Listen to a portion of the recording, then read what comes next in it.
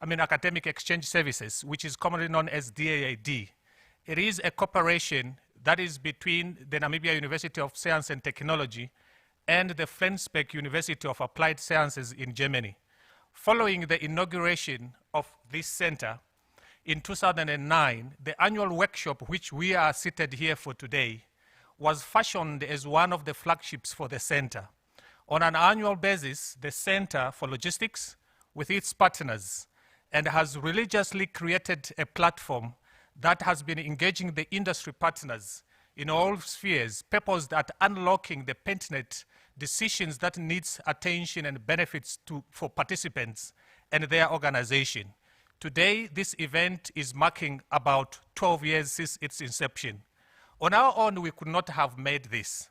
But for many sponsors and many partners out there, they have come, and particularly today, I'm proud to say, the Walvis Bay Corridor Group has become our premier partner in organizing this celebrated event. For this year, 2020, we once again give gratitude to GIZ, an old-time sponsor who have made this event possible. Several sources out there, including the UN, have already indicated that the foreign direct investment that is flowing into Africa will contract by 25 to 40% this year. It is also again predicted that COVID-19 will have a long-term impact well beyond 2020. And when we look at all these, we realize that growth in sub-Saharan Africa is predicted to fall up until -3.3. And this is likely to push the region into its first recession after 25 years. Now, the COVID-19 has surely exposed Africa. To mitigate the impacts caused by COVID-19, we all have to embark on a rethink of many investment policies that are related or related areas that are necessary to this cause. The pandemic has already provided a significant push for all of us. That is digital economic development. Adapting our policies, our regulatory frameworks to support these developments has to be a priority for all of us. In the past 5 years, Africa has done great improvement, which has no doubt. But with the interference of the pandemic that has come, we realize that close to about 40 million people are once again to find themselves into poverty. Globally, more ports, we are hearing and we are seeing that they have reported a return to business as usual. But many containers all over the world continue to experience waves of cancellations from many countries across the globe. And here back at home, we realize that during the 10 years that has passed, Namibia has been positioning herself to be one of the logistics and transport industry catalysts in the region and the world at large. While we are at the edge of celebrating the glory of what we have done so far, the pandemic came and crumbled all the efforts that we have done. And in response to this, we are here today as the Center for Logistics, joined by our premier partner, the Walvis Bay Corridor Group. We have come here today to join several logistics and the transport industry players in mapping the road to recovery by hosting this event. The purpose and objective of this event today is to support the development for the logistics and transport sector, to discuss matters important and relevant to the growth and the development of the industry. The road to recovery will require massive investment and participation from stakeholders, and today, the 15th of October 2020, the Center for Logistics and the Corridor Group joins the rest of the world on the road to recovery. The carefully thought presentations and discussions that are going to take place today at this event will center on the theme that is titled, Shifting COVID-19 Effects Towards Economic Recovery. To unpack our theme, I'm joined in the studio here by global celebrated speakers, panelists and moderators. These men and women, they need no introduction. A warm, hearty welcome to our distinguished speakers, panelists and moderators. It is a great day, one we've been planning and waiting for. I'm sure all of you, our viewers and those in the studio, you will concur with me that this is an agreeable day and an agreeable welcome. It is my pleasure at this moment and my duty to offer you all a cordial welcome to the 12th Annual Logistics and Transport Workshop. And I thank you all, and I wish you a better day ahead as we deliberate in this sector. At this time, allow me, without wasting time, because with logistics, time is of essence, I'm going to introduce to you our moderator for the day, who is going to be taking care of our panelists and taking care of all our speakers. He's a man that we have seen on many screens, and he needs no introduction, like I said earlier. And his name, who is going to be taking care of us today, is Ricardo Sepp. I might have pronounced that wrongly, but I'll learn in logistics and get it right as the days are going. I thank you all.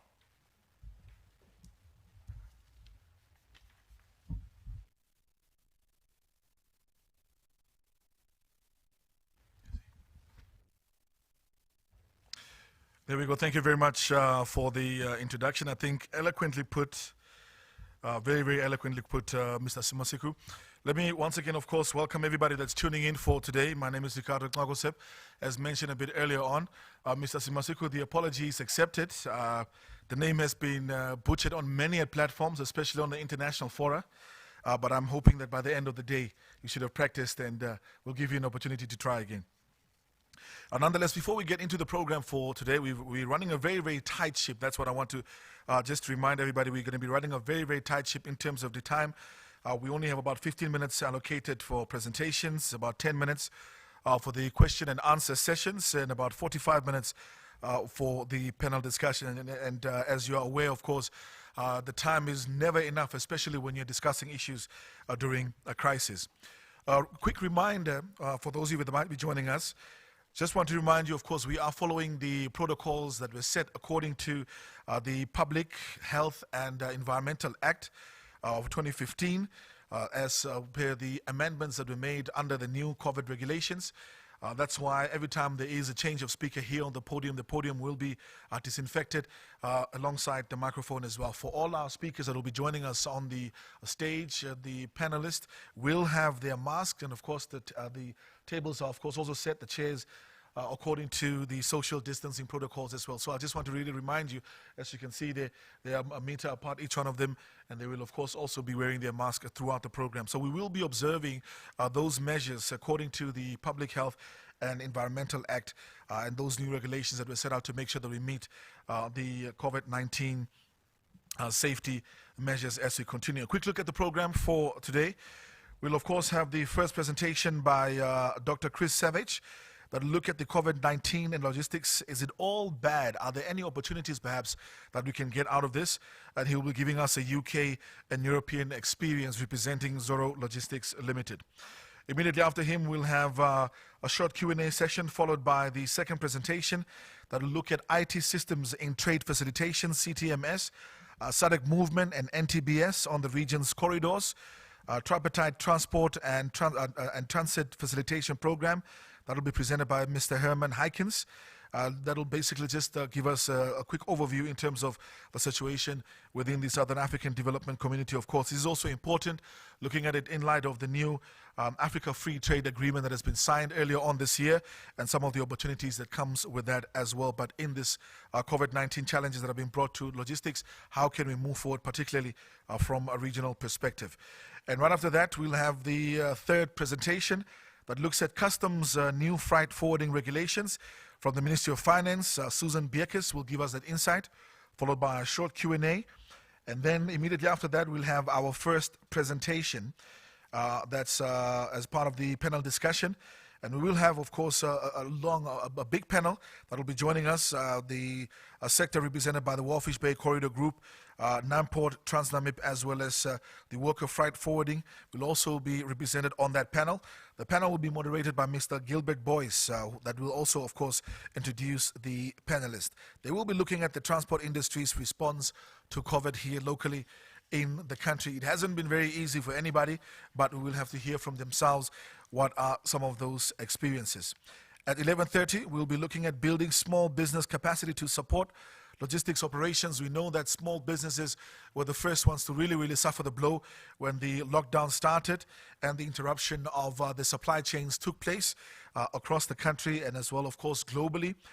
So we'll have a short Q&A there as well. I know that a lot of you will be interested in that, so please do make sure to send some of those questions via Zoom as well as on all the social media platforms. Immediately after that, we'll have our fifth speaker with his presentation that will look at public health and mobility, observations and analytics in the time of COVID-19. Representing the University of Alabama, Professor Stephen Jones will be joining us as well. And immediately after that, we'll have the second panel discussion that will look at recovering from COVID-19, the way forward. Of course, the first one looks at some of the mitigating factors and how businesses and companies are coping. But the second one will focus on recovering from COVID-19, the way forward. What does this new normal mean now for the transport and logistics sector? And what sort of changes are you supposed to make to become more resilient towards the challenges that COVID-19 is bringing? And of course, after that, we'll have a short appreciation of the speakers and information, of course, shared.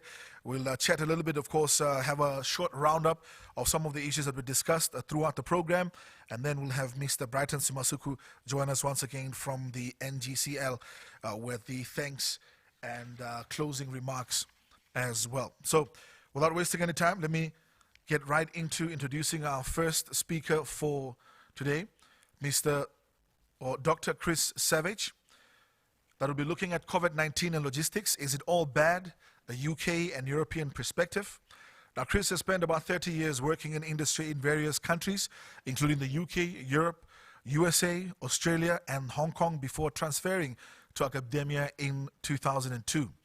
Now, the following 17 years were spent at the University of Huddersfield as principal lecturer, transport and logistics, as well as the director of outreach and enterprise in applied sciences at the Polytechnic of Namibia, academic director at NGCL as well. Now, having a PhD in developing port logistics as well as qualifications in biology and management, Chris is a fellow of both the Chartered Institute of Logistics and the Higher Education Academy.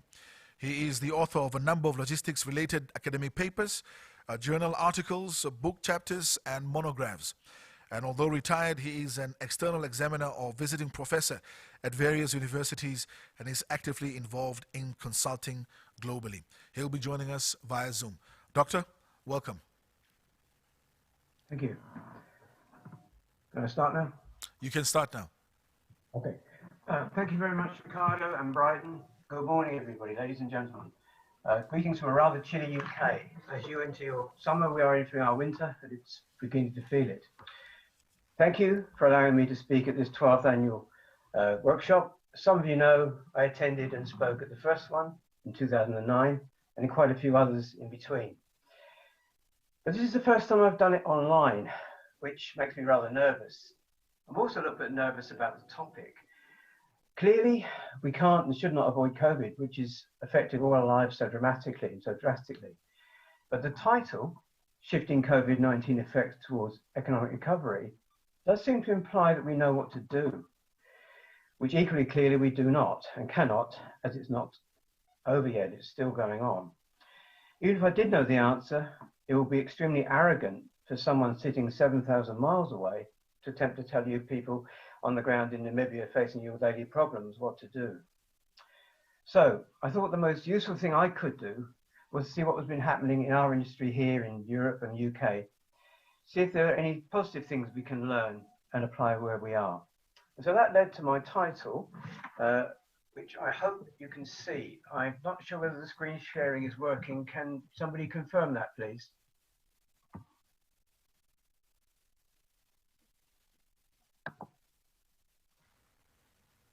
The screen sharing is working. Okay, fine. So you got the presentation, yeah? Yep, we have the Hello? presentation. We have the presentation. Okay, that's great. Okay, so the title of my presentation is COVID-19 and Logistics, Is It All Bad? Clearly, the first thing to say, sorry, one thing I should say, I planned to do this for 25 minutes. It's now been cut down. I'm not going to remove, I haven't got the presentation down. I will skip some slides, but make the whole pack available to Brighton, should he wish to distribute it. There can be no argument. COVID-19 is horrific. Here in the UK alone, we've seen over 43,000 deaths so far, which is pretty frightening. I was going to go through the timeline of what's happened here, but let's avoid that. The key thing is, if you look at this, this is the death rate. As you can see, it got very, very nasty in the beginning of April, and that's when the government imposed a complete lockdown.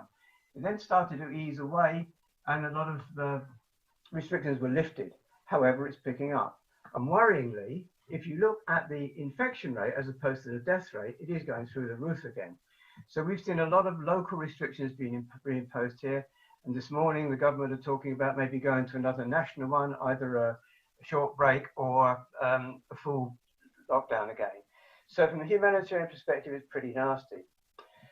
So if we look at it from the business side, 21,000 companies more than the previous year failed in March. Retail, 50 companies failed, 3,000 stores were affected. Hang on, I'm being told the screen share is not on. Have we got screen share?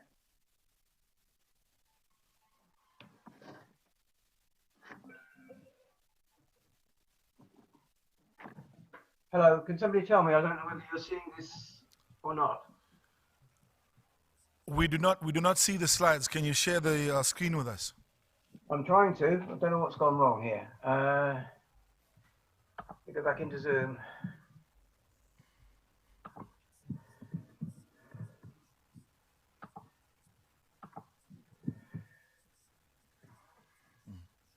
For some reason, it's not wanting. Okay, Doctor, what we can do is we can make use. You should have it now, I think.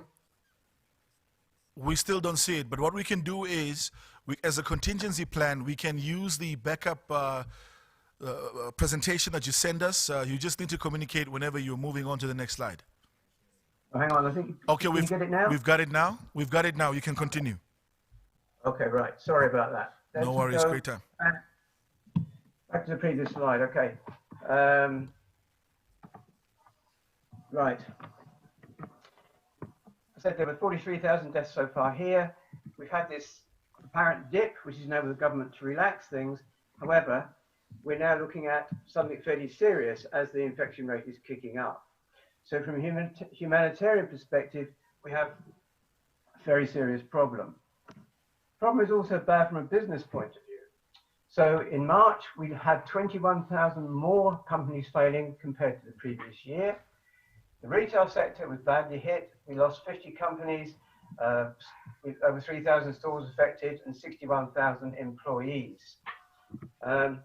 Possibly the worst bit is the hospitality industry. Because of the restrictions on movements and the opening of things like pubs and restaurants, it's been hit very, very badly. And so has tourism and leisure. Coronavirus has reduced air travel by 97% this year. And 23 airlines have collapsed since the start of COVID-19. But are there exceptions? How have logistics companies been doing? How have they been doing? I believe that us logisticians are a tough, resourceful and resilient lot. So I've conducted some interviews and surveys to find out what really has been happening in the industry here. I surveyed, sent out 32 requests, got 23 back. This was done quite hurriedly in preparation for this workshop, as it should have been a few weeks ago.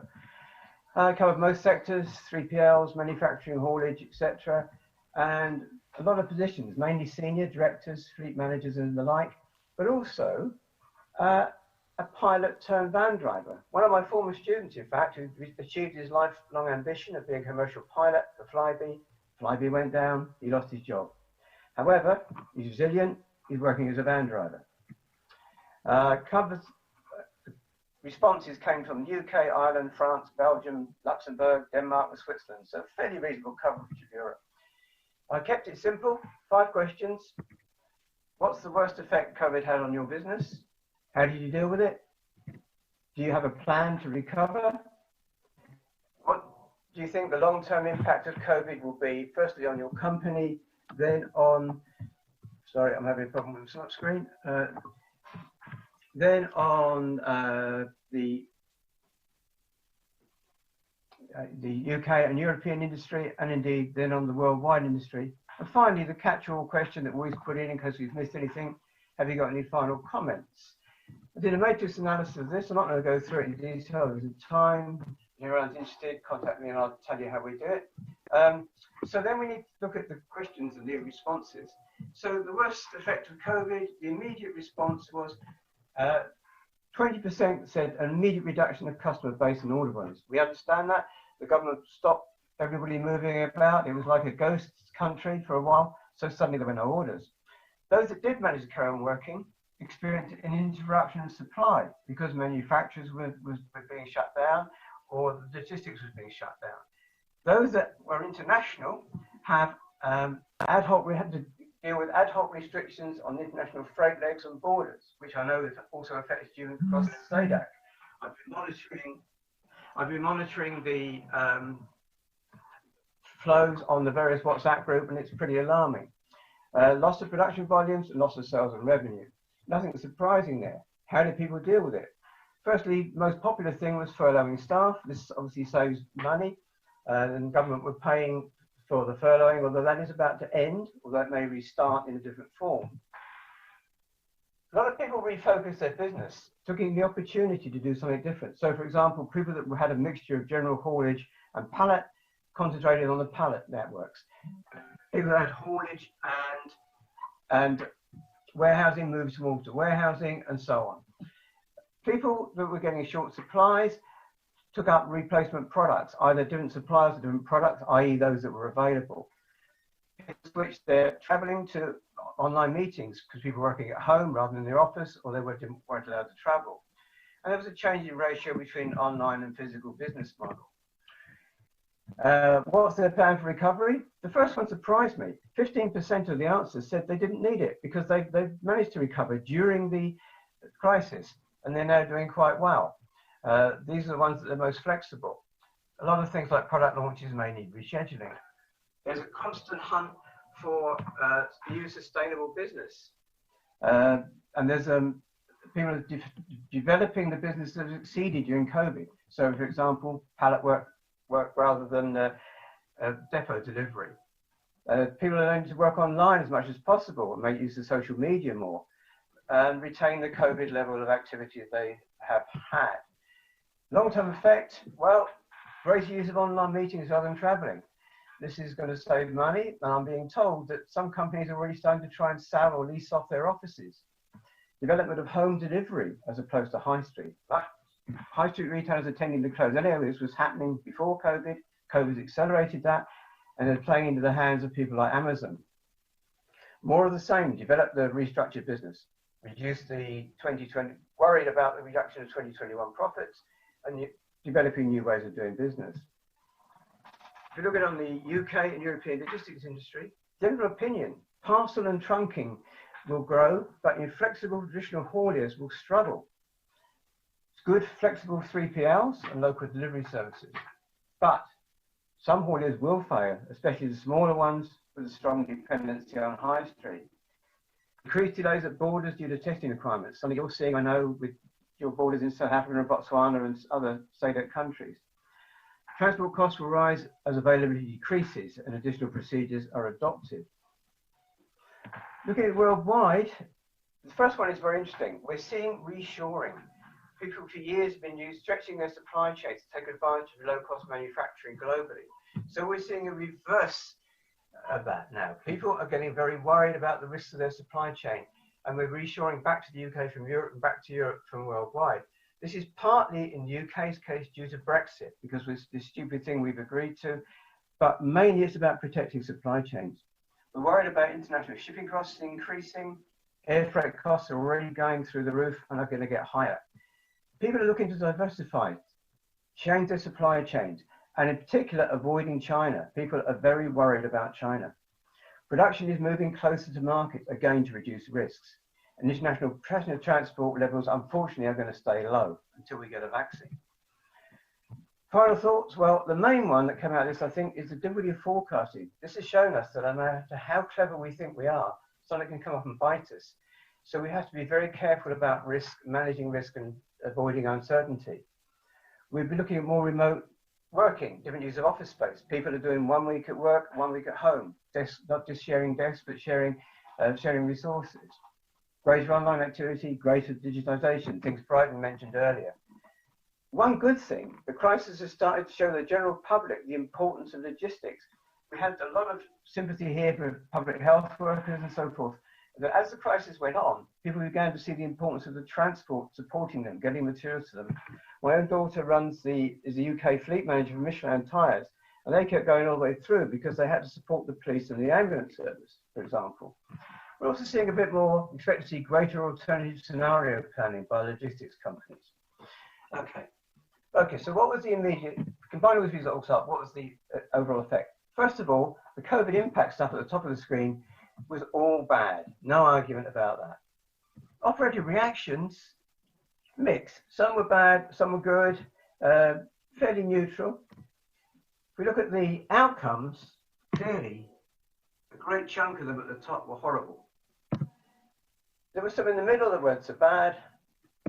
And surprisingly, there were quite a lot that seemed pretty positive. So what can we learn? Well, there will be a new norm. Sorry, there is a new norm, but it's not the final answer.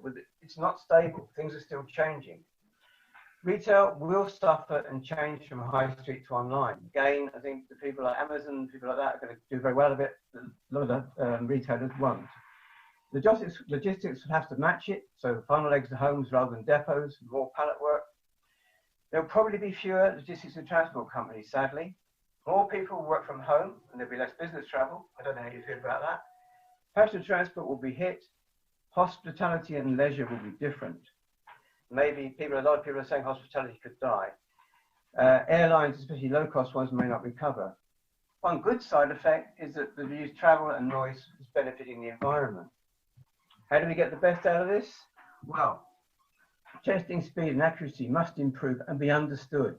Understood is important. I'm originally a microbiologist, and I'm very worried about some of the things that people are saying about testing. Accuracy is very important because you increase the number of tests, unless you increase the accuracy, then you increase the number of errors, and therefore the risk. People must follow sensible government guidelines.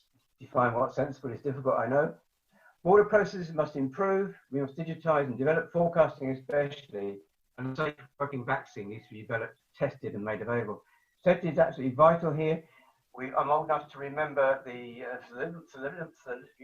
thalidomide disaster, which resulted in a lot of deformed babies. It was actually a perfectly good drug, but it was used for things that hadn't been tested properly for. In the meantime, we must learn from other people's countries' experience, including their mistakes. We must work sustainably to protect our people and our businesses. Good health and safety measures, low-risk supply chain strategies, reshoring, multi-sourcing, etc. Plan ahead as far as possible, not make a plan on the day. I know in my years in Namibia, I was taught that we must make a plan, we need to get up and do something. But I think we've got to think a bit further ahead than that. But we've got to be flexible and react to changes. So it has been bad, very bad in some countries. We've lost some very good people and some companies on the way. But we're survivors. Flexible logisticians have found their way through. They've learned, adapted, become stronger. And there are major environmental improvements. It's also a benefit. But the fat lady has not yet sung.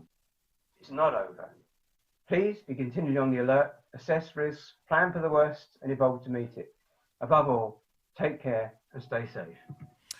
Thank you very much, Doctor. Thank you very much. A bit of enthusiasm there, saying that the fat lady has not sung yet. I've got three questions for you here.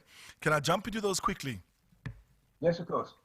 Well, the first question is here: how do we re-engineer business processes of logistics companies to secure new business and sustain it going forward? Well, I think that's very much a local issue. But I think that what we're seeing in the UK and indeed throughout Europe, and I've noticed last night that France has now gone into quite a nasty lockdown in 8 of their major cities, is that we have to be much more aware of some of the things the young people are doing, like using the digitization, using online and delivering to people's homes. We have to analyze the practice we currently use, and if we're mainly concentrating on delivering to depots, we have to think about moving that. If we're looking at very long-range forecasts, we have to see how they're affected. We have to be very clinical about our businesses, which ones are going to work and which ones aren't. And don't be reluctant to shift to old things. If they're not working, we have to get rid and move on. Well, okay. That's quite clear. What recovery strategies are foreseen for the logistics industry? I think given the risk of high freight costs and production moving closer within the supply chain. Yes, I think for years we've stretched supply chains. We've been trying to take advantage of low-cost manufacturing overseas and so forth. I think they're going to contract. But I think one of the lessons I learned from my years in industry, at one time I worked for a clothing company in which we had to manufacture to order special garments for people, bags for people. So we used we used worldwide industry to keep the price down, and we kept local industry to make things at very quick notice for odd sizes and so forth. I think that kind of thinking has got to carry on. We don't throw the baby out with the bathwater. We don't lose all our far distance contacts. That could be nasty for Africa and other countries. But we have to be able to come back and do things locally and protect our supply chain and our people. Well, you've been giving us a perspective of from the UK and in Europe, which are more mature markets. What about emerging markets? Could some of the strategies that they are applying in the established markets be a bit different for us that are in the emerging markets? I think it's quite a difficult question to answer. I think you have one way you've got an opportunity because of the markets and the matching logistics industry is younger. It is probably easier to adapt, and you can learn from other people. You do have other problems. You've got neighbouring countries. Your borders and things have got to be sorted out. People like Botswana, of course, who are landlocked, depend on you and other people for their supplies. So smoothing the customs flow and looking after the health is vital. I think you've got some very big trucks and you've got some long distances in Namibia, but you've got to support those. You've got to find ways of delivering not just in Windhoek but also up in the north to the villages and down into the ports and so forth. I think you've got a lot of opportunity, and I think one of the things you perhaps have to do is keep looking at what people are doing elsewhere and learn as fast as you can. I've always been impressed with the ability of some of the people you've got there today. I think some Gilbert and Co from the Volfish Bay Company I'm sure will take this opportunity, looking at things like the Spatial Development Initiative, to serve the populace as well as you can. But above all, do keep safe. Well, I think one more question on my part is also the issue around, is there any, because you've been mentioning with regards to emerging markets that because of the fact that it's not mature yet, there's room to maneuver. Are there perhaps any regulatory interventions from the side of central government and regulators that could help ease the burden for companies, or do we leave it to the devices of the market? I'm never a great one for government intervention, but it's proving here, we're seeing day by day arguments within government about what to do, and I imagine it's very much the same there. Clearly, what governments can do is anything they can do to speed things up, like customs regulations, working with SACU and SADC to try to smooth border crossings will be good. Anything they can do to improve testing and the promulgation of testing results, so that you're not having drivers held up for ages.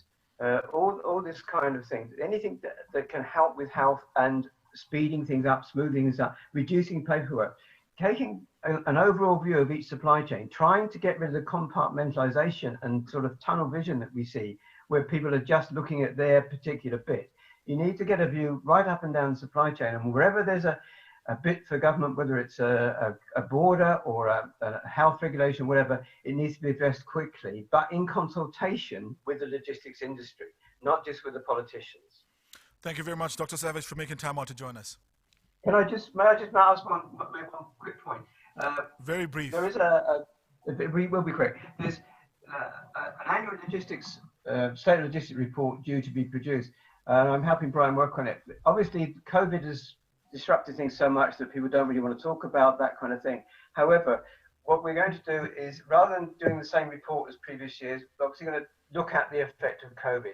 To do that, he's going to be sending out a lot of questionnaires and interviews. Please may I ask people to cooperate as much as possible so we can get as much meaningful and useful data. Thank you. Thank you very much, Doctor. Well, Dr. Chris Savage joining us there via Zoom, looking at COVID-19 and logistics. Is it all bad? Of course, talking about the benefit to the environment in particular. We know that we've seen the narrative around the environment breathing a little because there's less movement of goods and people globally there as well. Of course, that plays literally into the hands of the sustainable development narrative that we are currently pushing globally. We're going to be moving on to the next conversation.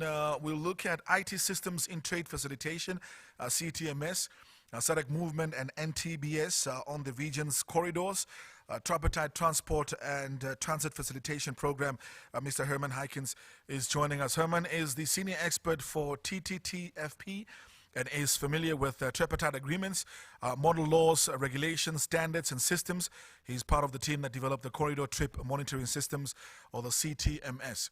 He has 20 years working experience of National Transport Information Systems, NTISs, in the region. That includes regulatory systems for both domestic and cross-border road transport. Perhaps that question that I was asking around regulatory intervention would be best suited to be answered by him as well. And he now joins us.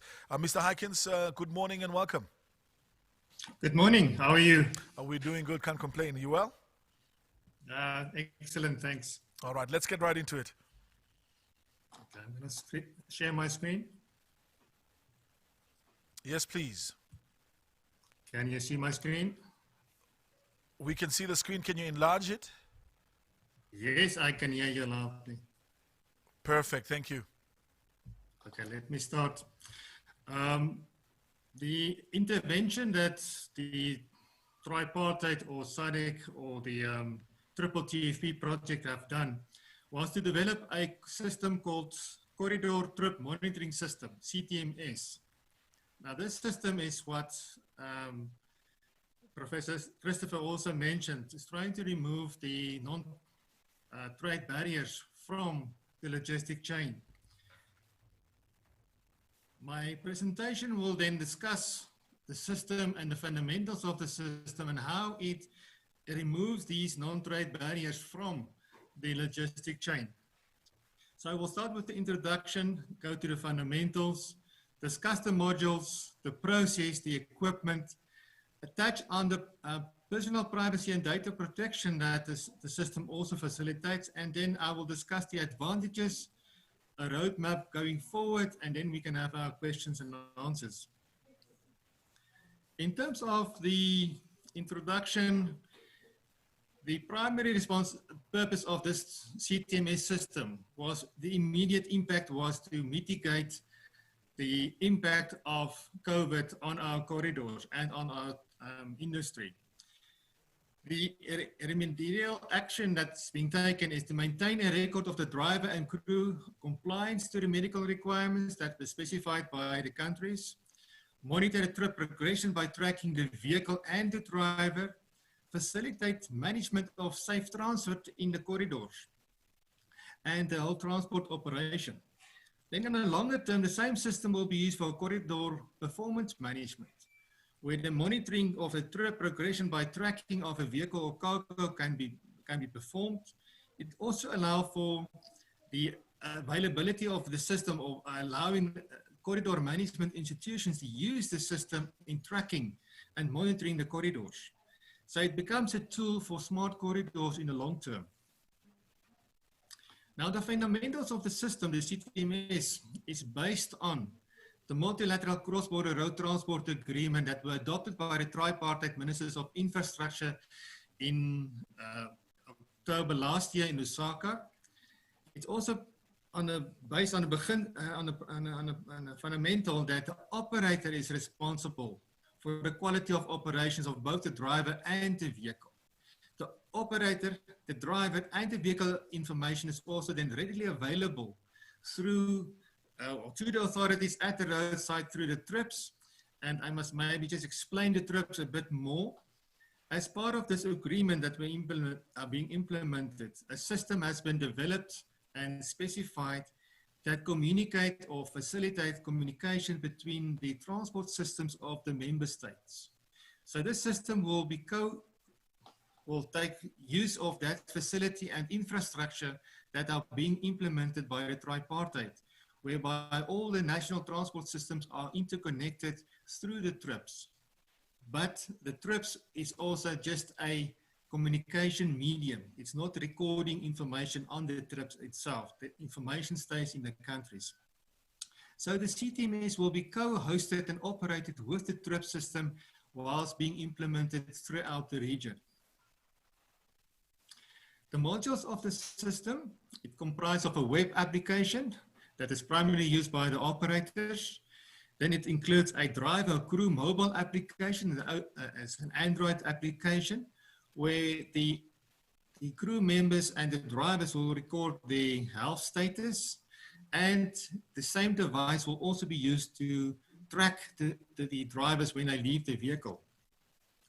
Then at the roadside for the officials, there's a PDA solution available that can verify the trip details, the information of the crew, verify all the records that were uploaded by the operator for the trip. And I will come to that a bit more in a further slide. Then there's also an office application for the officials where they can monitor deviations. Did the vehicle stay on the trip?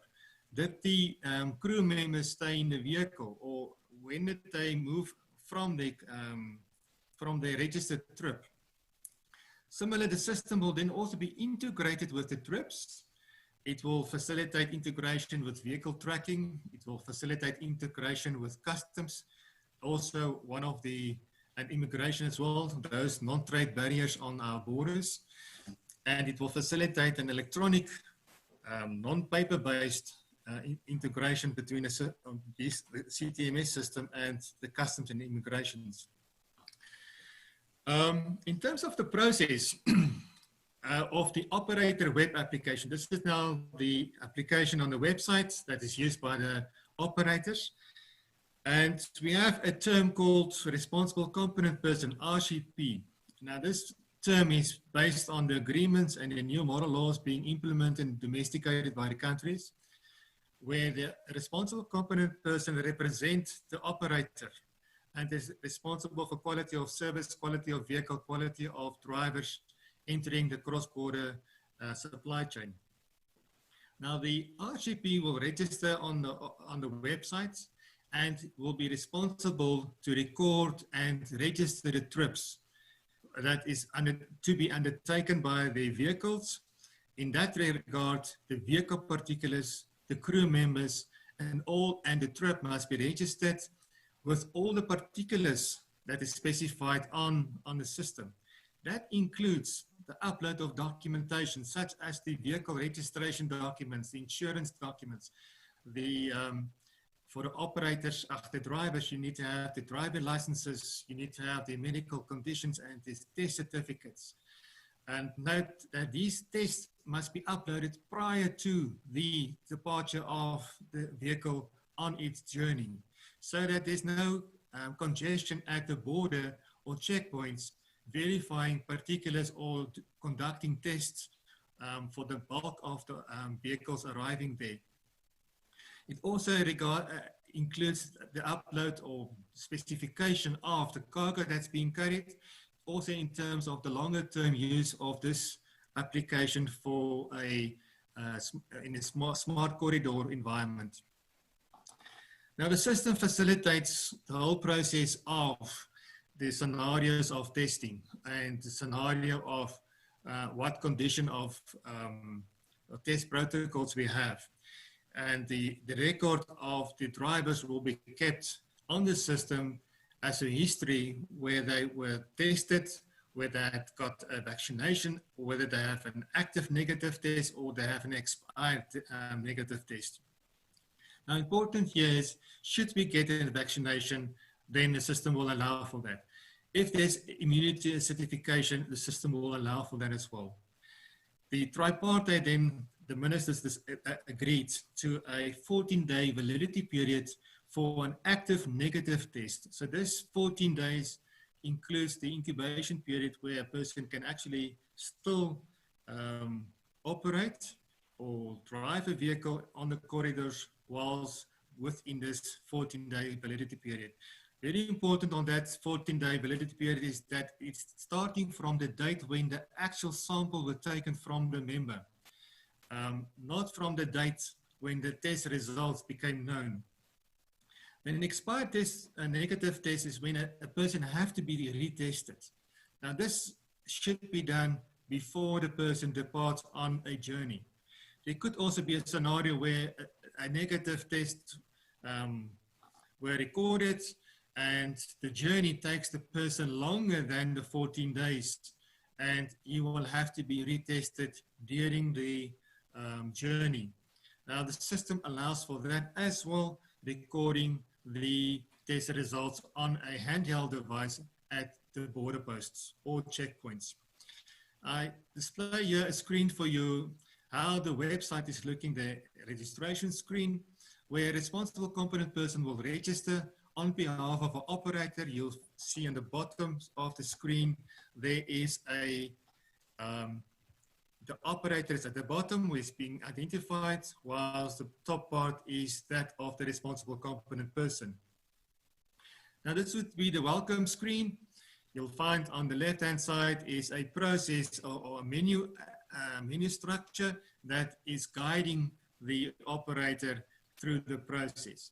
And these the vehicles, crew members, and routes, those are the main activity menus that you will click on to record the particulars. And I will show you those as well. Again, you'll find that the menu items, the menu bar will update, and the system is configured in such a manner that it allows for an intuitive process of guiding the operator through the process by a step-by-step approach and recording the data. Now, for vehicles, we will record the particulars of the vehicle, we will record the ownership of the vehicle, we will record the certificate of registration, we will record the insurance. If it's currently, the insurance particulars only refers to the COMESA yellow card, not yet for the other international cross-border insurance, but that is also planned for. And the process is then concluded with the upload of these documents as proof. The reason for that is that at the checkpoint where an official is using a PDA device, those documents and all the information that have been uploaded and typed on the system by the operator will then be available in the hands of the official scanning a barcode, and we'll come to that. And in terms of the crew members, now crew member can be a driver, it can be an assistance driver, or it can be a person that is part of the team in the vehicle going on a journey.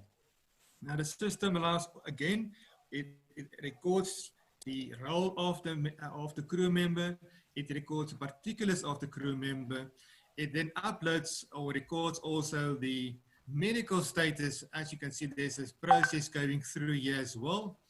And it takes us through the process of the upload of the documents in the end to the conclusion of that. Importantly, during this upload of information, the test results must be uploaded, the driving license certificates must be uploaded. On the process is then concluded with the registration and of the trip, the journey that will be followed on the system by the operator. This trip will indicate the trip on which the vehicle and the crew must be on from the start to the end of its journey. The output of this document of process of registration is the issuing and printing of a trip registration certificate. The trip registration certificate comprises a printout of what was recorded. It details the operator particulars, it details the responsible competent person, it details the route that must be traveled, it details the particulars of the driver, the crew members, and the medical status of the crew members. Yeah, we're going to take off soon. Yeah, we're about to. The CTMS process is then, the vehicle is being tracked, and the CTMS will interface with the onboard vehicle tracking devices.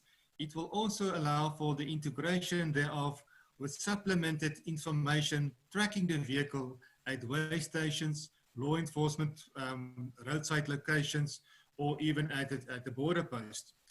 Then there's also integration with regional tracking and cargo tracking systems. Like in the EAC, we've got the regional electronic cargo tracking system that has been implemented.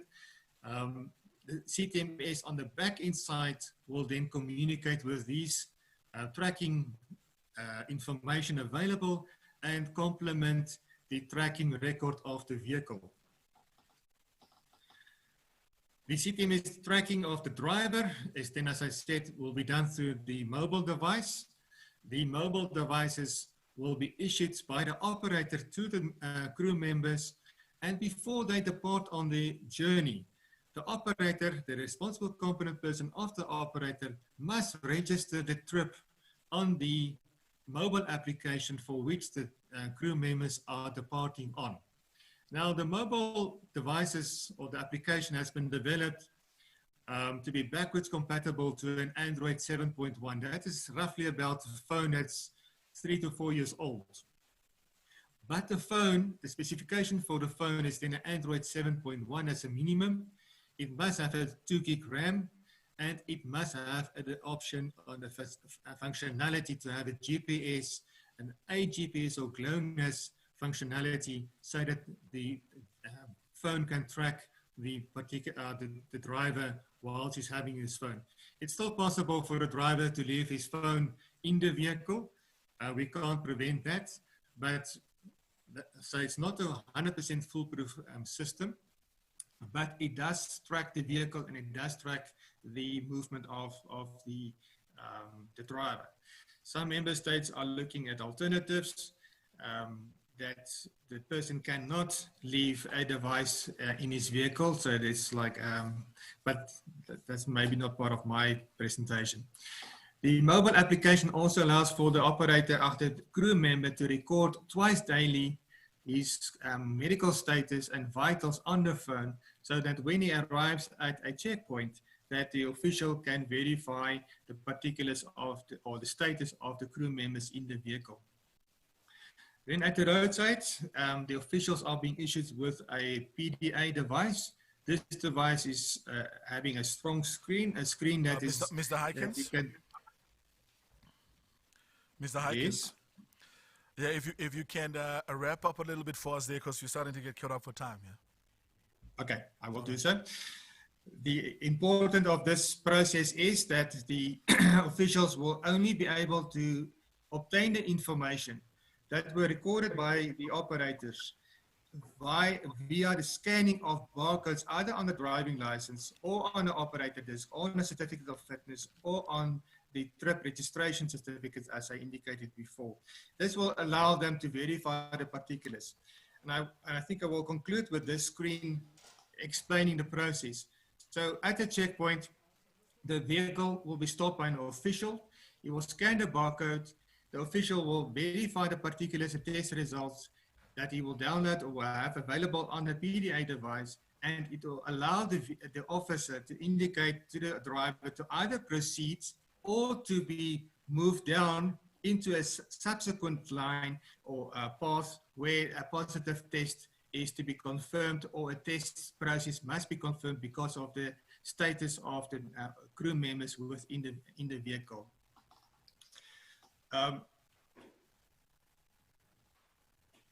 Maybe just in terms of the advantages of the system, it allows us to remove the human interaction at checkpoints. It allows us to make the interaction at checkpoints at the border posts more electronically, removing the human action in that process. Also with the integration of the systems, allowing that the supply chain can move quicker through the processes at the border posts, with the integration of the system with the customs and immigrations, whilst also preventing that we have to test all members or all crew members at the border post, because the officials will have the information available on their handheld devices. And should there be a test to be performed, that test result can be recorded on the device and on the handheld device of the officials. the screen I've got here is just an indication of the roadmap that we are in, and we are in the process. The implementation has commenced, and the challenge that we have is the procurement of the PDA devices for the officials. The operator has already started using the TRIP system, and I think I will conclude this with maybe some questions.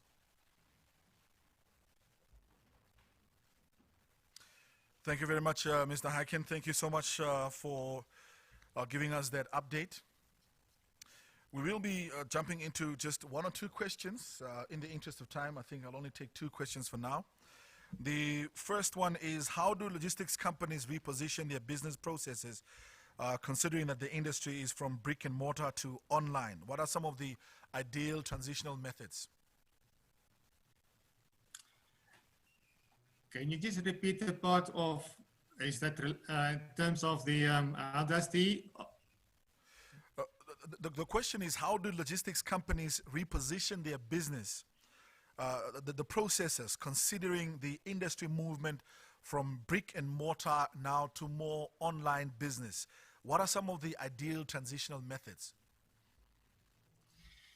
Yeah, in terms of logistics and planning of logistics for the cross-border operations going through in our region, I think that the TTTFP is trying to present a solution that automates the process for them. And in this means that for all trips in the region, that the trips will be pre-registered by the operators. But in terms of economic level of operators where they want to transgress from manual operations, brick and mortar, to electronic means, yes, I think there's a lot of applications currently available. With the interaction with some of the operators, they have got journey systems, management systems that they also maintain.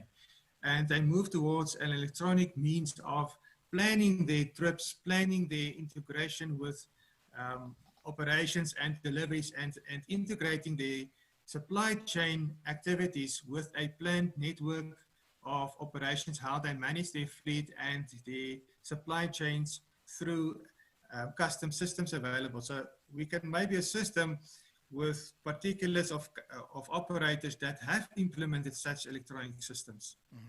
Well, what we of course know generally is because we are still emerging markets within SADC, there's also been a challenge around broadband technology. In your experience, to what extent are our countries geared with that broadband technology in order to be able to implement the CTMS? I think the general, in terms of implementing the CTMS, we try to make it a web-based application, something that's very similar and familiar to the operators. There's online training material and video clips and in documentation.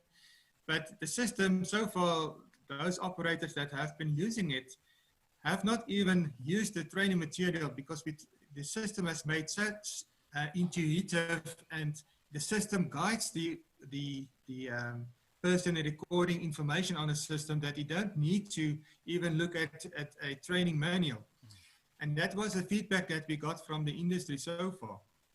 As for the handheld devices, if we can demonstrate maybe at a subsequent venue or opportunity that we can demonstrate how simple the application has been developed.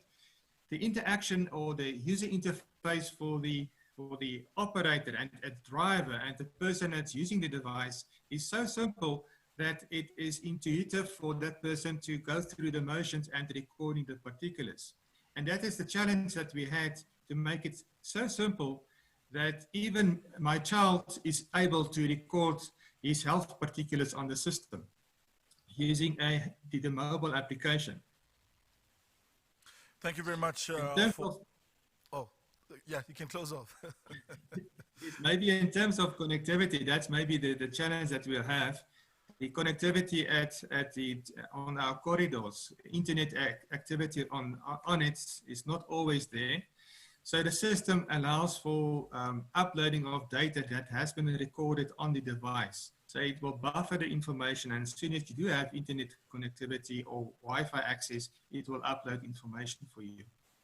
Well, I know I'm caught for time, but I really have to squeeze in this last question. How will the CTMS aid the elimination of non-tariff barriers?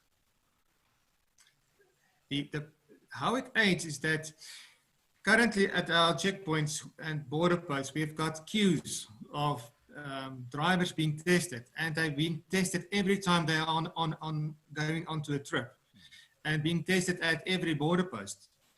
With the CTMS, that initial test before departing on a journey will be available for the officials to retrieve that test certificate, whilst also having the history of that person or on the handheld device on which the CTMS has been installed for them. So the official will verify the particulars of a test status of a driver or crew member, not needing him to retest that person or wait for test results to be confirmed, because he will have confirmation of the test results in his hand, and the driver will not be subjected to unduly tests at every checkpoint and every border post.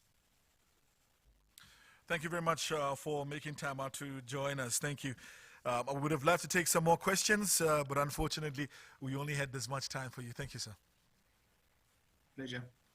Well, once again, just a reminder, if you're joining us on Zoom, don't forget to, of course, share some of your thoughts with us as well via questions. You can still send some of those questions, even though we might not have our presenters online. We'll see how we can collate some of those questions and forward them directly to you. And I think that's the beauty of the technology that we're using right now. If you can use the chat platform on Zoom or as well as on Facebook, we'll take those questions and see how we can give you some responses going forward from here. And you can tune in, of course, also on the Facebook platform. For those of you that might have just joined us on the Walvis Bay Corridor Group's Facebook platform or the NLGC, welcome to you as well. And you have not missed much. We are still continuing, and of course we have a panel discussion that will be the big one. I'm really looking forward to that. It will focus on the transport industry's response to COVID, and we've got that one at 10:30. The panelists have joined me on stage. I'm sure you're going to see them shortly. There we go. Represented by the Walvis Bay Corridor Group, Namport, Transnamib, as well as Walker Freight Forwarding, that will be representing private business there. So I think it's a very, very good representation that we have on the panel. But before we get to that, Customs new freight forwarding regulations. The Ministry of Finance, of course, the Customs Department, are a very, very important role player within the supply chain. Ms. Susan Bierkes will come and talk to us. Ms. Bierkes is a customs guru, having worked for the Ministry of Finance, Directorate of Customs and Excise for about 30 years. Within that period of time, she occupied several positions, where she currently serves as the Deputy Director of Trade Facilitation and Compliances for the Ministry, the Customs and Excise Directorate. She is an accredited Mercator Program Advisor and Trainer, and a pre-accredited revised Kyoto Convention and Technical Operation Advisor as well, making her the first and only person in Namibia to be certified by the World Customs Organization, WCO. She is a Master in Customs Law and Administration graduate from the University of Canberra, Australia, and was the first within SACU with an expert degree in the field of customs law. She has used her knowledge of customs law in the crafting of various custom policies for Namibia based on the best international standards and practices. Basically, I'm saying that we've got the best person to talk to us on this particular question around customs new freight forwarding regulations. Please give her a round of applause so we can welcome her on stage. Thank you.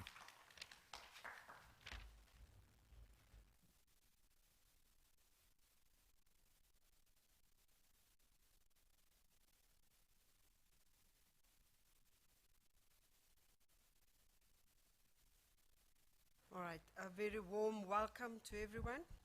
It's really an honor to be here and to represent my ministry, specifically Customs and Excise, the Directorate, and I'm here to serve my public. Without further ado, as I was introduced, I'm Susan Bierkes, and I would like to start off with my presentation.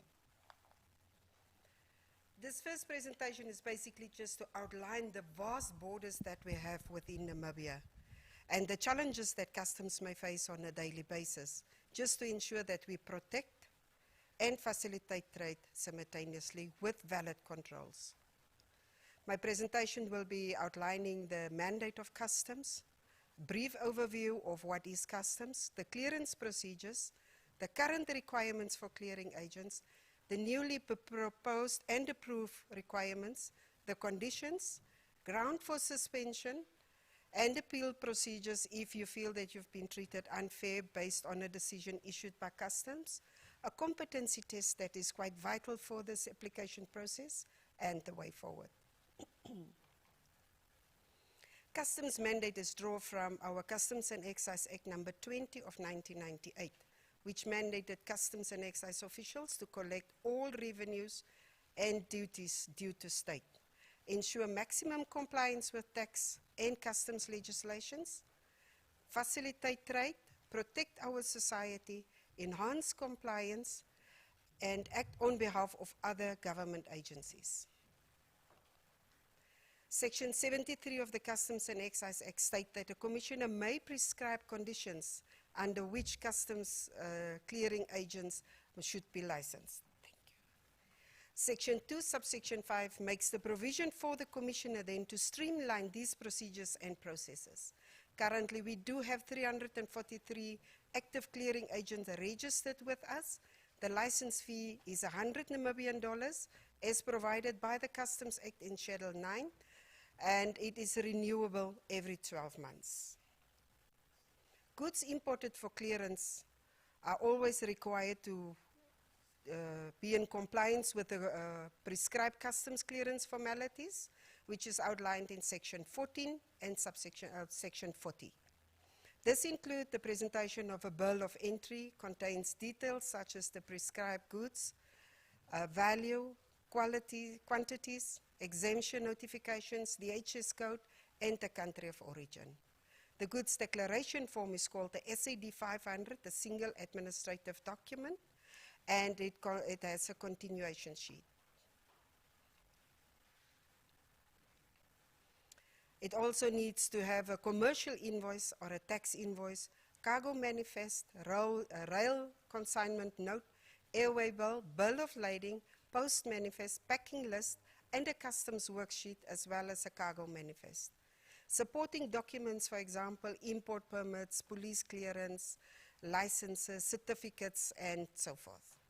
Documents supporting a claim for a preferential rate of duty or a tax should be in terms of the NA 70, NA 71, NA 66, and the VAT 16. Current requirements is that any applicant must provide us proof of registration with trade or BIPA, which we normally call the founding statement. The verification of a physical address, should it be in a contract or your lease agreement. Physical inspection will then be conducted and recommended for approval. You must provide us proof of knowledge of customs, should it be statement saying that you had worked previously or your previous work certificate. Approval letter by the commissioner, then we would normally require a bond, and then you will be registered with on the Ashikura customs management system, which is called Ashikura World. The proposed and approved new ones is that all new and current agents will be subjected to these conditions. A person that apply must be a juristic person, duly registered in Namibia, a natural person. Everyone have to submit a code of conduct. And here specifically the owners of the companies, not specifically or not necessarily the workers that's be dealing with the SAD 500s, but the owner of the companies must provide us a code of conduct. Furnish evidence of proficiency in customs related matters, must provide proof of established premises. The bond requirement remains at 20,000 Namibian dollars. Proof of a fitness certificate, be it from your local authority, from the municipality, and there is currently a new one, $2,000 Namibian dollars, application fee that is non-refundable. The conditions is that this license is not transferable. I may not apply and share it or give it to someone else to operate on it. If so found, you will be suspended and your account would be closed. Proof of registration with Financial Intelligence Unit, the FIC.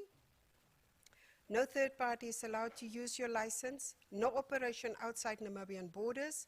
Failure to adhere will result in revocation.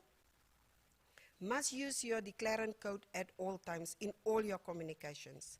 Must inform customs if operations are ceased within 7 days of seizure. The dry ports will only be licensed to clear their own goods, so meaning they will almost be like a DTI. They won't be a clearing agent at all. Must keep your records for 5 years. Safeguard goods under their control. Good standing certificate from the Ministry of Finance, specifically Inland Revenue, and the Ministry of and Social Security Commission. Must be registered with BIPA or your old trade founding statement. Must provide clearing instructions for each declaration, each transaction that you'll be dealing with. Must comply with all compulsory directives as issued from customs. Grounds for suspension is now when there was any contravention or failure to comply with the customs law and requirements, act to defraud the government, or collided with any person with an intention to evade duties and taxes. If license is granted under false pretensions or false statements, failure to comply with customs clearing regulations, or you become insolvent or bankrupt, all communications must be in writing. Procedures for any agent to be suspended. Customs will provide the agent a written notice. Within 14 days they have to respond to transgression. Provide relevant information or reasons for this determination to suspend should also be provided to the agent in writing. Penalties will be issued in terms of Section 94 to 101 of the Customs and Excise Act. If you feel you've been treated unfair, the appeal procedures is also in place. You have 90 days to communicate to Customs with your appeal.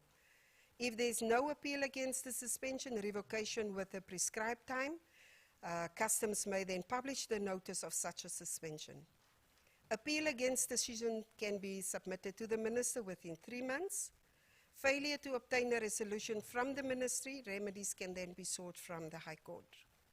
The competency test, all employees authorized to transact with Customs shall undertake a competency test set by the Customs Training Unit. This written test is to assess the applicant's knowledge on the customs matters. A minimum pass mark of 70%. Candidates will be given 2 chances, 2 opportunities to sit for the test every 6 months. The test is conducted on a monthly basis, provided there's more than 10 candidates. The way forward is the current license remain valid until 31st December 2020. All new approved applicants will be registered and commence from all new applications commenced already on the 1st of September. Those that are approved will start commencing operating on the system 1st January 2021. Our motto is that coming together is just the beginning. Keep working together is the process. But working together is our success. Any questions? We are happy to serve because together we can do better. Thank you.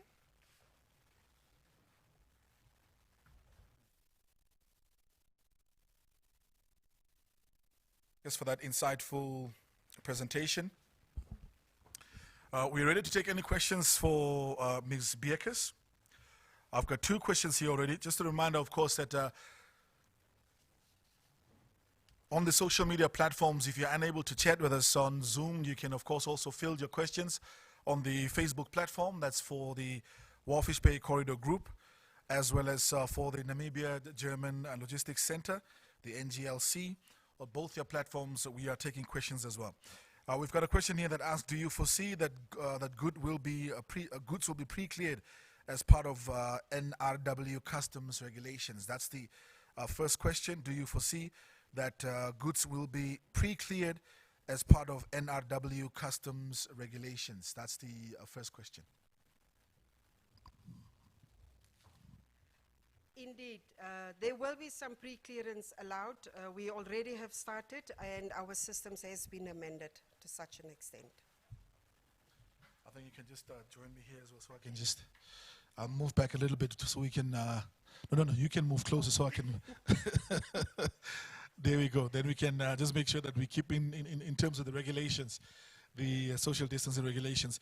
But what has customs done in terms of new COVID-19 norms, and what are their perception of the CTMS to be implemented soon from the side of customs? What are your perceptions around the CTMS that will be implemented soon?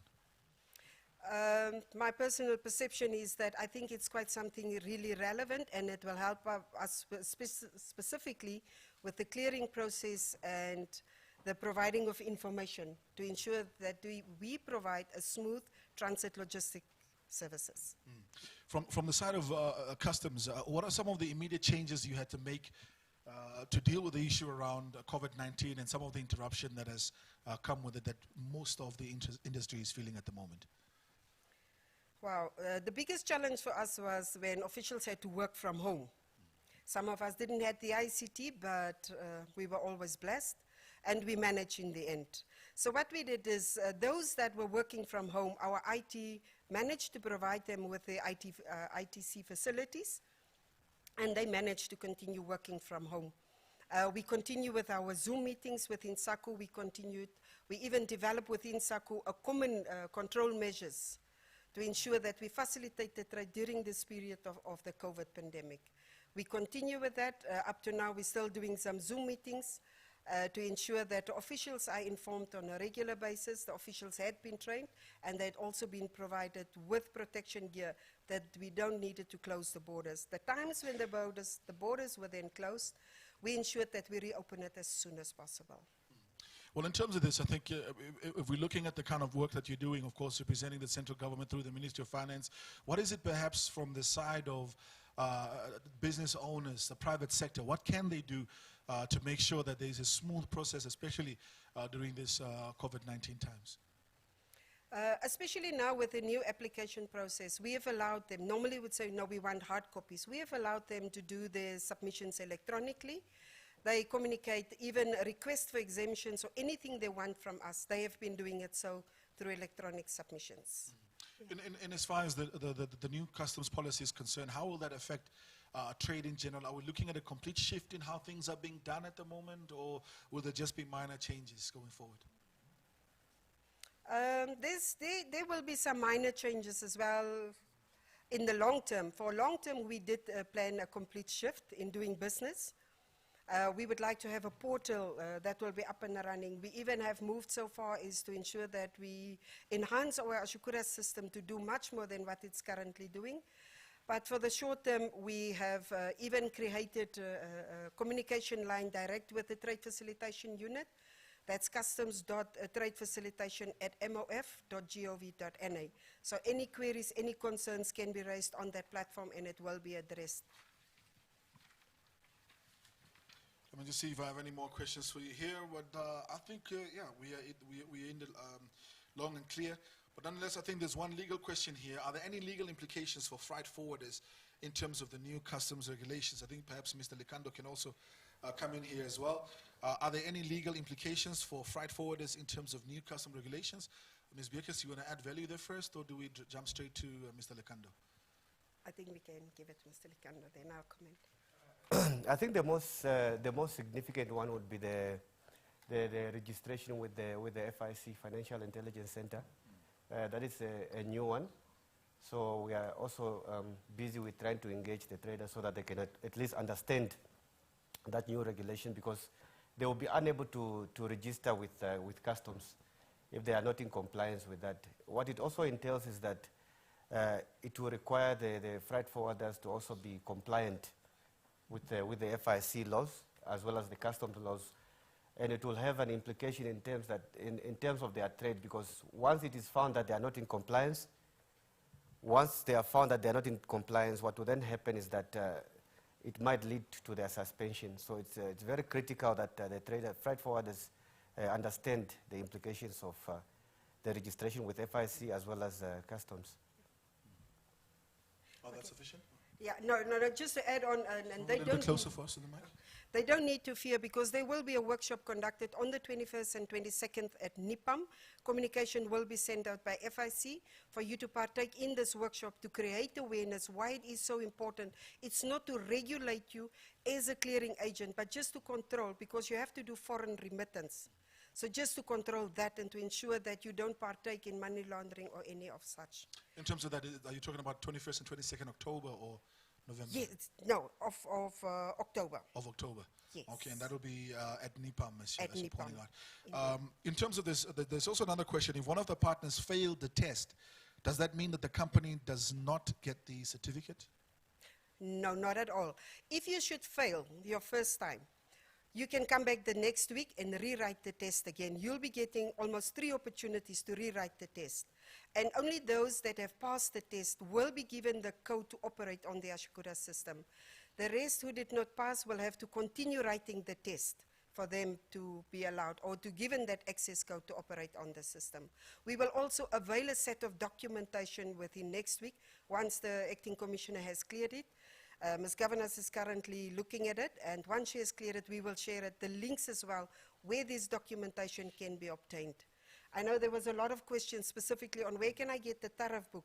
It is online. You don't need to have the hard copy of the tariff book, so to say, within your office when we come and do the inspection. You can have it online, provided you have access to the tariff book online. That is sufficient as well. Mr. Lekando, we know, of course, that the process of changing an act of law or even just the regulations that pertain to an act is quite a cumbersome process. And we know with COVID-19, of course, it's something that just happened all of a sudden and interrupted quite violently for many, the logistics industry, tourism, et cetera, et cetera. From where you're standing in terms of the current policy, are there any other factors that you're still trying to work in before it's finalized, or have there already been sufficient provisions made in its current state? At the moment, we feel that we have incorporated most of the provisions that we need to, but that is not a closed chapter. What we've also been doing is that we're engaging with the public. So we're engaging with the public and we keep getting their inputs.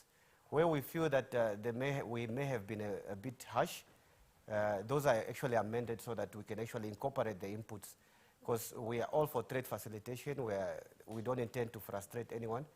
So those inputs are still being received and considered within the rules that we are applying. And we know, of course, business has been severely affected by COVID. How fast is the process moving?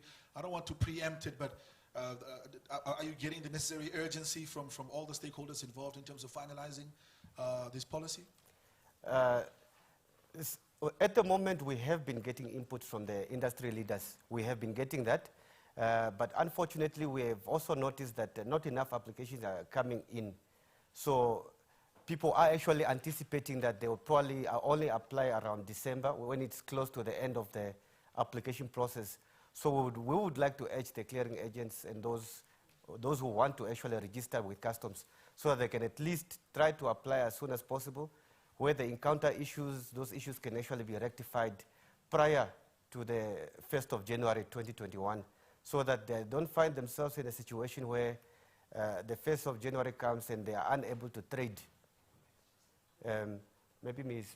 Biekes can add to that. Okay, yeah, thank you. Yeah, indeed.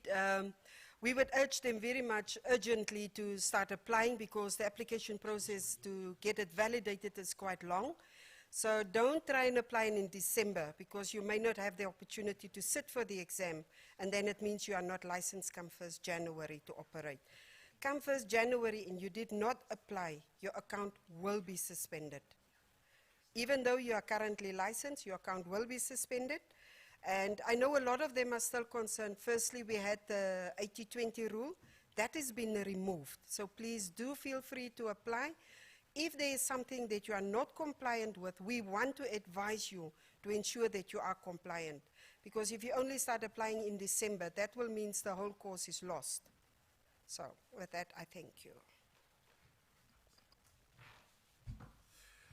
Thank you very much, Ms. Biekes, for making time out to join us. Mr. Lekando, thank you so much. We appreciate your contribution. Let's do according to the regulations, they say it's the new normal. I refuse to accept. I'm hoping that we are going to deal with COVID like we did with all the other diseases that came along. Thank you. All right, now we're moving on. I think we're still good on time, doing very well on that part. Just like to remind you once again, if you've just joined us, of course, this is the 12th year that this workshop is taking place, looking at transport and logistics. Of course, this is being done in collaboration between the Walfish Bay Corridor Group as well as the Namibia German Center for Logistics. We know it has been trying times for logistics in the country and worldwide. Earlier on, we were being told by Dr. Savage that about 23 airlines had closed down over the last 6 months. And of course, quite also devastating statistics that were shared with regards to not only freight on air, the shipping, etc., etc. And we know, of course, as emerging markets, we also face some unique challenges, and we've been having some contributions with regards to that. The Ministry of Finance making their presence felt through the customs, and Mr. Lekando and Ms. Bierkes giving us some insights there with regards to some policy changes that are taking place as we speak. If you have any questions concerning the presentations that came around or any other issue, please do make sure to share those questions with us on the social media platforms, Walfish Bay Corridor Group, as well as the Namibia German Center for Logistics. That's where you can find yourselves on Facebook, as well as the Zoom chat platform that you're joining us on. A bit earlier on, of course, you saw one of the technical members coming up and cleaning a desk. We are still making sure that we are adhering to the public health and environmental regulatory regulations that were amended as part of the Act of 2015 a few weeks ago, to make sure that we still stick to the regulations that come with COVID-19. And we, of course, we are also exercising social distancing as part of the panel. Our members here, they're not wearing their mask, but we have made sure that they are socially distant, and they, of course, also sanitized before they came onto the panel. We're moving on now to the big one, the panel discussion that looks at the transport industry's response to COVID-19. And for that, I'll just introduce the moderator, and he will introduce his panelists for this morning. The moderator is Mr. Gilbert Boyce from the Walfish Bay Corridor Group. Mr. Boyce is the projects manager at the Walfish Bay Corridor Group and is a certified and master international project manager. Mr. Boyce joined the WBCG in 2008 as manager of projects and funding.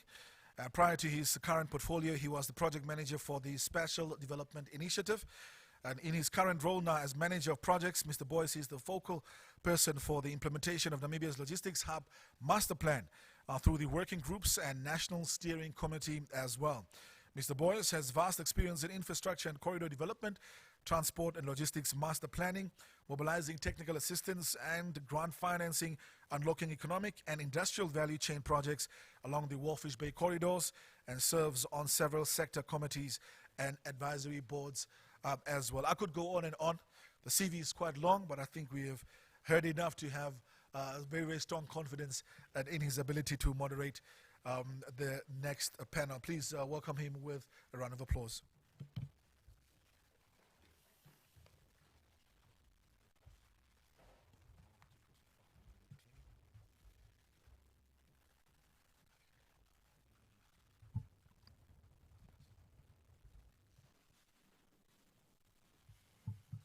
Good morning, and thank you, Mr. Moderator, Ricardo Josep. On my panel, our discussion will focus on transport industry's response to COVID-19. I really thank our moderator for setting the scene and also our presenters who presented earlier this morning, particularly on the issues of customs, the CTMS, as well as whether the logistics industry is bold because of COVID-19. Slightly on my introduction, COVID-19 and its impact on transportation and logistics ecosystems are unlike anything we have ever experienced. It has placed an unprecedented strain on the transportation and logistics sector due to the preventative measures implemented by various countries worldwide. The pandemic has exposed a lack of resilience in many supply chains. Up to now, businesses have sought supplier agility and cost effectiveness, but many organizations have largely ignored supplier resilience and the dependencies in the extended supply chain. Post-pandemic, businesses must be prepared to balance supply chain leanness with resilience.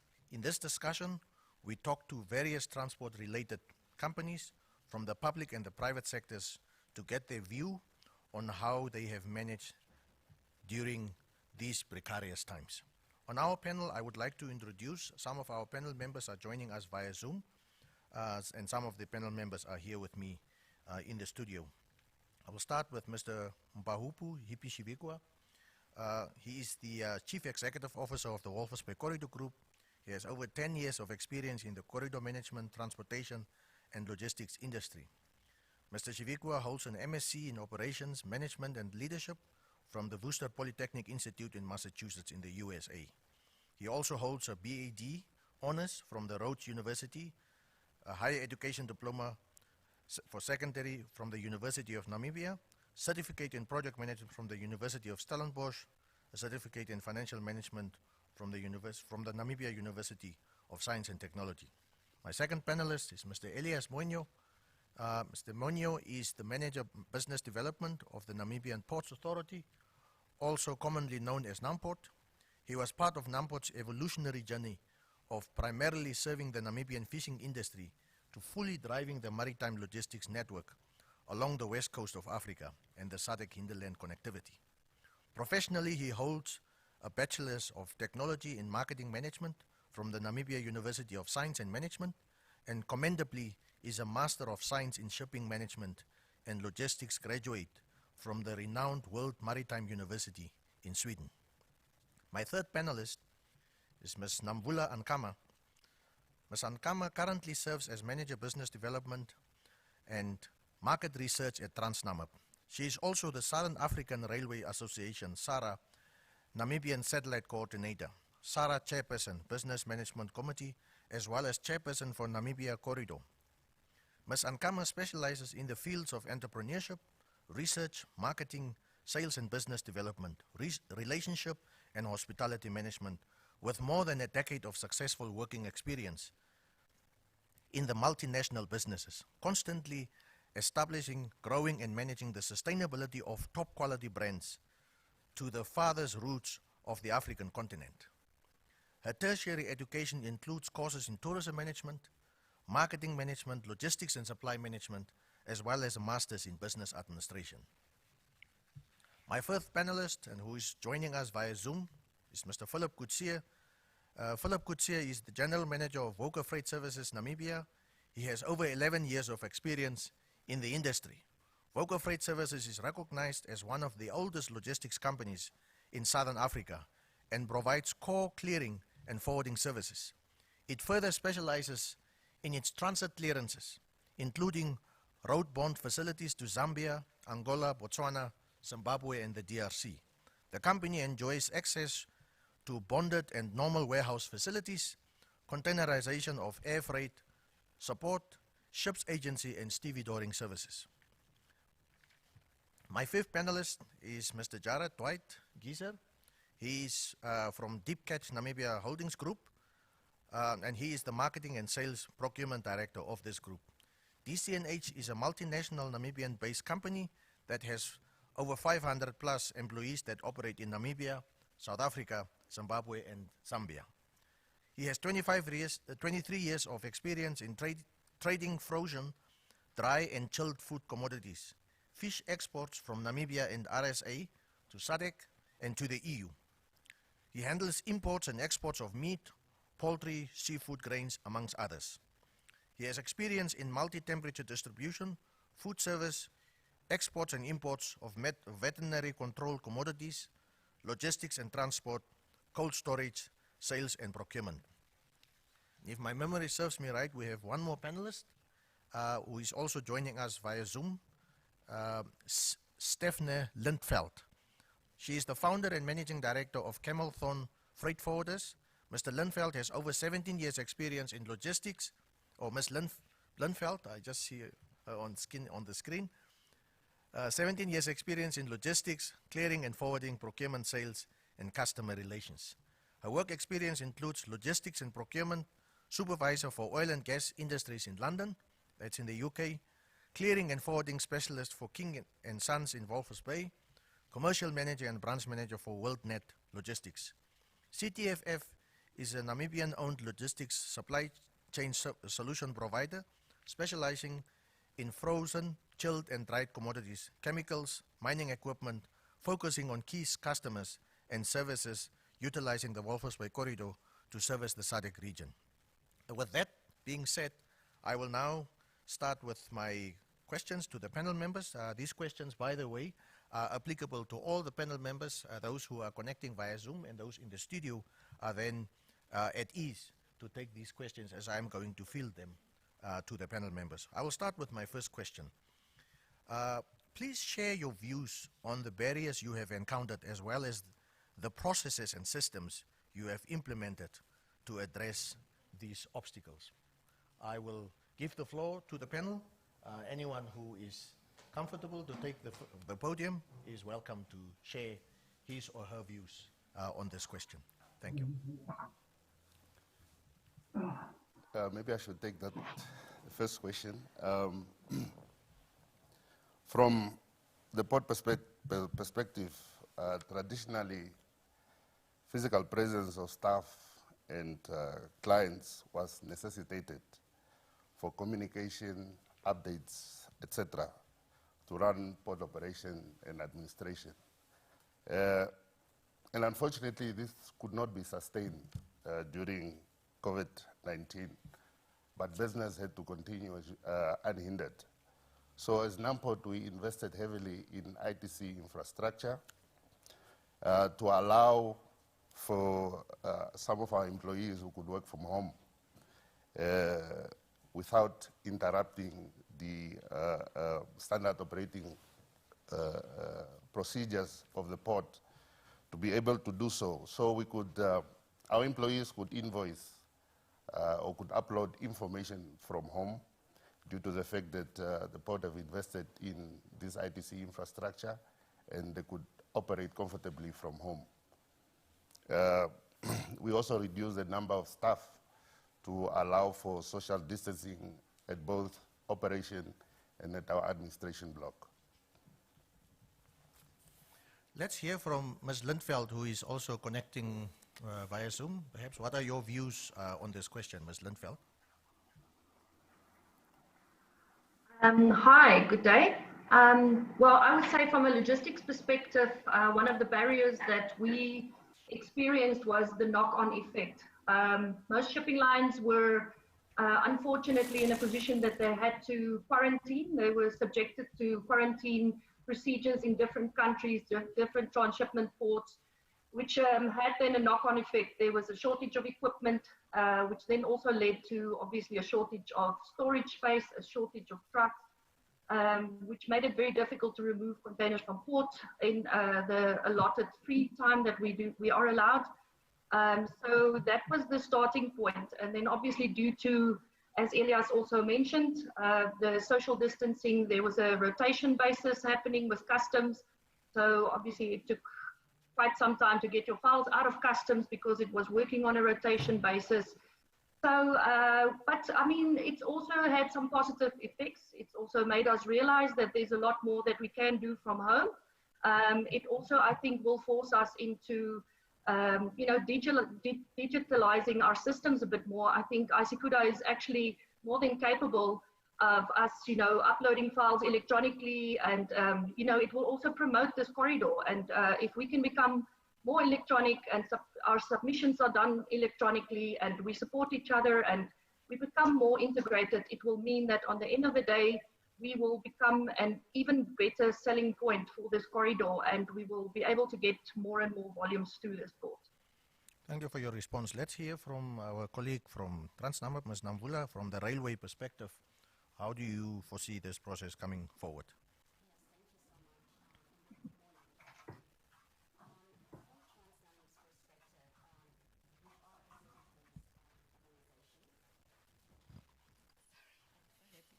Can you hear me? Sorry. Well, so we are a service-based organization. We supply services in terms of transporting goods from one point to the next. So yes, the current changes that started in March did have some impact on our business, on our day-to-day operations.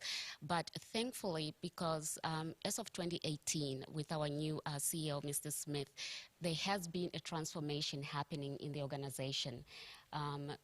Employment, or let's say recruitment of new representatives, including the executive for ICT, who has really made it, of 2019, already gearing us towards the usage of technology. So yes, because our operation, we're using old technology or old machines to deliver cargo from one point to the next. I mean, this is old rolling stock, old systems in place. But we were still able to use the skeleton way of operation, identifying who is able to work from home, what resources do we have. So we do have limited resources in the organizations, but we're able to split that between the employees to ensure that the required, especially from an operational perspective of the business, continue moving or driving the trains, while those who are able to work from home could still work from home. Other than that, yes, we did have challenges also with the PPE, which is a huge thing, especially with our operations and engineering teams. But our corporate services department was able, when we, after the lockdown, to ensure that on the first day, all the employees were equipped with masks. And also, thanks to our cleaning ladies, well, ladies and men in the workplace, there was a strong force to ensure that there is ongoing sanitation, cleaning of the work environment countrywide. So, yeah, I mean, we were able to identify the challenges, but at the same time also see the solutions within the challenges. Thank you. Let's hear from Jared from the fishing industry. Perhaps he's got some Hi, thank you. So we cargo owners, we buy and sell cargo, so we see a bit of a different side to the service providers and the rest. But I think the big issue started in China, and when that started, there was a lot of cargo vessels that couldn't offload tens of thousands of containers, which created a big backlog and a big shortage of equipment out of countries like Brazil and even Europe. And then, obviously, once you got cargo shipped, those vessels were tied up at transshipment ports, and instead of getting 10 containers a week, you'd suddenly be getting, after a couple of weeks or after a month, you'd be getting like 50 or 60 containers. So obviously that had a very big impact on cash flow, storage space, and obviously it hit Namport Customs and our veterinary services quite hard, where, with this big influx of cargo all at once, that they had to try and put resources in such a difficult time where people had to work and be careful and, fear for their lives with this pandemic. So, yeah, that was a major challenge for us, and I think, what we all learned out of this whole process was to become more efficient, to accept technology to, make our lives a lot easier, and yeah, we will come out better, I think. Thank you so much for those views, and I think even for our viewers out there via various social platforms and Zoom and Facebook, I believe we are in very exciting times. I think COVID-19 has really compelled us to embrace technology and maximize its use to its fullest potential. And even in this morning's discussion, we have some members here of the panel in the studio, but we are also having other members joining us via virtual platforms. And I would also at this point like to encourage our viewers, please do field your questions. And I would like to alert our panelists that in as much as we have questions here, please do expect some more questions from our audience who is connecting via Zoom. Let's hear from Mr. Philip Kutsie, who is connecting also via Zoom. Also some views from the freight forwarding and from the industry side. Morning, Gilbert. Morning, everybody. I think that the most important lesson we all learned out of this is never say never. And I think initially it was to make some sort of clarity out of a very uncertain situation. I think any business runs on a bit of a rhythm, although it looks sometimes like chaos. And what COVID did is it broke all rhythms. And I think the most important for us was to make decisions and to try and distinguish between urgent and important, because the first reaction is always to overreact. And if you implement certain things in an overreaction situation, it comes down to reduce efficiencies, increase cost, and staff and morale, and it impacts customer service in the end. So I think the first thing for us was to go back to see who can work from home. In our industry, we're quite heavily dependent on manual interfaces. So for us, certain portions of the business could work from home, and that we did, and that created the next problem with data speed infrastructure availability. And that took a bit of time to sort out, but it's sorted. And then the regular communication and try and just keep everybody up to date, what's happening, what's reality, and how it impacts us. Yes, it had a big impact on cargo flows. And I must commend the Port Authority and everybody in Namibia. We've managed to keep the corridors open. I think it wasn't for that, it would have been a far worse disaster than we are now. Also, a big portion of the business always been related on space and parts coming in from a business Namibia perspective, with passenger lines not flying in, cargoes dried up, and we had to find alternatives to South Africa, which delayed the process. But I think all in all, it was a huge learning curve. Also realizing that we maybe had some redundancies in the systems, and some redundancies we actually needed, we didn't have. And that actually resets the business model, where you actually need to determine now what is important going forward. And should something like this happen, that you have the capability to react on short notice. And that's the change portion of this that you need to make peace with and just manage it as it happens. You can predict some of it, but some is unpredictable, and that you need to manage. Thank you for those views, Philip. That brings us now to, you've mentioned in your discussion about corridors. I think let's hear from the gurus from the corridors. Mr. Bahupu Shivikwa, what are your views in terms of corridor? Yes, thank you very much, Mr. Moderator.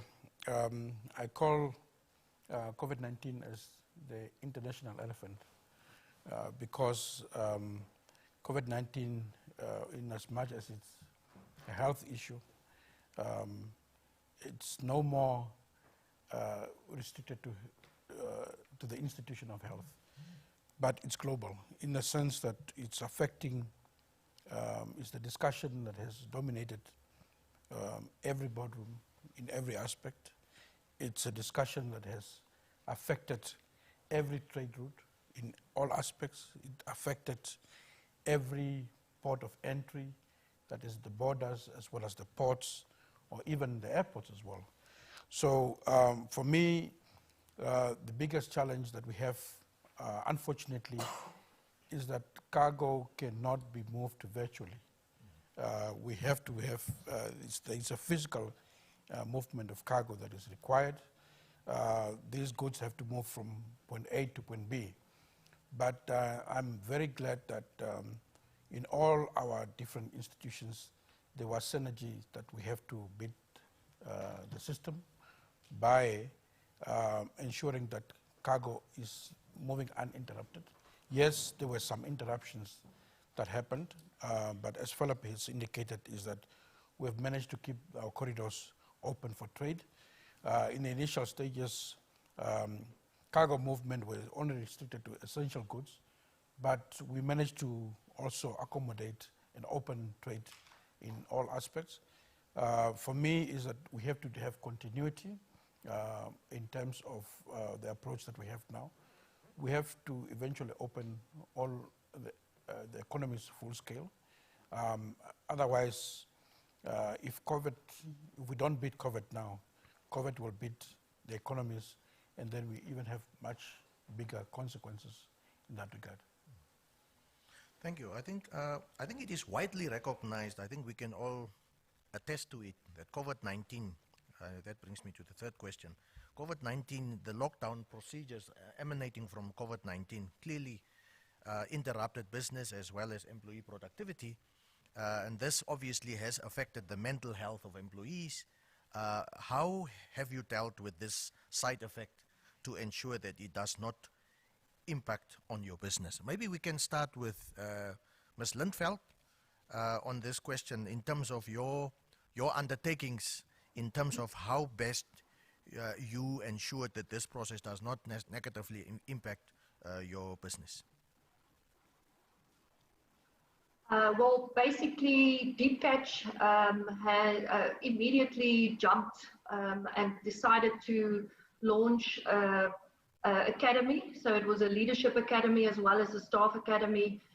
They also then provided us with online assistance, and what we also decided to do was just make sure that we invest in our staff, because on the end of the day, they are our best assets, and without them, we cannot run the business and continue the work that we were doing.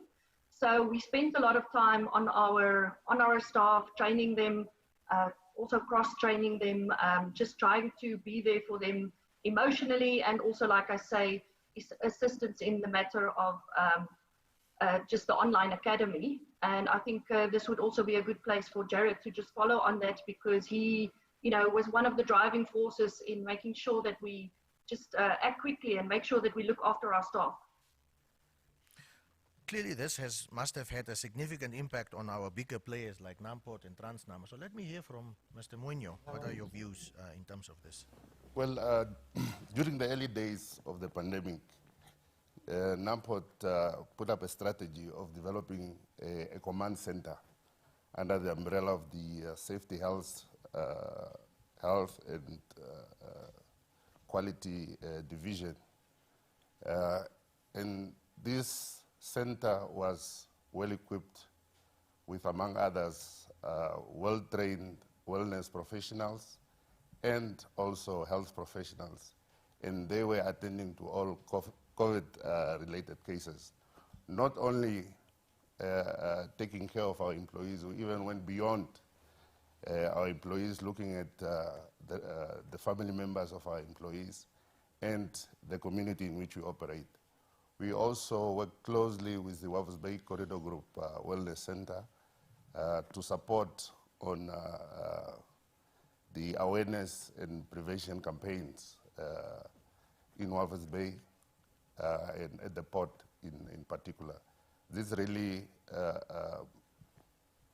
boosts the morale of our employees to continue working under very difficult circumstances. As you know, if we have to close the port, it's almost like closing the economy of this country and the region as well. So we kept on moving, and I must really commend that our colleagues who are still in charge of this center are really doing their best to make sure that we have this seamless flow of cargo through the port of Walvis Bay and a motivated workforce. Mr. Shigigwa, since you have a bit of a helicopter view of the industry being at the helm of the Walvis Bay Corridor Group, how do you see this process? Yeah, I think the mental health of, in as much as the physical health is affected, the mental health is also a very important component of our well-being. A lot of people where the COVID affected people in various ways, and it still continues to affect them. Some of them, they fear losing their jobs because there is no more cargo for them to move. That is one of the fears that they have, and it creates panic in their minds. It creates discomfort for them. Some of them fear contracting the virus, even up to now. Some of them,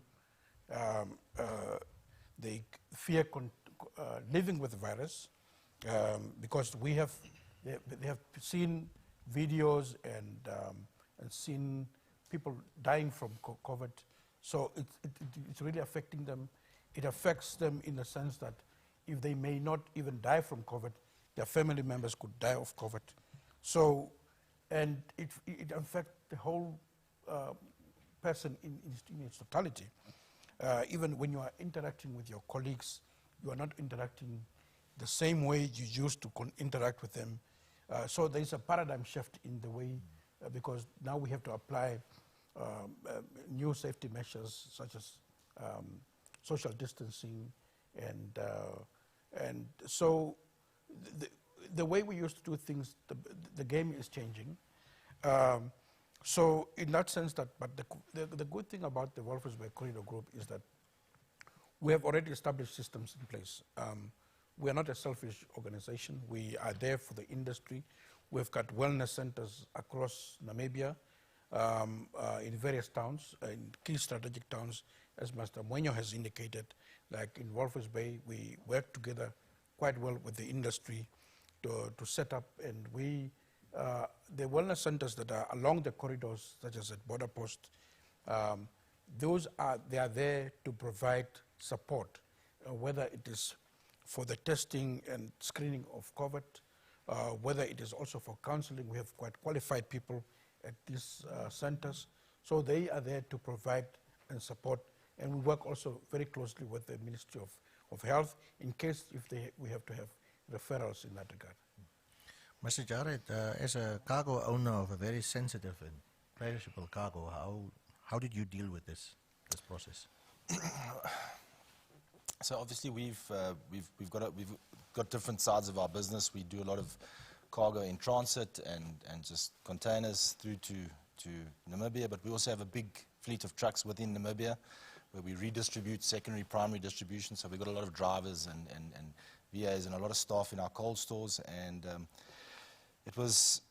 we had to motivate those staff, put this leadership program in place. We assisted our staff financially.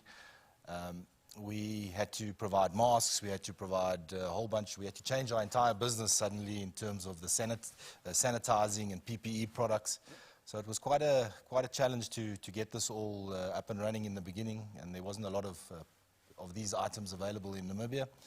But we also done a program where we are a food importer, where we decided to give all our staff food at cost from our company. So I think on a financial basis, we try to help them a lot, and also on a mental basis in terms of trying to lift their spirits. Ms. Namvula is alluded to by Mr. Shivikwa on the aspect of employee health. Transnamib clearly has a big labor force, and as he mentioned, the cargo cannot be moved virtually. Clearly this must have had some impact on your business. How did you cope as Transnamib? Thank you. No, definitely. I mean, this is the beauty of service, the intangibility of service. But at the end of the day, these kind of... Thank you. I keep forgetting this. But yeah, thanks again.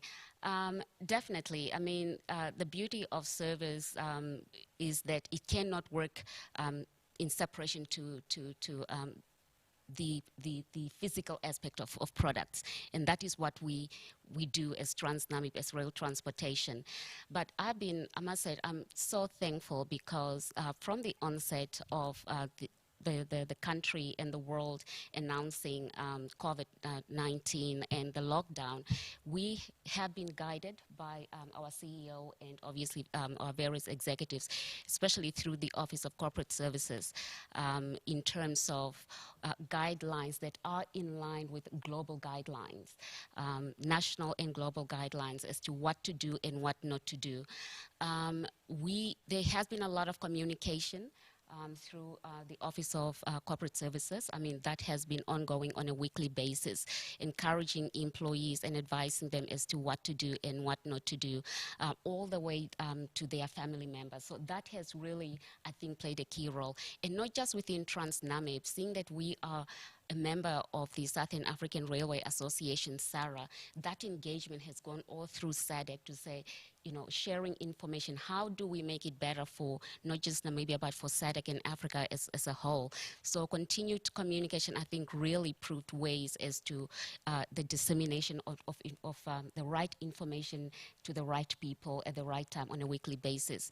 But yes, as had been mentioned by the panelists here with me also, issues of PPEs, yes, we initially, at the initial stage, I think when we opened the business in May, it was a challenge because most of these equipment or materials were not available in Namibia. But thankfully, we were able to go through that to start with what we were able to provide to the employees or to the company countrywide. You know that Transnamib is everywhere in Namibia.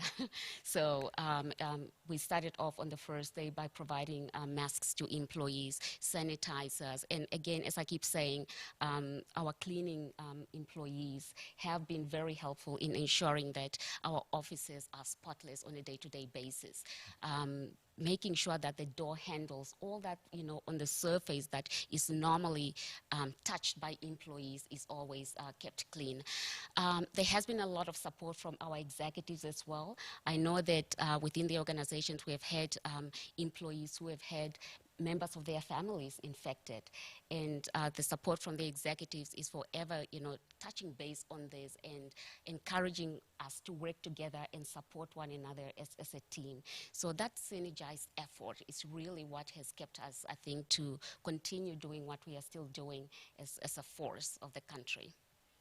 Thank you. Let's hear from Philip Kutsia, via Zoom.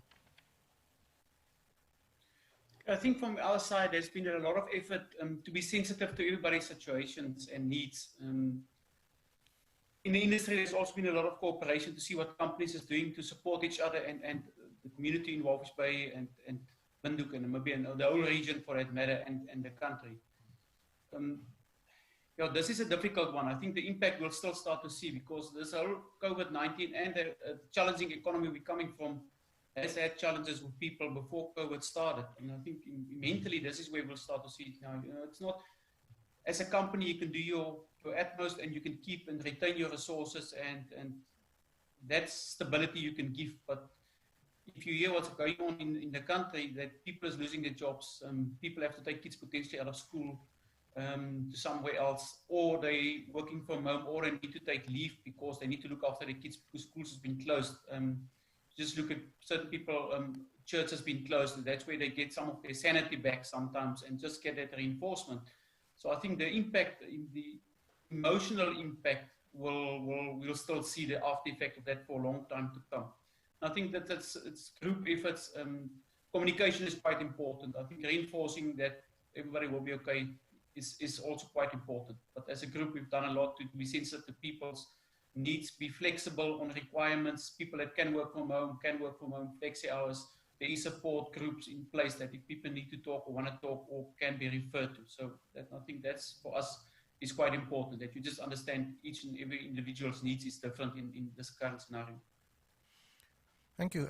Talking about the economy, how would you describe the state, the current state of our Namibian logistics industry? Let me start with Philip, since you have the floor. Start. I'm quite positive and excited about it. I think one thing we've definitely seen with COVID and the efforts to keep the corridors and the cargo flowing and keep some sanity in it, we've actually started to see, at least from an inquiry viewpoint as well, cargo flow starting to shift. You know, we've been trying to move cargo to Walvis Bay through Namibia as an industry for many years, and it's difficult to break habits. And sometimes you need a shift in something to change people's habits because they run out of alternatives or they see the risk what one's tried to indicate to them. So I'm quite positive. I think we're on the up. The volumes is definitely growing. The potential is quite high if we can sustain. I think we've managed to be quite good with a lot of challenges in communication. I think if we had delays on borders, it was for a day or two till the new protocols came into effect and everyone understands.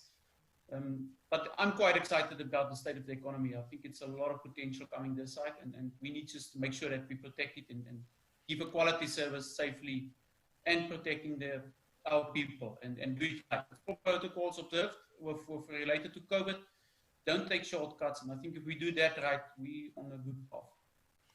Thank you, Philip. I'm sure we'll have some divergent views on that, which makes the panel discussion even more interesting, but thanks for your views. Let's hear from Ms. Lindveld, since we are virtual now. Ms. Lindveld? Okay, maybe we have some, let's come back to her. Let's hear from the cargo owners. What's your views? From my perspective, I must say I am also quite excited about what has happened during this pandemic. What we've seen is companies that usually would be opposition also pulled together and actually supported each other. You saw WhatsApp groups popping up, for instance, the Transport Association, all big different transport companies coming together on one platform and giving each other advice. You know, you wouldn't normally go that route. You try and find your own solutions, and all of a sudden, the whole industry just pulled together and created a platform where transporters would ask each other, "What did you do in this situation?" or "How can I fix this?" You know, I do believe we should strive to be a bit more innovative when it comes to technology. In terms of technology, I believe there's a lot more we can do electronically. You know, submitting our files electronically, doing more telex releases, less original bills, less courier fees. You know, there would be a lot less time lost. So there's a lot we can do in the efficiency. But this pandemic has basically forced us to learn from this and to become more innovative. We've also noticed that there's a lot we can learn from countries around us, like South Africa. I mean, they have an electronic customs system, and they are able to submit their files electronically, which also allows customs and state veterinary to integrate and to be able to audit, for instance, electronically without having to, it would not be that time consuming, and the information is just readily available.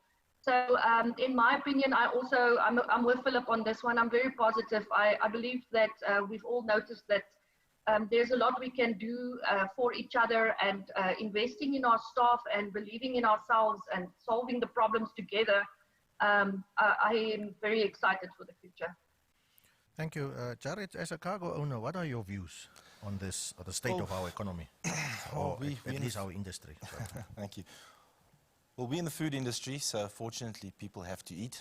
And we've obviously noticed a big change in what people eat over the last 6 months. Obviously our tourism industry has taken a big hammering, so those kind of products that would normally go into those sectors, that's changed. A lot more cheap protein commodities, but we feel very upbeat about the economy, and we think, look, 2020 was a pretty shocking year, and I think we can only go upwards from here, and people have learned a lot out of what's happened in the last year, and we've become efficient, and I think the next year is going to be a really great year for business and for cargo and for trading commodities through Namibia. Thank you. Let's hear from Namport, Mr. Munyo. Well, you know, 80% of world cargo move by sea, and it must be discharged or loaded at a certain port. So our experience currently is that we are still experiencing a lot of blank sailing. COVID-19 really was a good school for all of us. We are getting a lot of pressure from the industry to relook at our rates, to provide some relief. And as indicated by the two colleagues in Moffice Bay, really this pandemic created an environment of cooperation. We really hold hands to make sure that economic activities keep on running. The establishment of the tracking facility in Moffice Bay, it was as a result of the cooperation of the industry. They came together and made sure that, look, we need to subdue the spread of this pandemic and make sure that we contain it in such a way that the logistic industry is not going to be pinpointed as the source of the spread. We are also quite optimistic looking forward. We were not heavily impacted in terms of reduction of volume throughput. Well, our imports from April up to August reduced with 7%. Normally, imports would be more than exports, but during COVID, it was vice versa. We managed to divert a lot of cargo, especially strategic cargo such as copper, from Zambia to go via our port during this unprecedented period. Our imports, the exports dropped with 4%. Obviously not alarming if you compare it to what we did last year, but we are quite optimistic that there is light at the end of the tunnel. With the support of the various corridors, we see growth, especially what surprises us now is the Trans-Oranje corridor that have actually grown with 40%. If you compare it with total, they actually contribute 40% to the total cross-border movement. So yeah, I think 2021 will be a better year. That takes me to Mr. Shivikwa. Let me hear your views, particularly when we talk about freight rates and port rates and those kind of things. Yeah, I think from our perspective is that we remain on course to focus to establish or to position Namibia as the logistics hub. There is no diversion from that point, and we believe that this disruption of COVID perhaps also brought some positive changes in ourselves, in the sense that we became much more innovative. We came to think differently. We came to think more efficiently. And the message that we have been all along preaching, that Namibia is a preferred trade route or the alternative trade route, is also paying off now, because we've been overwhelmed tremendously from our neighboring countries for us to facilitate trade for cargo that is either moving or going or coming from these neighboring countries. And we have established also new relationships during COVID-19, in the sense that some we were perhaps not regarded as the preferred trade route, but at the moment now we have also somehow become the benchmark where a lot of trading partners, international trading partners, are looking at Namibia to see how best we can perhaps help them in terms of evacuating cargo that is moving. We still remain competitive compared to other trade routes. Yes, there were delays that were happening on some of the corridors, especially at the border post, in terms of the truck drivers having to show their negative results and all that. But I think we are improving in that regard. There is no total closure of our borders and corridors. So I see some hope. There is hope in actual fact for the industry going forward. Thank you, Mr. Shwiko. Ms. Angama, your views on the state of the logistics industry? Yes, thank you so much. Definitely. I mean, it's still more than 1 billion people, let's say 7 billion people still on planet Earth. So all those people need to be served. And Africa being the new focus point when it comes to resources, distribution to the rest of the world, towards value addition. And so logistics has a long way to go in terms logistics and supply chain for that matter, transport, logistics, and supply chain. So it will always be there because goods need to move from one point to the next to serve the people. So I'm very much positive. TransNamib is very much positive.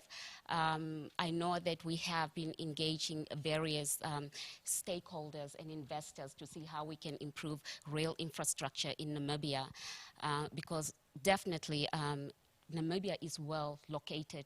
It has the ocean, so it can connect or link to the rest of the world in terms of the distribution of cargo. So we are very much positive, and we know that especially railway in Africa has the best opportunity. This is a big population in Africa. It's about connecting people. It's about empowering SMEs to move from one area to the next, and that requires an affordable means of transportation, and railway is one of those form of transportation, or maybe the only form of transportation that offers that, not just in terms of freight cargo, but also in terms of passenger.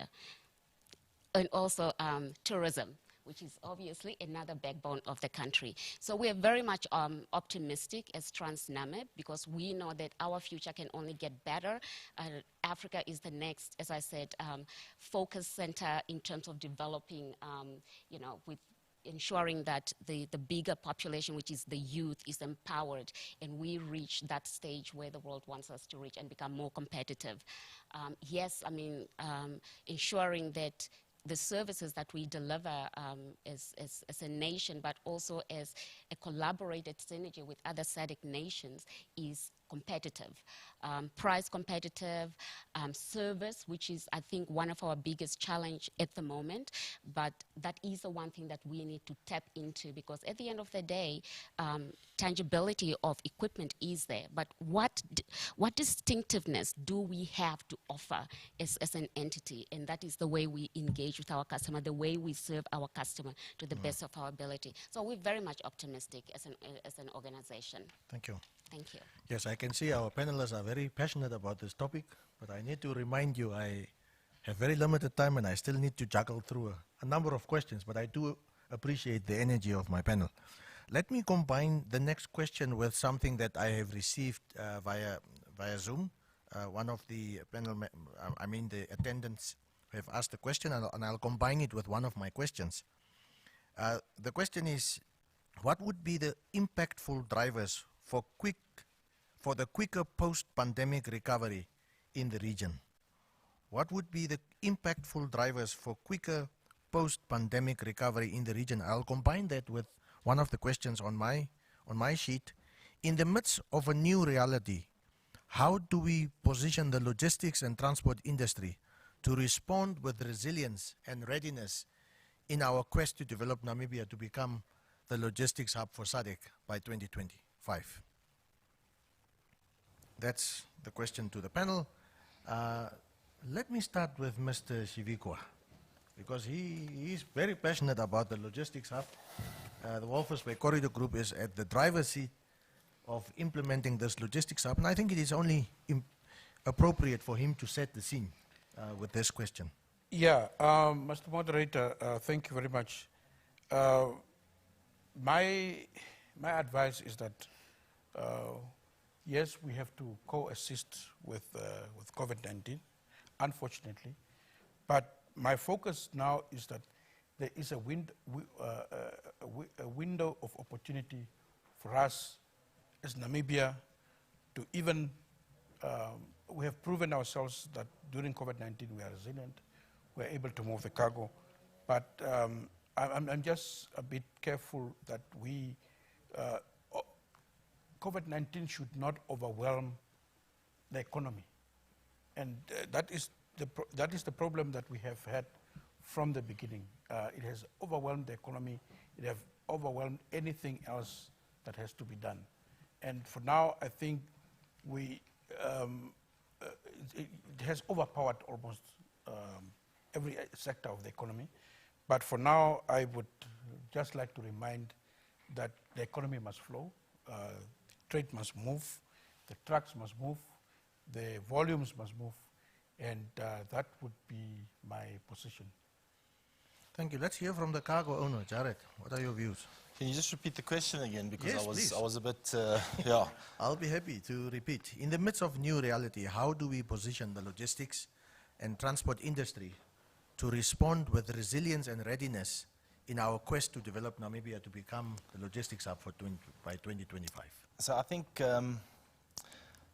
obviously the COVID pandemic put our ports and our authorities and our regulators under huge pressure in terms of a lot of cargo arriving at once, and I think those agencies and those business or those government departments have done a fantastic job in stepping up to the plate and putting more resources in,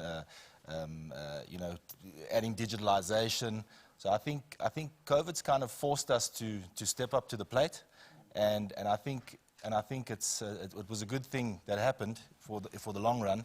And if Namibia can position itself, for instance, like receiving direct vessels from countries like Brazil and other parts of the world without transshipments, we could become a really preferred port for the rest of SADC. But I think it starts with our regulators. They need to also step up to the plate, and everybody needs to work towards digitalization and providing a better service, efficient service, fast service, which will bring down some costing.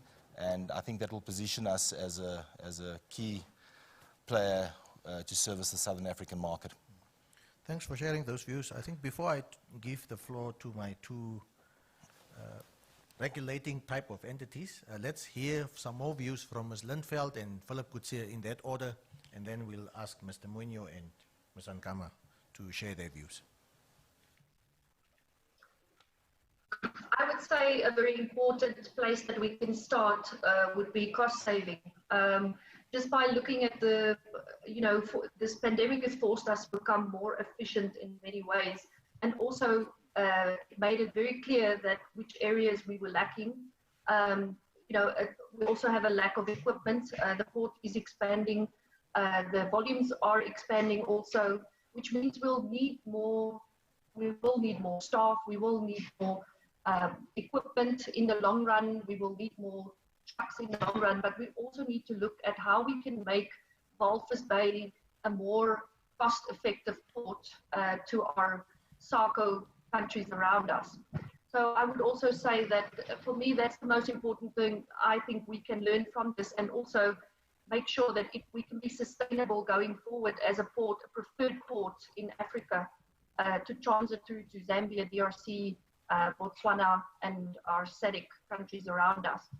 So I would say that would be the place we need to start, is just to look at our cost effectiveness. And as Elias also mentioned before, they are also looking at saving cost on the port side. And we should do that in every area of the logistics chain, see where we can save our customers money, because it was a difficult year for everyone, and we need to pull together to make sure that the market is sustainable going forward, but also something that that we can keep doing. So that's what I would say.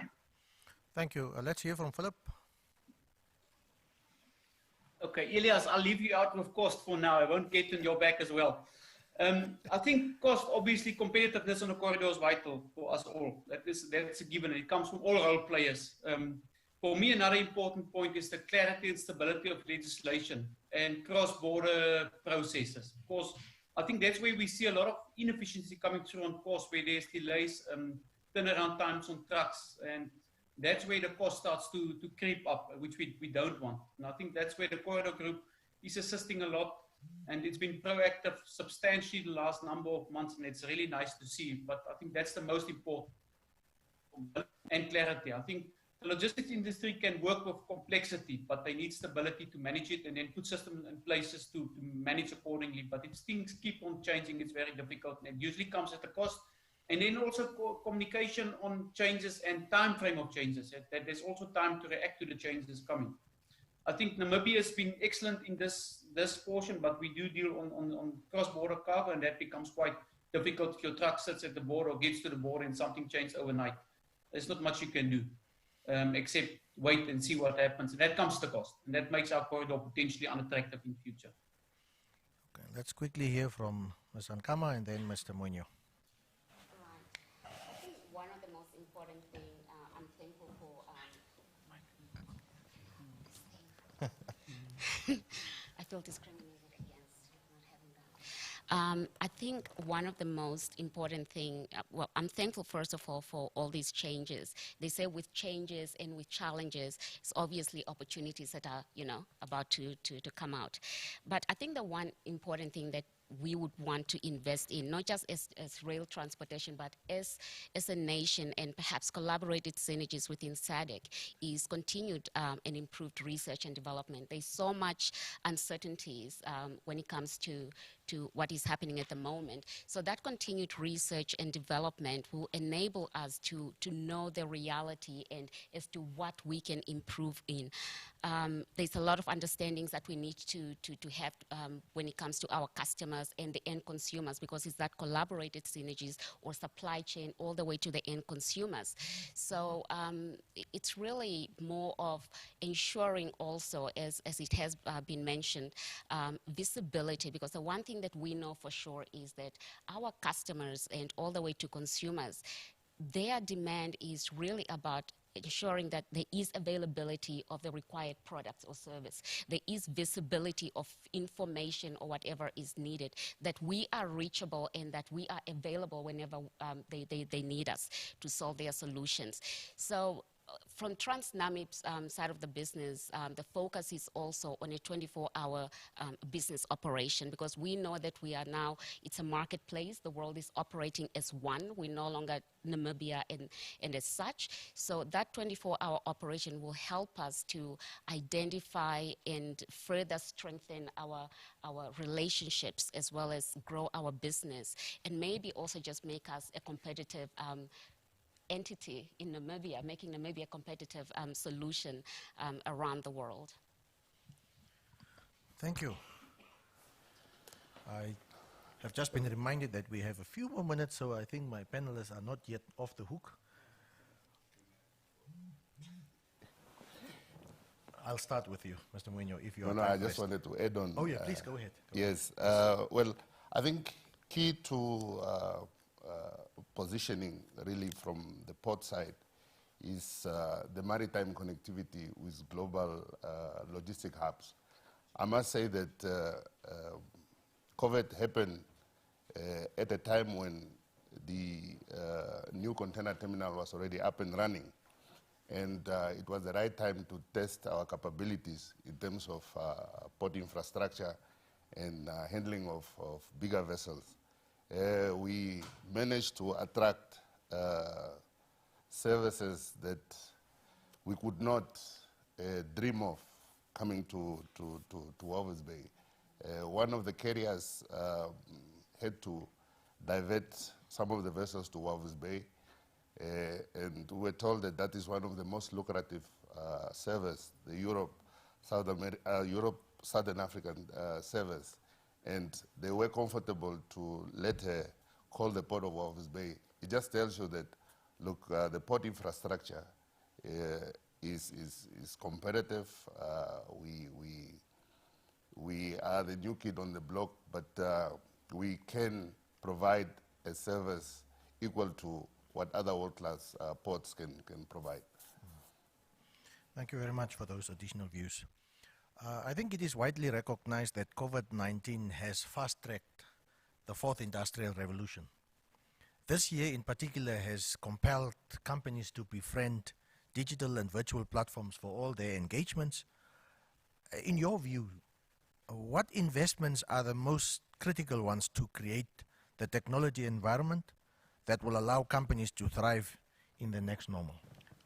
The future is in the fact that we have to be very, very innovative in the way and efficient in the way how we do things. At the Corridor Group ourselves, even prior to COVID, we already started with a concept where we are looking at the impact of the fourth industrial revolution on trade, on corridors, and also as well as transportation. So when COVID, in fact, we have not, we're just at the beginning of it. So now we are going to incorporate an element of COVID-19 into the study and how we are going to go about it. Basically, as I've indicated earlier on, in as much as we can have the best of technologies, there must be also some synergies that are required, and information is a very important tool for decision making nowadays. And we can have the fourth industrial revolution that is making things much more efficient and all that. And as I've indicated in the beginning of my discussion, that we cannot move cargo virtually, and we have to move it by the traditional means. And that is one of the aspects. But if we can combine the technology aspect together with our innovation, we can have better systems in place. And most of the institutions, if not all, have gone into that aspect now to look at how best we can use technology to the benefit of the institution. But there is also a lot of cost cutting in that regard, because technology is taking away the bottlenecks and the inefficiencies that we have been experiencing. So it is a plus for us in that regard, that the fourth industrial revolution is inevitable. We're here to embrace it, but we have to be also very proactive. We need to position most of our institutions, especially the government institutions as well, that are also giving us the support base in terms of services, the customs clearing, our immigration and all that. We don't want to have congestions at the borders, and we have to move to a seamless operation.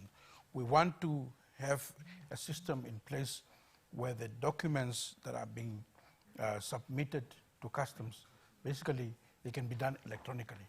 So the old ways of doing things are falling away. We want to see our borders operating 24/7. There is a lot of cargo that is moving at a border like border crossing like Katima Modilo, but we cannot afford to have it operational only during daytime. We want this cargo to move, and that's where we can have a competitive advantage and also better efficiency. For every truck that stops at the border for half a day or a day, it's a loss for the industry. And that is something that we need to start to address, and so that we can have at least a very efficient system in that regard. Thank you, Mr. Shivikwa. Mr. Moinho, I want to throw in maybe one additional element as part of that question, because I recognize that the port obviously has already embarked on a lot of reforms. They've already introduced some levels of automation, the Navis containerized system, and other systems that you have already embedded as part of your processes. How do you foresee these kind of processes coming to the fore, particularly in terms of the fourth industrial revolution? Are we geared as a country in terms of the readiness? Maybe that's what I wanted to add as part of that question. Yeah, well, while embracing the fourth industrial revolution, you know, we all know that that's the future, and we cannot hide away from it. The critical aspect that we should also consider is that cyber-related crime will also come forth. So while investing in fourth industrial revolution, we should also look at investing in defensive mechanism to have safer platform to allow safer trade through this platform.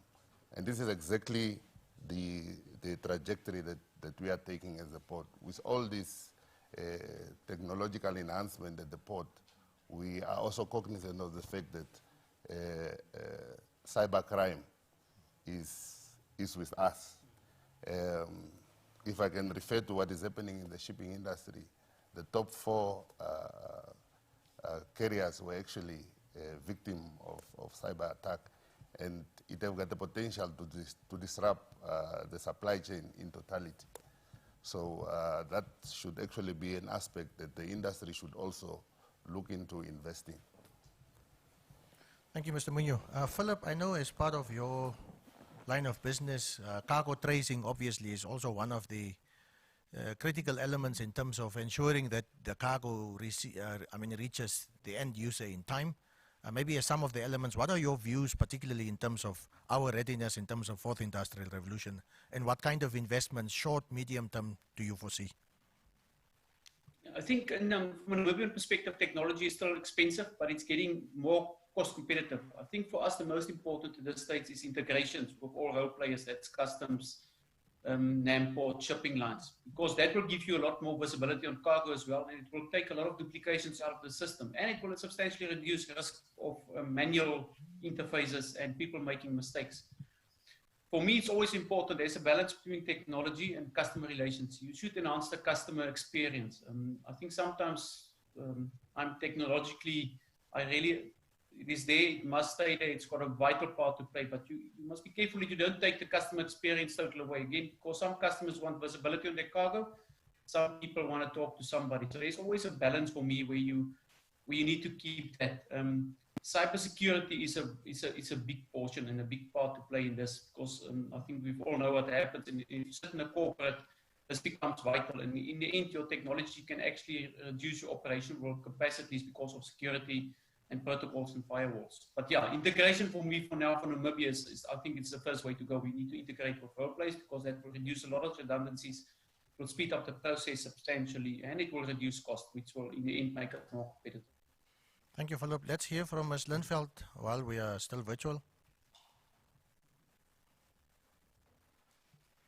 Yes, I have to 100% agree with Philip there. I think integration, especially from a clearing perspective, is very important right now. I think this revolution is forcing us out of our comfort zones. Namibia is unfortunately still very underdeveloped in this area, but that does not mean we cannot get there. So I would say that we definitely need high-speed internet. We need higher speed internet. We need to do more online applications, just electronic invoicing. I agree, you still need your customer contact, and that will never go away, but there's a lot of travel that will cost that goes with the traveling that will be we will take a lot of that out of our cost budgeting for the year. Because people will start doing things a lot more electronically now, and like I said, we need to get out of this comfort zone and into this century and support each other. And also, I think we need to invest in our staff. We need to make sure that they're educated with the new integrated systems, hopefully coming soon, that they get the right training and education, and that they have the confidence with the training that they've received in order to come out of this comfort zone and to become more electronic. Thank you, Ms. Lundveld. Sadly, I'm reminded that we have run out of time, so let me just ask 1 minute each from my two last panel members on your views on this topic. Mirror what everyone's said so far. I mean, it's quite obvious that there's a huge opportunity for us to integrate and build a new kind of business industry in terms of high-speed internet, online applications, cybersecurity, online invoicing, like Stephanie has alluded to, tap-and-go payment systems. I mean, just bringing everything together from different agencies to different government agencies in terms of permits and payments and all of that. And I think if we can strive to work together as an industry in a totality, we'll have a really great service we can provide the industry and the customers. Thank you. The microphone. 1 minute, please. Yes, no, definitely. Thank you. No, definitely. In terms of the investment, obviously, as rail transportation, there's still more that needs to be done. As I've indicated earlier, we're still using the old infrastructure. So there's still a lot of investment that need to be put in our infrastructure and the rolling stock.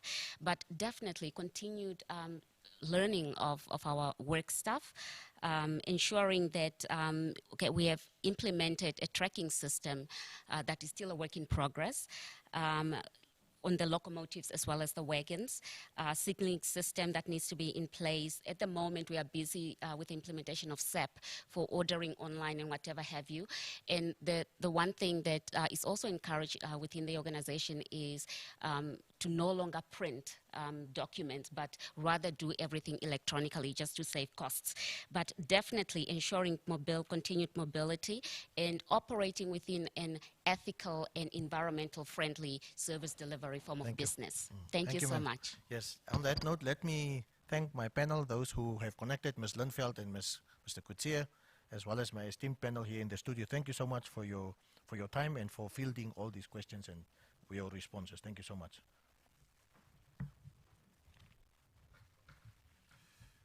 Thank you very much, Mr. Boyce, for that insightful panel discussion that encroached a little bit on my time. But we move. Before we graciously send you off the stage, we've got a small token of appreciation here for you. Mr. Simosiku, can you bring the token of appreciation for all our speakers? For our speakers that are joining us via Zoom, I'm sure that we're going to make use of the logistics platforms available to get the gift over to you as well. So you can also just give a small smile, because you will also receive a token of appreciation. Please.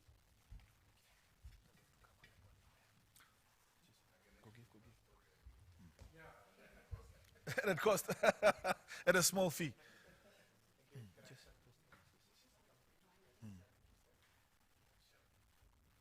No handshakes, elbow only. There, no touching. There we go. There we go. We can do the covered elbow.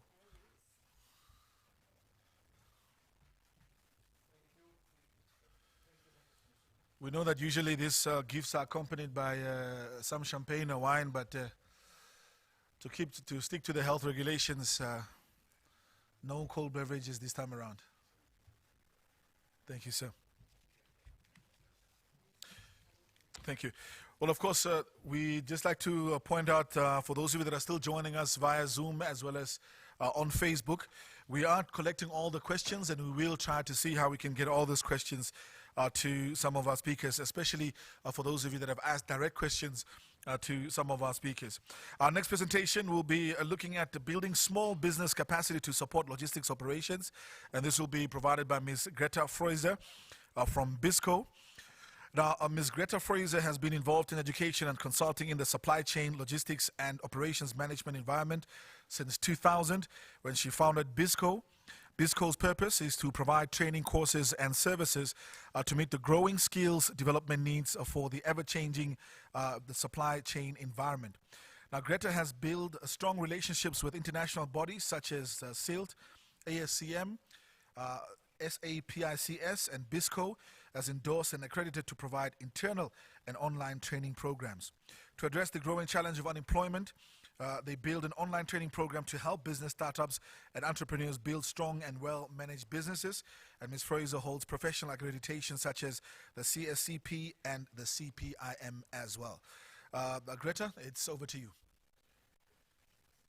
Thank you very much. And it's a privilege to be part of the logistics workshop again this year. I'm going to share my screen with you.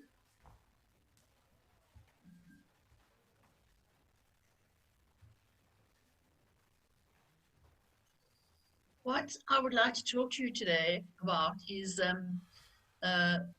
building capacity. Greta, okay. No, thank you, thank you. Right, everything good? Everything is good. I just wanted to ask you to enlarge it, but we're fine.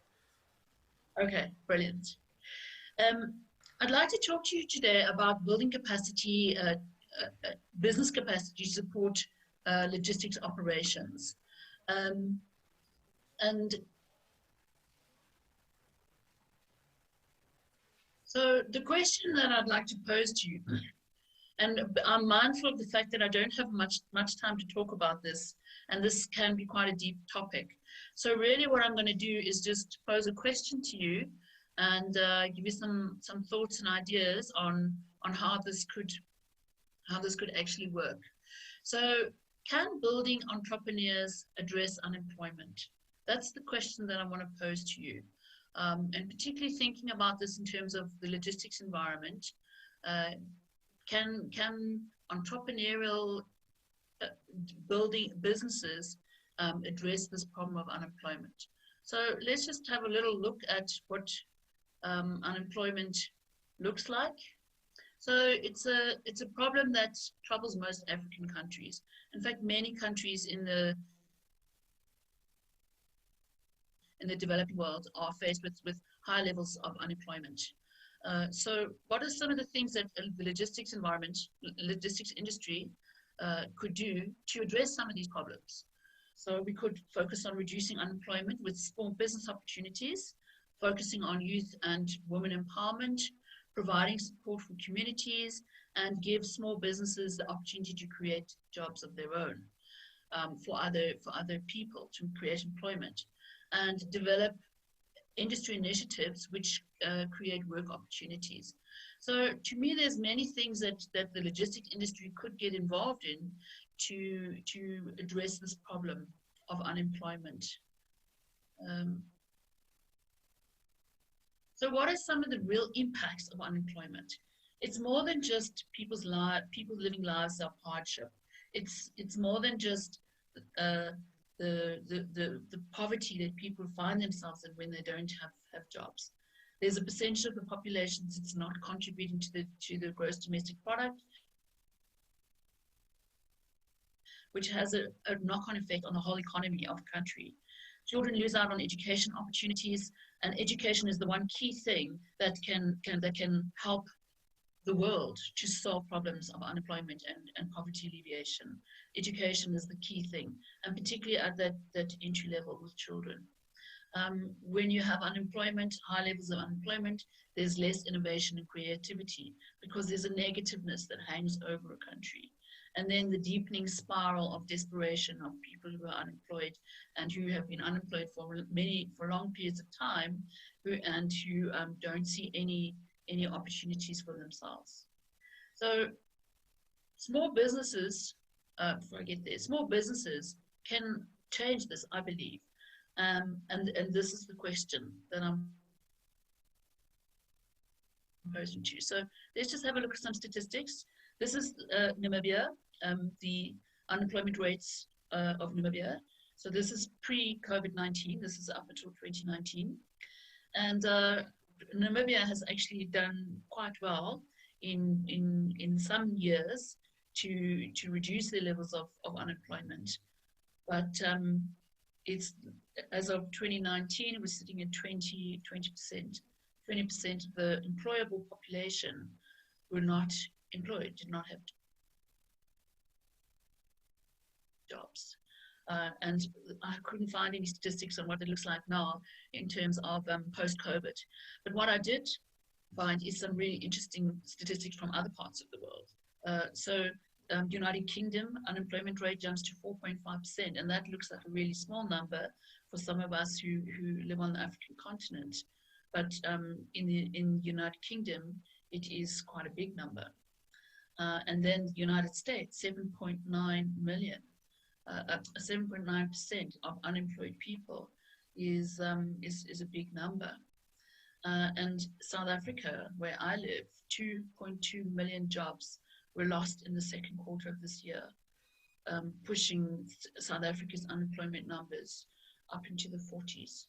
So there is a big impact of unemployment on our economies. So how can the logistics industry respond to this? What are some of the things that the logistics industry could do to provide some support in alleviating unemployment? So some of the things that I'd like to discuss with you is enterprise development, creating opportunities for employees to become service providers, and corporate social investment, and sponsoring learners through skills development levies. So I'm going to unpack each of these briefly. So enterprise development is a corporate initiative where there's an investment that is made into a small business which will support that corporate business. So if, for example, your business is a transport business, you might take some of your drivers and invest in them to become fleet owners of their own and subcontract back to your business, as an example. Enterprise development sponsors would provide capital investment, whether it's a loan or whether it's a grant, is dependent on the relationship with the corporate sponsor and the small business. Provide mentoring and coaching, and providing support to be successful. The statistics, I'm sure you all know, of small businesses that fail are very high, and it's a sad statistic because it doesn't need to be that way.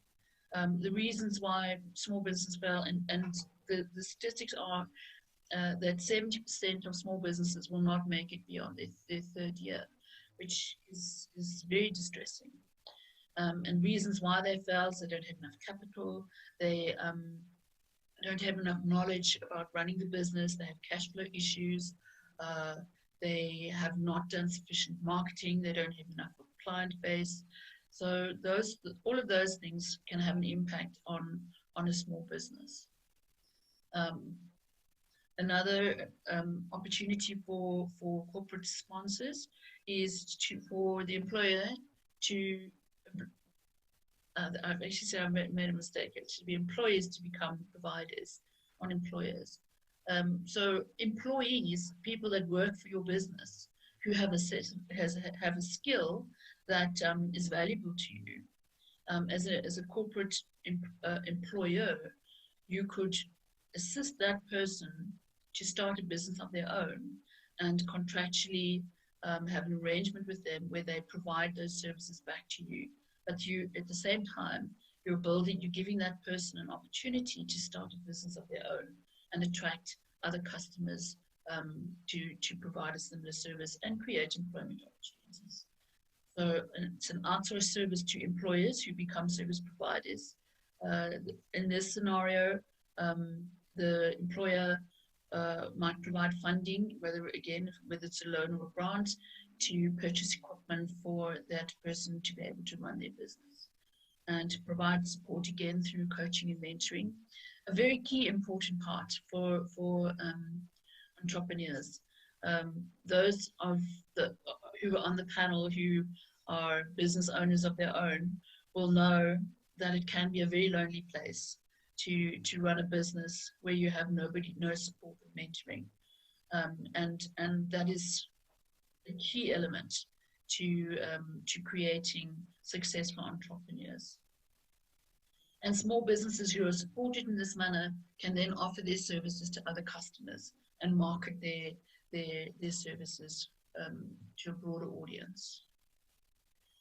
Corporate social investment is where a corporate company, and this, I'm using the term corporate, but it could also be a municipality or a government department or some form of public sector that also is involved in entrepreneurial development. In this scenario, there's identified communities which are impacted by your business. So again, using the example of a trucking company, a transporter, the places where you stop, where you, the towns where you deliver to, is a community that could be impacted by your business. And within that community, to identify development opportunities that to create and identify business opportunities that could add value back to your own business. Provide employment or create small business opportunities, and then provide education opportunities. And there's a golden thread that runs through everything with regard to entrepreneurial development, and that is having the right level of education. Because without that fundamental knowledge on how to run a business and what the key aspects of keeping a business successful is a very important aspect of an entrepreneur becoming successful. Another opportunity is to sponsor learners. So using skills development levies, which you're required to pay anyway, use that to sponsor entrepreneurs and provide them with a solid educational intervention for running their business, providing training on a broader supply chain on how other businesses, on how their business impacts on other businesses. Again, I think this is something that's a really important aspect to consider. If you have a small business that perhaps provides a cleaning service to a fleet, the impact of what they do in the broader supply chain just opens their eyes to other opportunities and the responsibility of what they're doing as a business and the quality of the service that they provide. Why that role that they're providing within the greater supply chain is so important to the bigger picture. I think just focusing on the entrepreneurial side of things, it needs to be more than that. There needs to be a bigger picture of understanding on the whole educational aspect within the supply chain.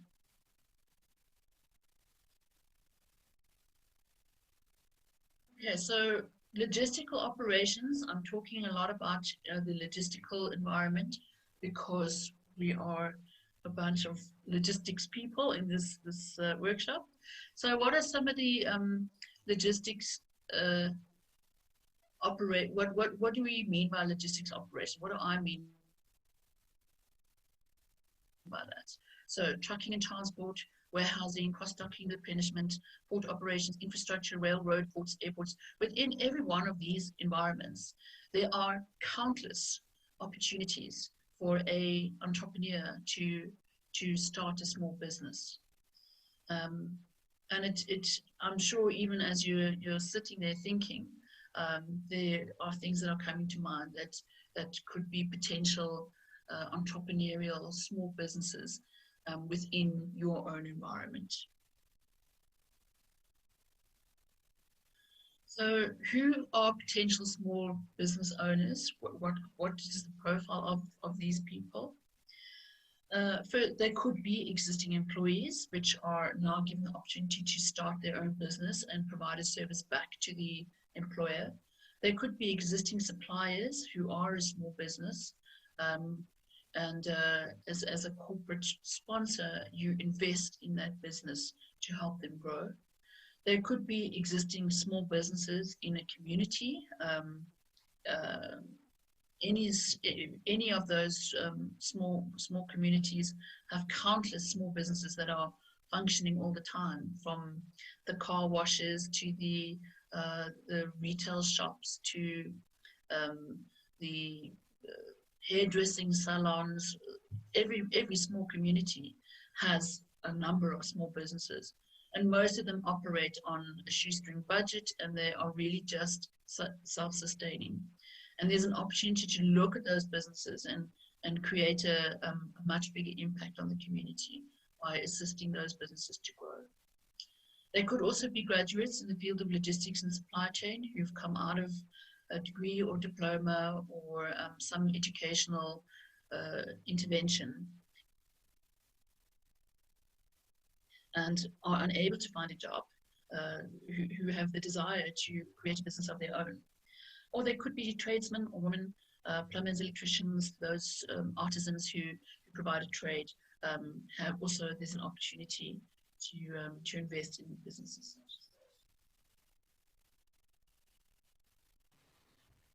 So what kind of services could an entrepreneur offer? And these are just some ideas. Maintenance services for property, for buildings, for plant, for your infrastructure, the whole logistical infrastructure. It could be part of your fleet. It could be, there's many opportunities for maintenance services. And there is potentially a big opportunity to outsource some of those services. Packaging, in bringing in the materials required for packaging, or actually providing a packaging service, cross-docking, wash bays, canteen and food resources, infrastructure maintenance and cleaning, trade services, crowdsourcing. This is a concept that's come about very strongly during the COVID-19 lockdown situation, where that last mile delivery is so important because so many things have been delivered to individuals, to buyers, rather than buyers going to go and buy things. So this crowdsourcing is where you use as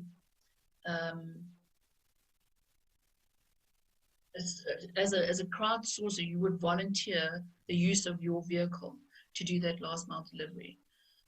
So it's a concept that's become very popular around the world.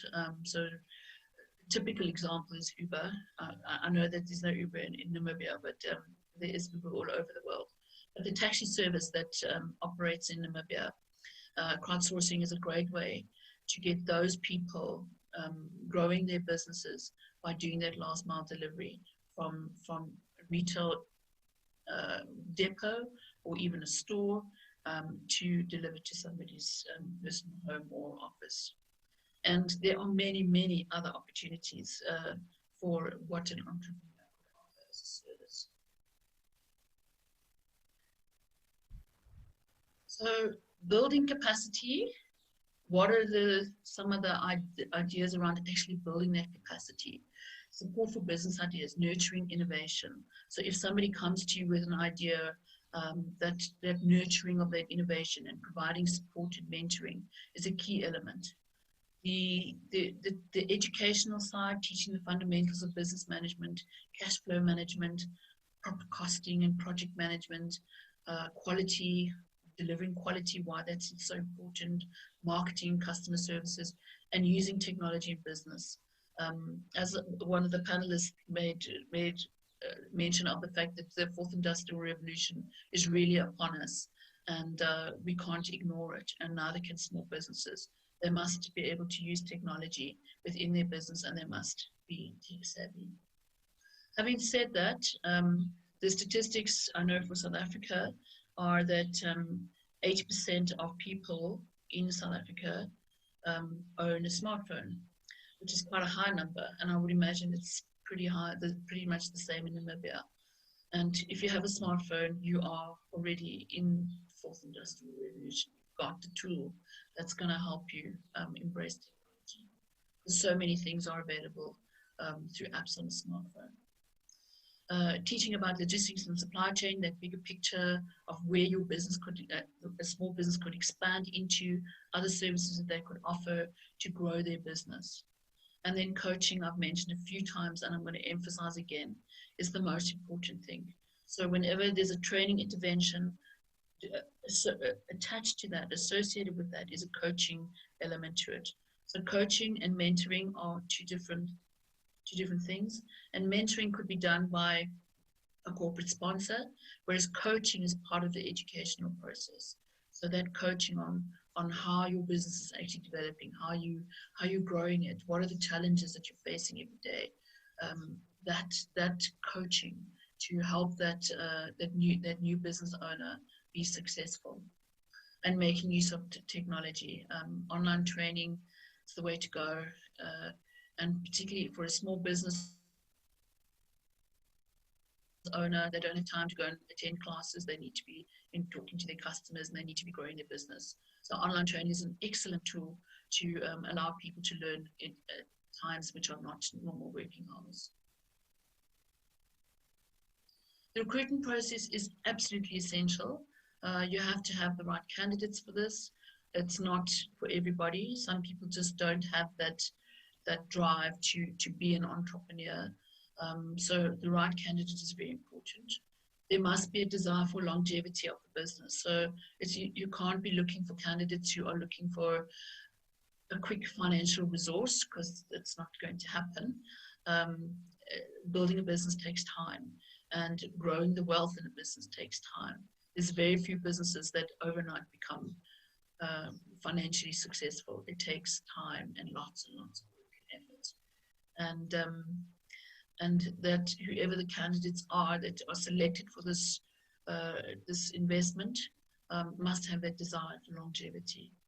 The skills levels need to be adequate. They need to be able to cope with the educational process and be able to have the financial acumen to be able to do costing, and the mathematical skill to understand the impact of profit and the impact of money and cash flow. And they must have motivation to succeed. They must have that desire and that passion to be successful in their business.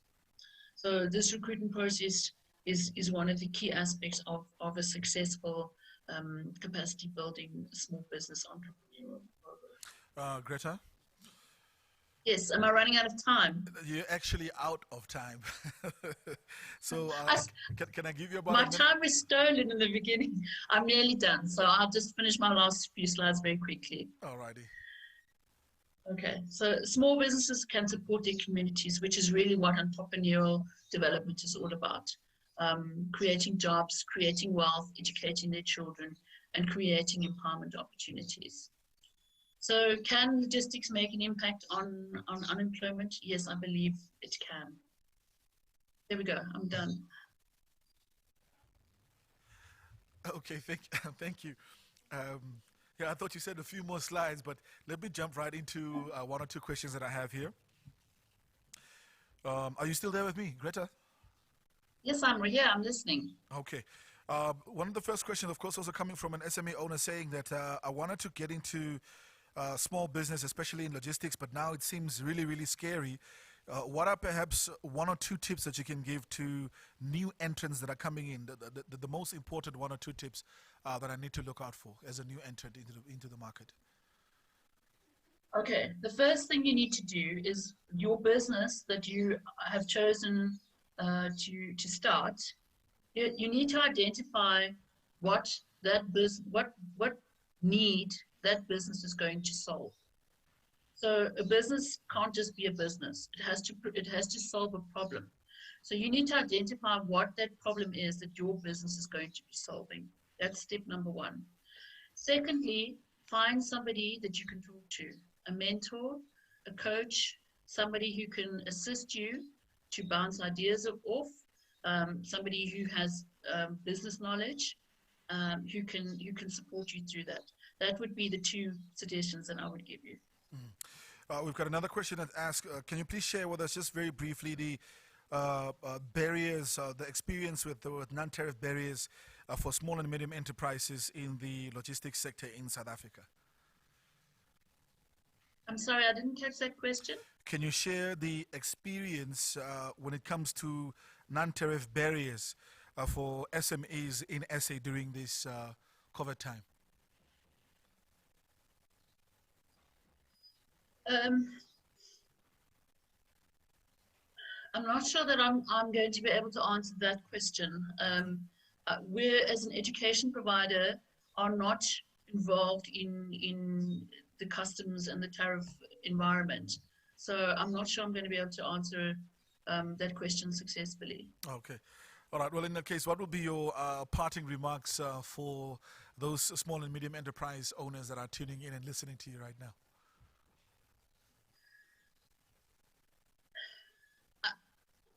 I'm going to go back to the points that I made earlier. You need to be very clear on what your business is going, what the problem is that your business is going to solve. If you know the answer to that question, then everything that you build around your business is going to be focused on that. Because businesses only exist if you have customers. If there are no customers, because you're not satisfying a need, then your business is not going to succeed. So you need to be very clear on what the purpose of your business is and what is the need it's going to solve. Thank you very much, Greta, for making time out to join us. My pleasure. Thank you. Well, there we have it, Greta Fraser giving us insights concerning the resilience of small and medium business enterprises, their capacity to support logistical operations, talking to us from South Africa, representing BISCO. As you can see on stage, we've got our second panel that's getting ready. There was a strong caucus going on here. And they, of course, observing the social distancing rules. All of them were sanitized. And we continue to observe the public health and environment regulations that were set in place as part of the Act to make sure that we stick to those regulations and make sure that we stay safe during these times of COVID-19. In terms of that, they will be focusing, of course, on recovering from COVID-19, the way forward for the transport and logistics sector. So they've got, I think, the most difficult job of any of the speakers that we've had this morning. But before we get to them, there's an important question around public health and mobility. And we are being joined from the University of Alabama, all the way from the United States of America, by Professor Stephen Jones, that will be talking to us about some observation and analytics in time of COVID-19 when it comes to public health and mobility. And I understand it's late in the evening on that end, so we really appreciate you staying up to speak to us. Prof, good evening. Is that the right time for me to use? Well, actually, it's probably closer to say good morning. It's it's no worries. So it's 5 a.m. here. So greetings, everyone. Sorry I can't be there. I was hoping to be back. I actually was there and spoke at the last one there at the Nest campus during my year there in Namibia. And my background here is showing the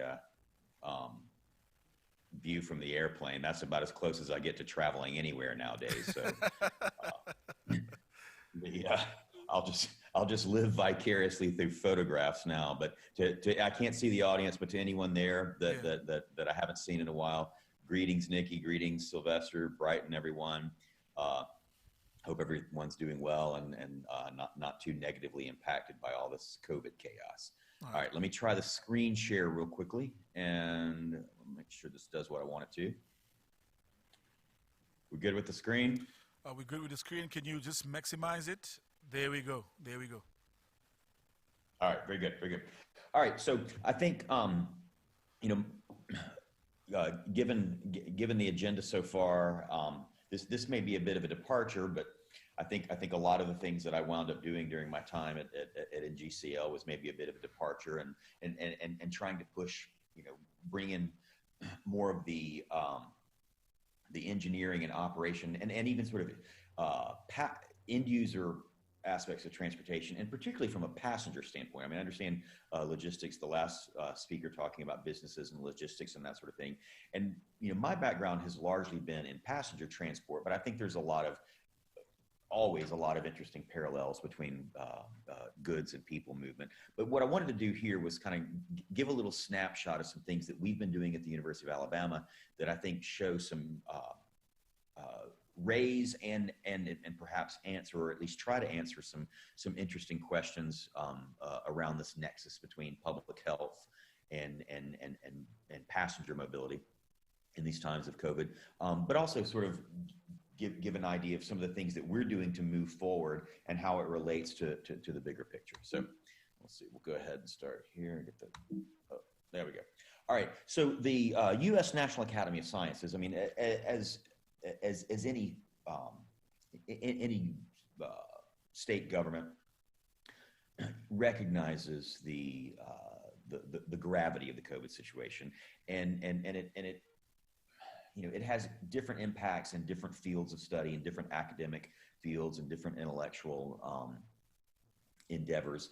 I have a colleague here who is in the School of Social Work and Social Sciences, and she's embarked on a whole area of research looking at just the mental health impacts of young people during this. So that's not my area of expertise. I did raise some children, but other than that, I have no expertise. So I choose to focus on the transportation impacts of COVID because that's where I'm a bit more comfortable. But suffice to say with the slide, this is something of national, and as you all are aware, given that you're having this particular conference and discussing some of the things that you are there in Namibia, this is of global importance, clearly. So just a quick outline. This is a brief 20 minutes presentation. Like I said, I just want to this is really more intended to you know, raise some questions, generate some ideas, maybe raise some eyebrows a bit.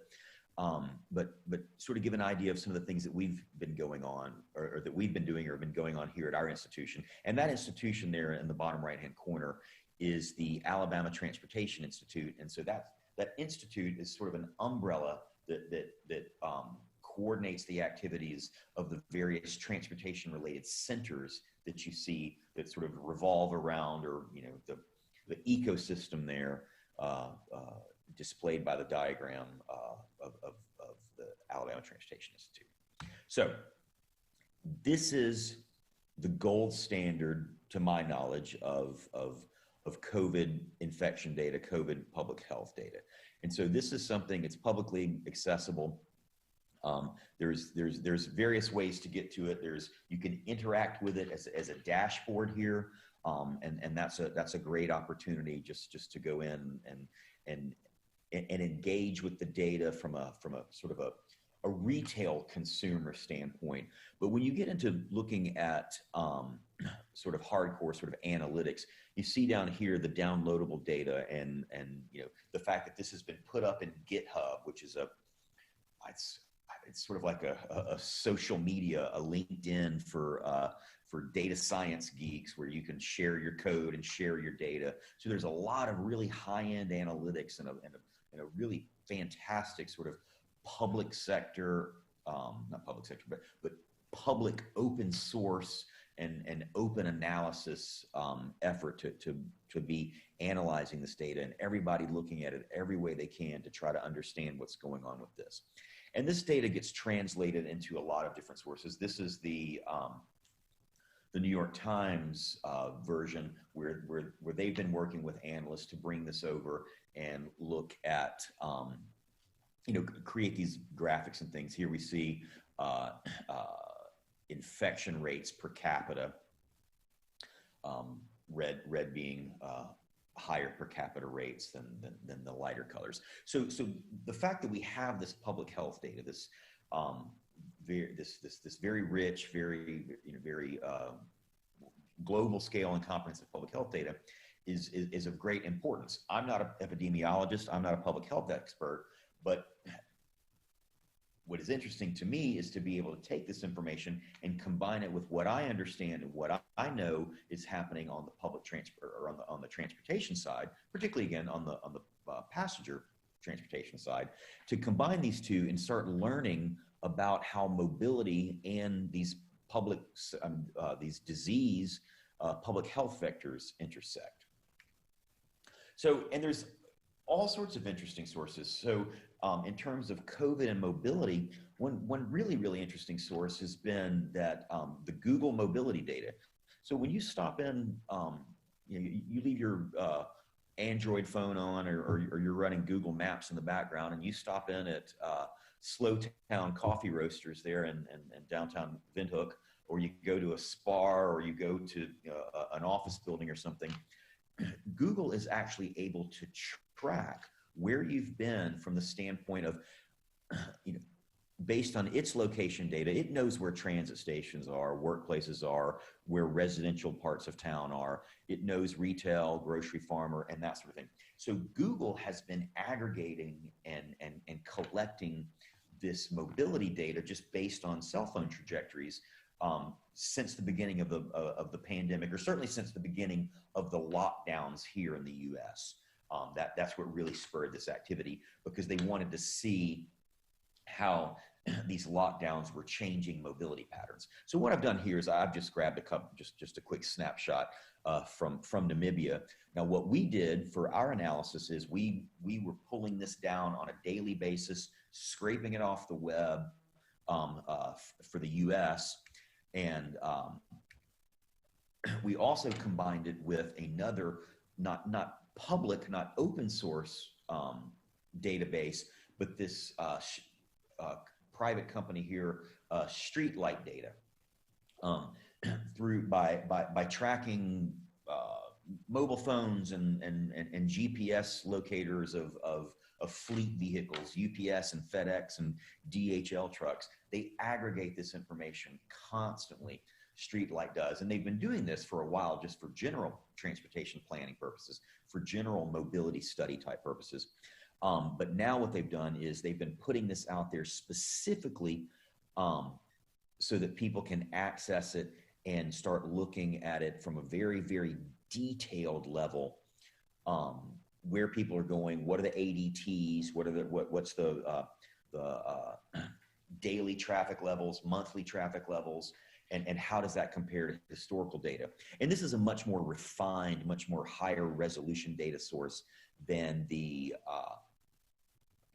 Google data, because it gives you, actual daily amounts of traffic in terms of total vehicles on the road. But what's interesting is you can then back that out and pair it up with the Google data that gives you an idea of where people are going. Are they reducing trips to retail and grocery? Are they increasing trips to work, or whatever the combination, and depending on the research questions you ask. So we've been pulling all of this data together, the public health data from the Johns Hopkins and the New York Times, scraping and aggregating that data, scraping and aggregating the Google mobility data and the Streetlight data.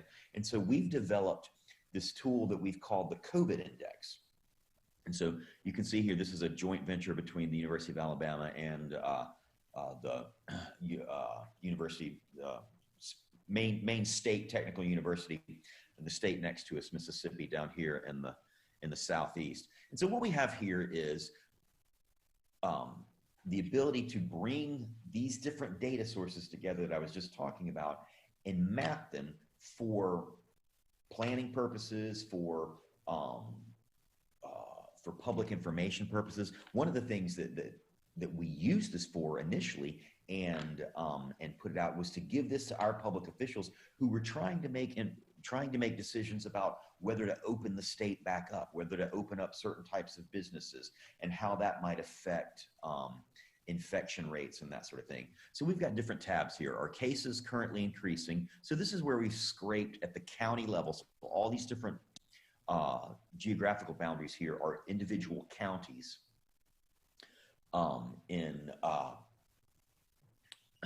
all the different 50 states across the US.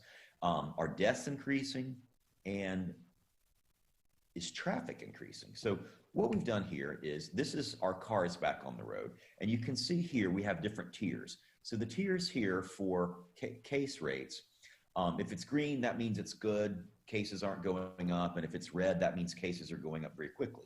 Now, a travel standpoint, green means good. Green means people are out moving around. Red means people are still in lockdown. They're not moving around as much. Now, the idea is there's a lot of background data here that, I mean, I've got students modeling this stuff and looking at all sorts of time series analysis and, you know, different statistical techniques to look for underlying relationships in this data. I've got one student who's doing some machine learning, you know, artificial intelligence analysis of the data. But as I said, one of the purposes of this was it provides sort of a nice kind of snapshot for elected officials and decision makers to start looking at, well, what's happening when people start moving around or stop moving around, and how does that relate, or how do these two things relate, the mobility and the infection rates? So here we see, I zoomed in, so these are the immediate southeastern states. Here we see the state of Alabama. Here's Mississippi, our partner. And this is the COVID cases. So here we see a lot of red. Cases are going up. And this was a snapshot as of 9 October. So we see that cases are going up. Now, we come over here to the figure on the right, and this is the vehicle miles traveled, or the amount of travel activity that's happening. And you can see this data is you know, in some cases is averaged over the 7-day period for the COVID cases, whereas the traffic data is looked at over a 21-day period. And that just gets into some nuances within the data. And what we see here is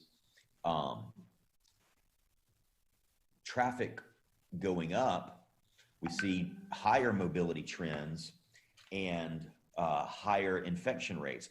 But that's not completely consistent everywhere. So there's a lot of underlying things. So the question, so the research question here is, so where you see red and green matching up and where you see red and red matching up, this is a way of identifying some research questions. So up here in the central part of the state, mobility is down, but infections are still up. So that's a different mechanism and a different relationship between mobility and infection than it is down here near the coast, where we see green and high mobility and high case rates, because we still see people moving around and perhaps spreading infections in that context.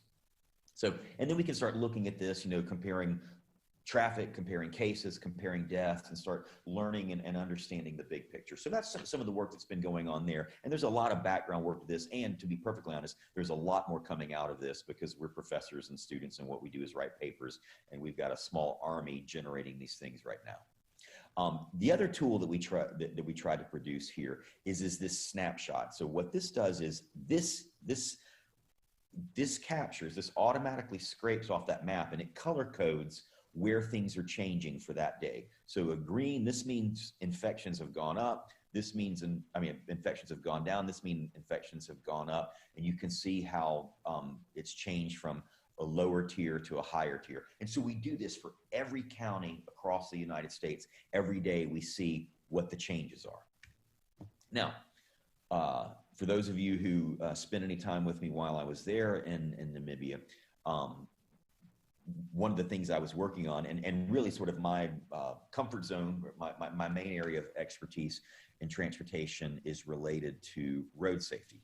So here's a little snapshot of something I tweeted out recently, which we see here a headline from the New York Times talking about the whole controversy of people not wearing masks in the US, and the fact that crashes have actually gone up. And deaths from crashes have gone up in the US, even though people are driving less. So this becomes an interesting research question, and this has gathered lots of attention nationwide. It's a strange thing, right? You saw the map. People are, there's a lockdown, there's quarantine. People are staying home. People are telecommuting. Just as the last speaker said, people are going shopping less. They're ordering items in. You know, here we do it from Amazon and that sort of thing. So traffic volumes are down, but crashes are up, and worse yet, deaths are up. So something is happening. And it's these risky drivers and these risky behaviors that are underlying this whole sort of public health, this whole public mental health aspect that's happening. Certainly here, I mean, are we looking at issues of fatalism? What is going on? What is driving these behaviors? But the numbers are bleak. When you account for the lower amount of miles or kilometers driven in the July 2020 compared to the higher miles driven in July 2019 when the economy and everything was still open, and you adjust for crashes, we've seen over a 25% increase in road deaths during the time of COVID when people are traveling less. And so one of the things we did is we pulled down Alabama data and started really digging into what was happening and why. So the line here, the baseline here is 1. So that's comparing what we're looking at now to what it was at the same time in 2019. So what we're seeing is this interesting trend where crashes were reduced, right? So this is the percent reduction. So we were doing great at the beginning of 2020, but March 7th is pretty much when the lockdowns happened, when the quarantine happened in the state of Alabama. And interestingly, this is when we go below the 1, so the reduction becomes a positive, and we start seeing this spike in traffic-related fatalities at the very same time that traffic has reduced, that people have locked down, people have stayed home. So what does this mean? Are just riskier people on the roads? Well, maybe so, because the more risk-averse people are following the stay-at-home orders, they're following the quarantine, they're staying home. The riskier folks are the ones that defy quarantine orders and the ones that are out on the road. At least that's an interesting hypothesis, right? But we start looking at actually what's happening. So if you look at DUI, so that's driving under the influence of alcohol or drugs, aggressive driving, and particularly speeding, those two specific behaviors here, aggressive driving and speeding, are so much more overrepresented during COVID than they were before. Something is happening. This public health epidemic is changing how people behave in the U.S. It's probably changing how people drive and behave in Namibia. I just haven't been able to come and observe it myself on the roads, nor have I had access to recent Namibian data.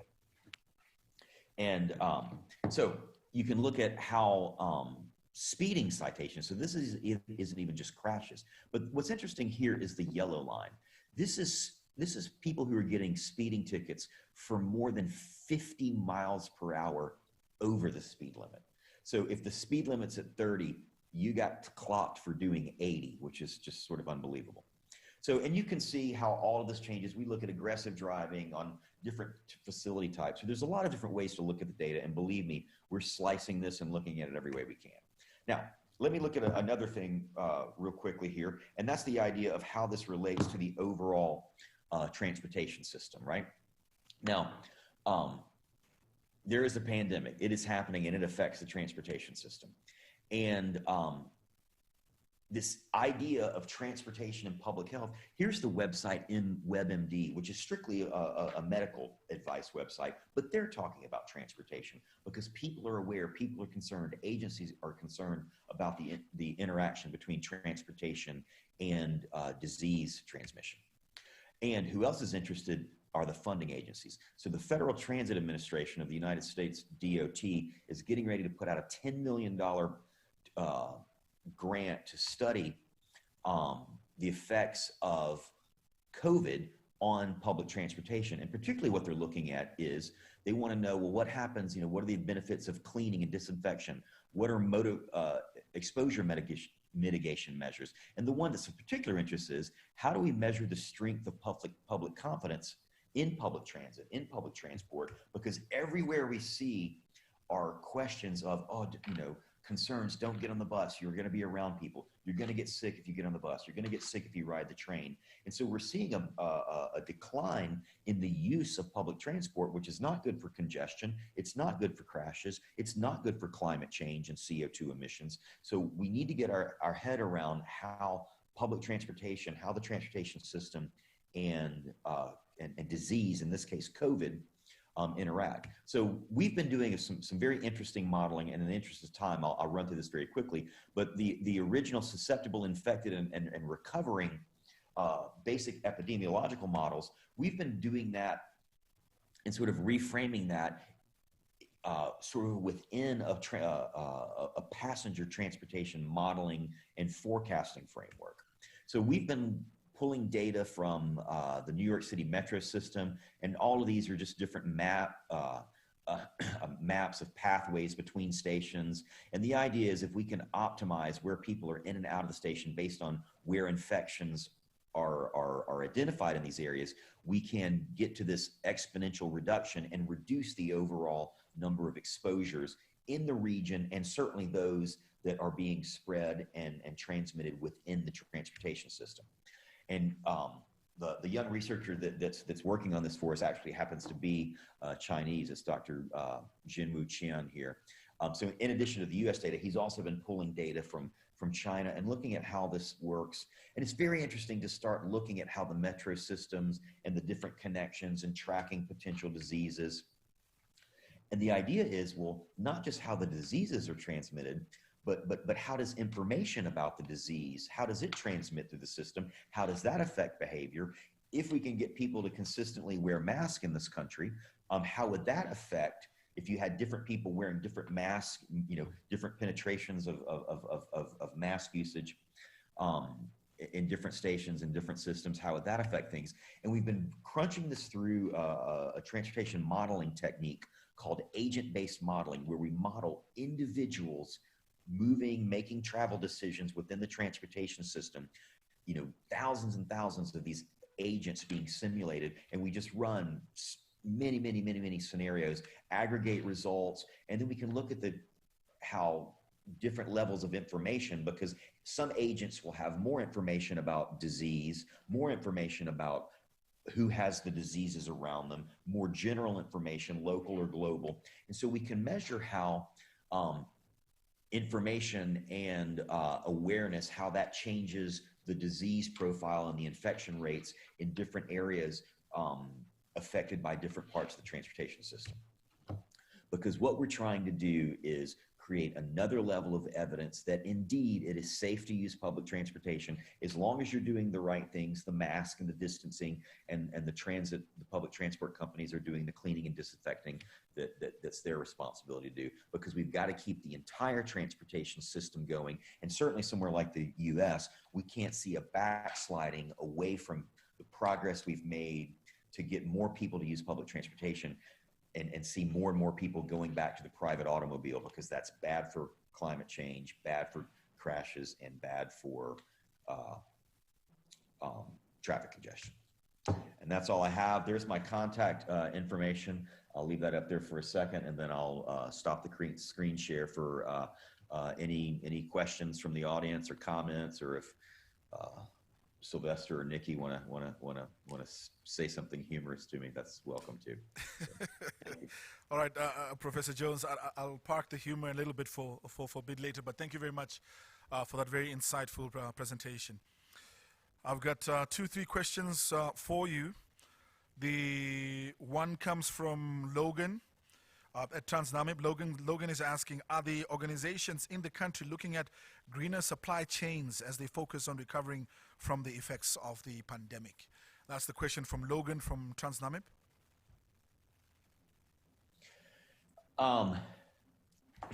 My very honest answer to that is yes.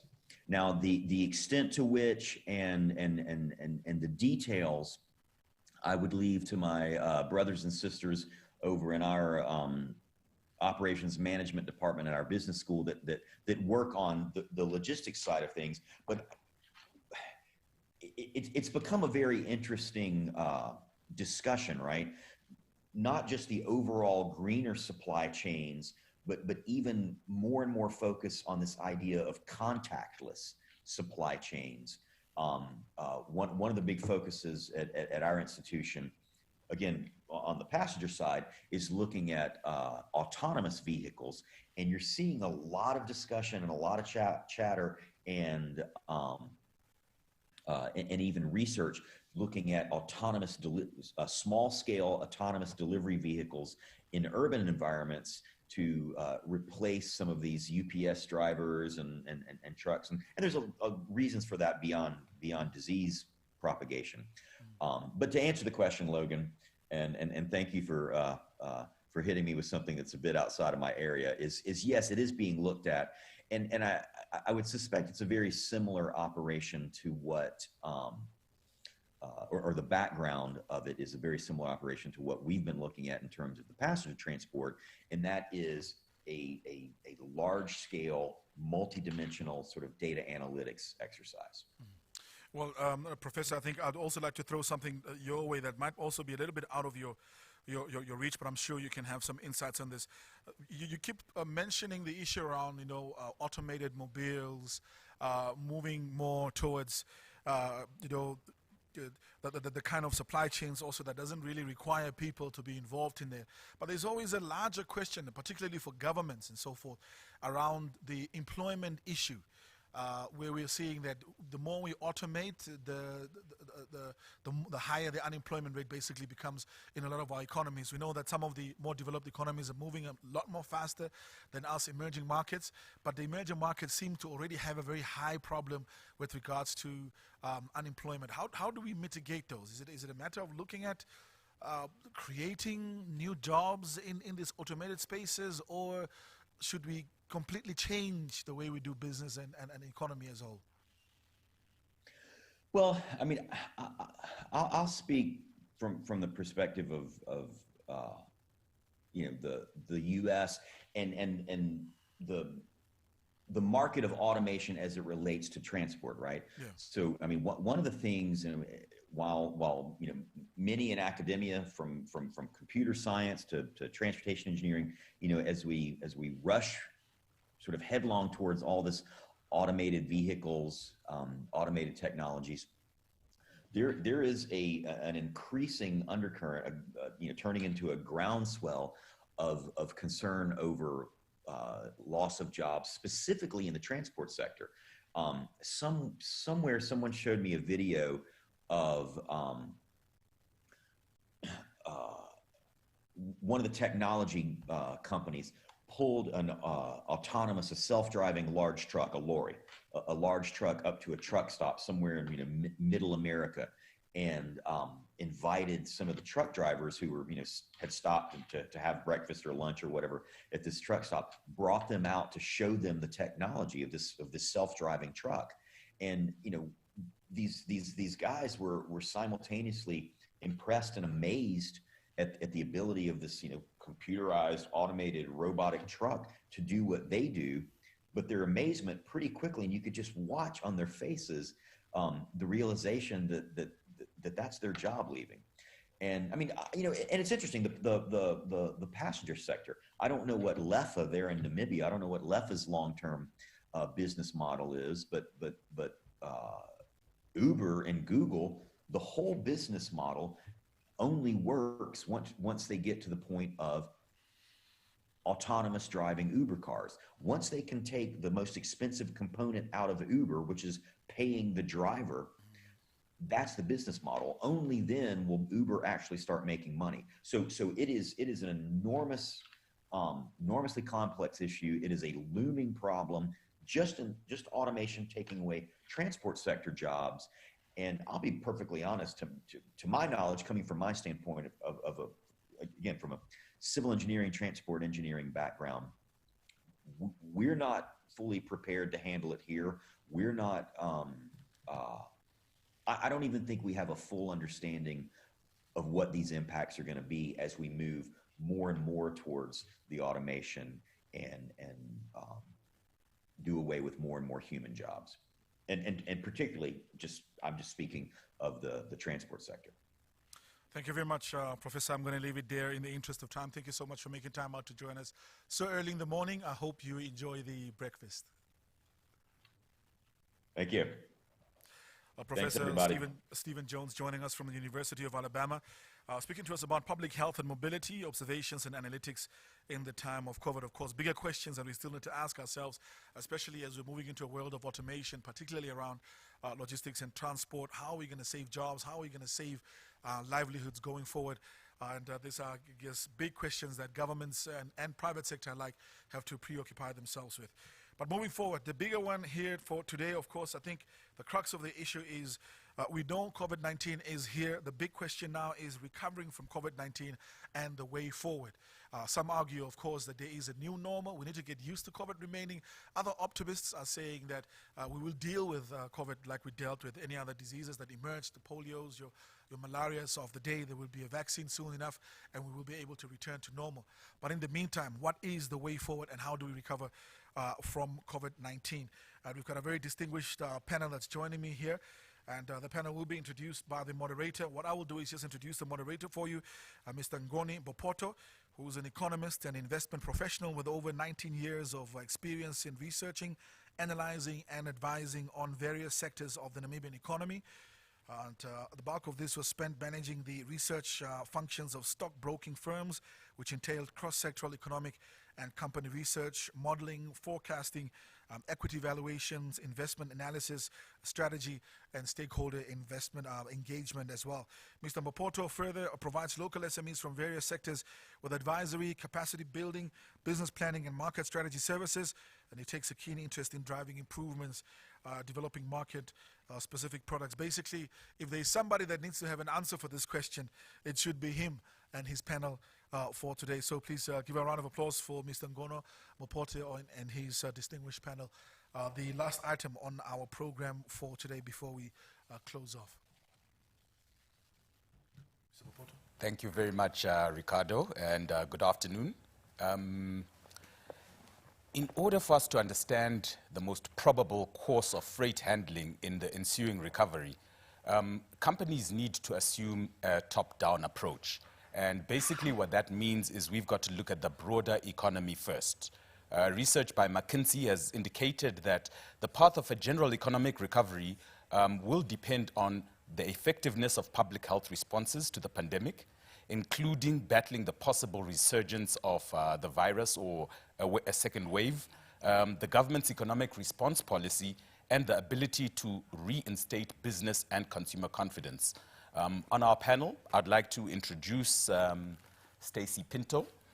She's the Chief Executive at the Namibia Trade Forum, a lawyer by profession with a master's degree in international law and currently pursuing a doctorate in international law. She's also a member of the Institute of Directors in South Africa and a published best-selling author, having collaborated with best-selling author Saba Tekel and other African women on a book that got bestseller status on Amazon in less than 24 hours. She has a passion for mentoring young people and featured in the Namibian chapter of TEDx. Also joining us is Mali Lilukela. He's the Managing Director and Principal Consultant of Twilight Capital Consulting, an economist by expertise with experience that is extensive in financial research and development economics fields. He's also worked at various levels in private sector, government, and NGOs, and is a full-time lecturer at the University of Science and Technology. Mr. Lilukela holds a bachelor's degree in economics from UNAM and a master's degree of economics majoring in monetary financial economics, having recently completed a postgraduate certificate in higher education. Welcome. Thank you, Ngani. Maybe to get the ball rolling, in your opinion, Stacey, how did COVID-19 affect trade globally and in Namibia specifically? Thanks for that, Ngani, and grateful we're looking at the global dynamics before we sort of zero down on Namibia. I think what's happening globally is what we're calling deglobalization. As opposed to before COVID, we're seeing a lot of countries not converging. So as a response measure to COVID-19, a lot of countries are closing up because they want to protect their own citizens, and you can't blame them for that. Now, the ripple effect of that is that we're seeing a little less trade flows going on. I'll give you an example. UNCTAD did a report, first quarter of 2020, global trade declined by about 5%. Second quarter went about 27%. And they're projecting about 20% annually. Now, bring that down to Namibia and countries similar to it. Number one, we know that we import a lot of the inputs we need, not only to consume, but to produce. So if globally things are closing up, that means that our source of what we need to input into production is cut. And that means we are producing less because we don't have enough to bring into input. And that has a direct impact. Look at COVID. If you walked into the shops, and I'm sure the previous speakers spoke about this, the delays at the borders. Namibia had to close some of its borders to help secure our own public health. And that meant queues at the borders. That meant shorter turnaround time for products to get into the stores. And ideally, interestingly, I'll tell you, in the thick of COVID, we had a conversation about if the borders closed completely, do we have enough food? And the answer to that was we had about 3 months enough of food. So if it wasn't COVID, it was going to be food that was going to wipe us out.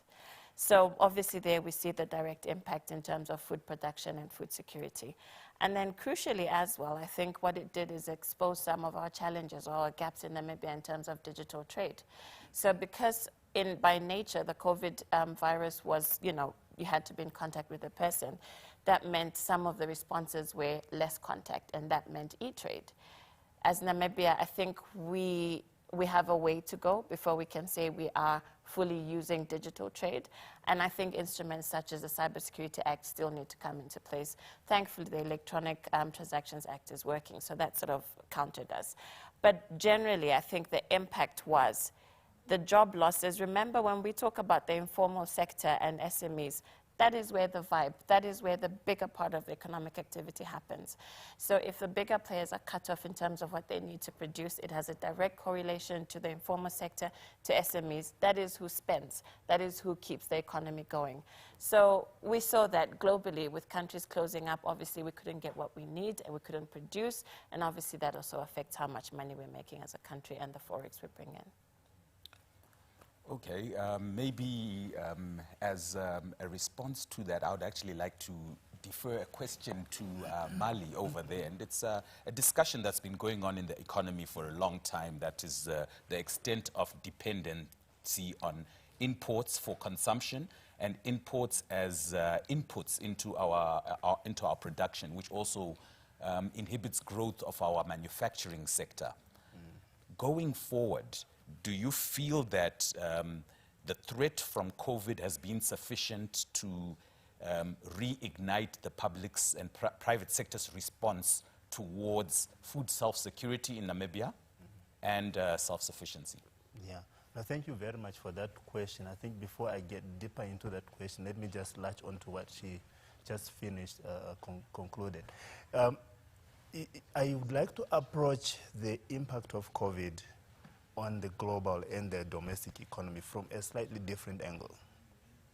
And I want to make this a bit more clear because it helps us to understand the extent and the direction. So what I mean is we keep saying that the impact of COVID on the economy.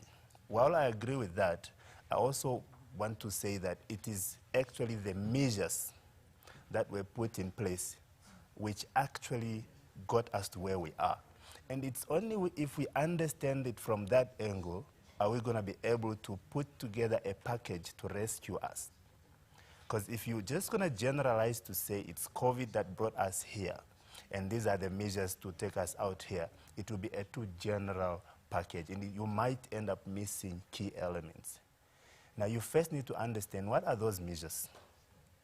Number one, it was to social distance. As a result of COVID, social distancing, border closures, factory closures. And then it's from there where now you begin to link the specific impact on your economy, such that when you put together a package, you want to reverse that impact. So you start to say, okay, in this sector, what was the impact? Let's say, for example, tourism. What was the impact of tourism?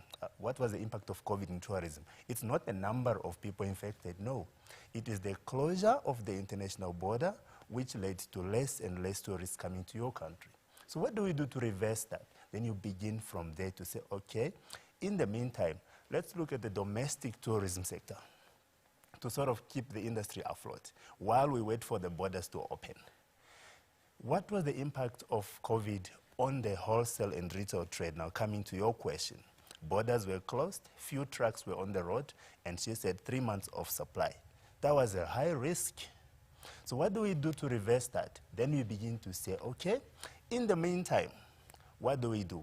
What do we do in medium to long term? That's where now you say, okay, our package of rescuing will ensure that the lesson that we have learned from this pandemic, this pandemic caught us off guard.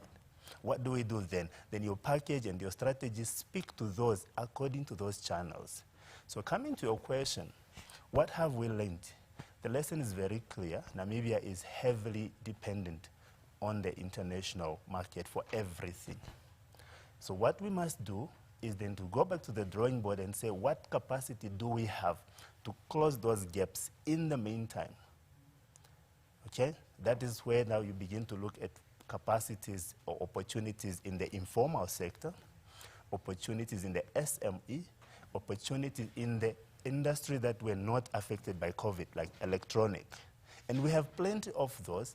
The reason we didn't pay attention to them is we were not awakened by the crisis such as this to give us an understanding that these things are critical. If it wasn't for the SME that we neglected for a long time, probably the economy would have been a little bit too deeper.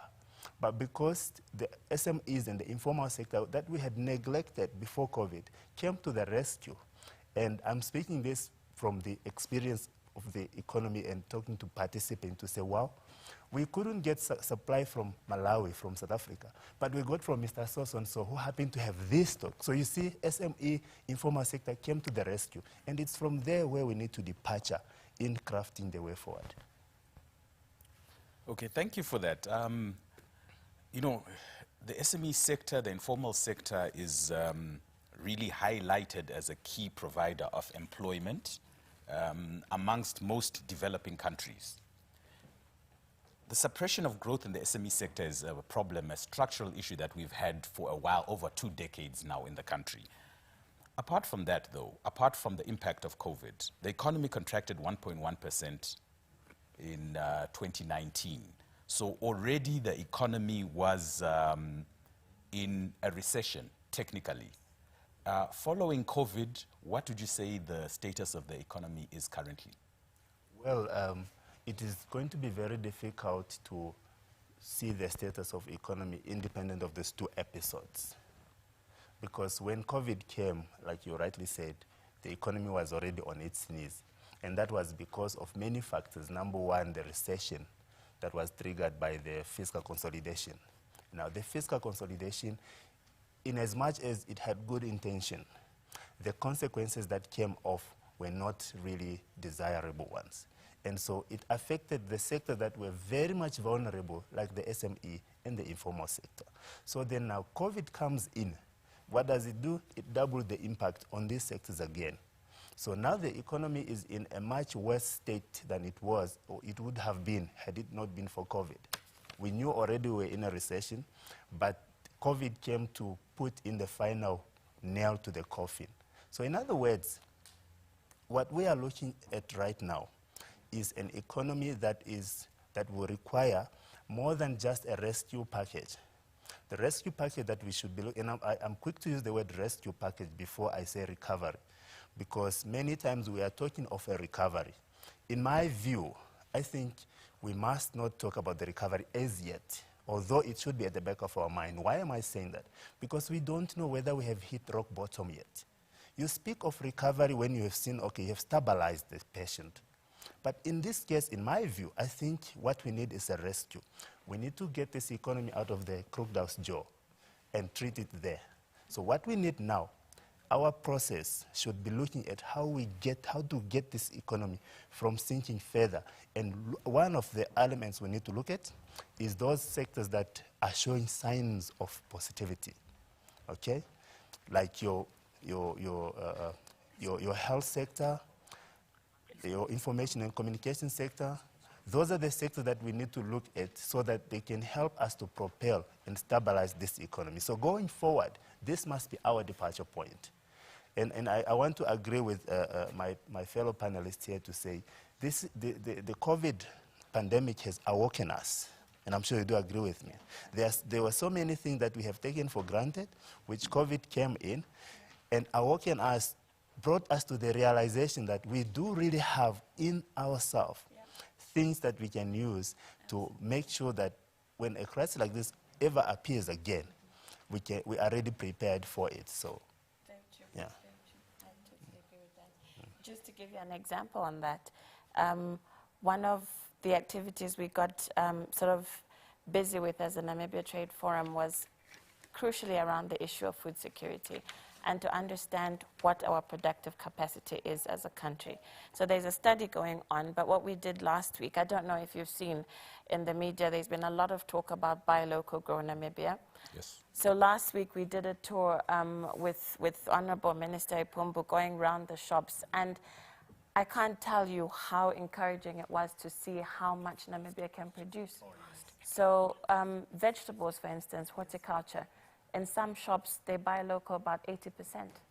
And these are things that we don't know. But most importantly, like you said, what COVID did was awaken us to the fact that it's possible and we can do it. So yeah, you're absolutely spot on that. That's one of the sectors. Exactly. So many sectors that we can completely, optimize. Yeah, absolutely. And I think the discussion has touched some areas worth responding. We have a question from the audience. How do we as mainstream SMEs and informal trader enter the formal economy given the new normal and the mainstay of virtual engagement? We could tackle it both. So I think that's an interesting question, and thank you for that. So one thing I think we need to completely be aware of is, in as much as we're talking about a new normal, it doesn't completely do away with the way business has been happening. Some businesses are set up in a way that the interaction has got to continue, right? So if you're talking about SMEs and them getting access into mainstream economic activity, number one, you've got to look at what your business is, what your model is, what gap are you filling, what is your role in the economy. So if you're looking at, for instance, shelving your products in, I don't know, Pick and Pay, ShopRite, etc., there are ways and channels to do that. The Namibia Trade Forum, for instance, does a lot of work with helping with market access, because that was one of the things we discovered. There is production, but there's a glitch when it comes to market access. So there's a way that we can sort of finesse and massage that relationship.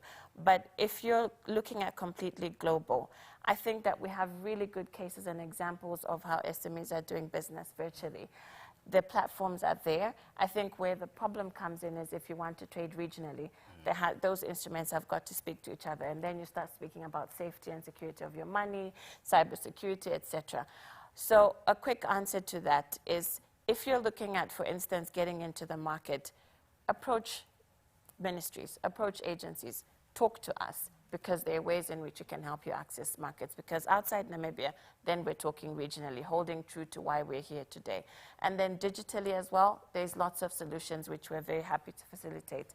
I don't know if you have thoughts on that. Just a quick one, just to add on. I think one of the good things, if I can say, that came out of this pandemic is that this pandemic has leveled the playing field to an extent. We have come to realize that without informal sector, there's no formal sector. And without local informal sector, there is actually no local formal sector. What does that mean? Right now, we have realized that the opportunities that existed that we didn't know in the formal structure are open for us as informal sector. And leveraging on the electronic landscape, this has given informal sector and SME a leeway to penetrate the formal sector. So in other words, what we need to do now is to take stock of what has opened up, which is plenty of them. I mean, I didn't know that Namibia had capacity to manufacture face masks. I didn't realize that Namibians can actually manufacture hand sanitizers. All these things are things that we can build upon. And I'm not saying that we should confine ourselves to things that are only in the health sector, but there are plenty of them. It was just last week when I saw there was a conference on gig economy. My goodness, there's plenty of world out there. You can be at your own home doing business with everyone else everywhere in the world. This window of opportunities might not be there for a long time, but it's a good opportunity for us to latch on them and get into the mainstream economy and participate just like any other person. I mean, look at the tambulas of Yes, Namibia. yes. That was an absolute response to how do we bridge the gap between the informal sector and mainstream economy. Yes. And to my knowledge, it's doing fabulous. Yes. Pick and Pay have a program where you can order online, but their source is the informal sector. Yes. So I think speaking to the softer issues around where we need to get to, as a country, we just need to realize that we have to get on with the work. Of course. The times are gone where we feel, you know, we're the informal sector and we can't. We can. Yeah. Like Mali was saying, it's made a reality. The fact that all of these platforms are actually meant for us to benefit. Okay, with that in mind, I'd just like to throw this out to both of you, and it's the next question from our audience. What structural reforms would you recommend to stimulate the value-added sectors, especially given production centers moving closer within value chains? Yeah, if I can go on that one. Actually, it's very, maybe let me start by saying government's intention in terms of value addition is very clear. This have been made known in the NDPs, in the Harambes, and in the growth at home strategy. There is a whole section on value addition, focusing particularly on agro-processing, even on mineral. The Minister of Mines and Energy just adopted a mineral beneficiation strategy. All these are government's intentions being exemplified to the business community to say, this is what government would want to see. Now, here are the opportunities for you business people. So in terms of structural changes, it is very clear that our economy has not really undergone a whole structural change for many, many years. But that does not mean to say it cannot change. It is the collaboration. It is the clear and common vision of what we want as a nation to go, which direction we want to take. But speaking from the government's point of view, it is very clear where government wants to take this. Now, from the business point of view, it is the duality that we need to merge, the formal and informal, because there is no formal and informal in government. The informal and informality is in the private sector. It is for the private sector to merge and abolish that duality so that they are able to align themselves with what government wants. Because at the end of the day, it's government that has to provide a conducive environment. Now, government cannot provide a conducive environment for formal and a conducive environment for informal. It will be difficult because at the end of the day, the end goal, it must be the same. So in as much as we cannot, some may argue, we need the informal sector. Yes, we need, but the playing field must be formalized, there must not be any distinction because it would make it difficult to have a structural reform. And the structural reform in terms of what we need to see, it's very clear from all these documents that are in the public domain. And I think I like Mali's point there. What is important about government making themselves clear around what sectors to consider for value addition, why that is important is, number one, they've done the homework. Yes. So by the time government says there's potential value chain addition in leather or salt or whatever, it's not thumb-sucked. It's based on research, it's based on good sort of research and development. So they have created the case for why it needs to be done. And so it reduces the homework for the private sector to sort of, the thing about value addition is we've got to be speaking one language. We can't have, for instance, tomato in one side, and maybe the transport or the road network is not working, and that you understand. So what government has done is provided that leadership and the guidance based on research to say, these are where the gaps are, that's where the opportunity is. And then speaking very strongly to what Mali is saying, then comes the relevance or the importance for private sector and government to come together and collaborate to say, how do we do this, in what regions, and how do we go about it?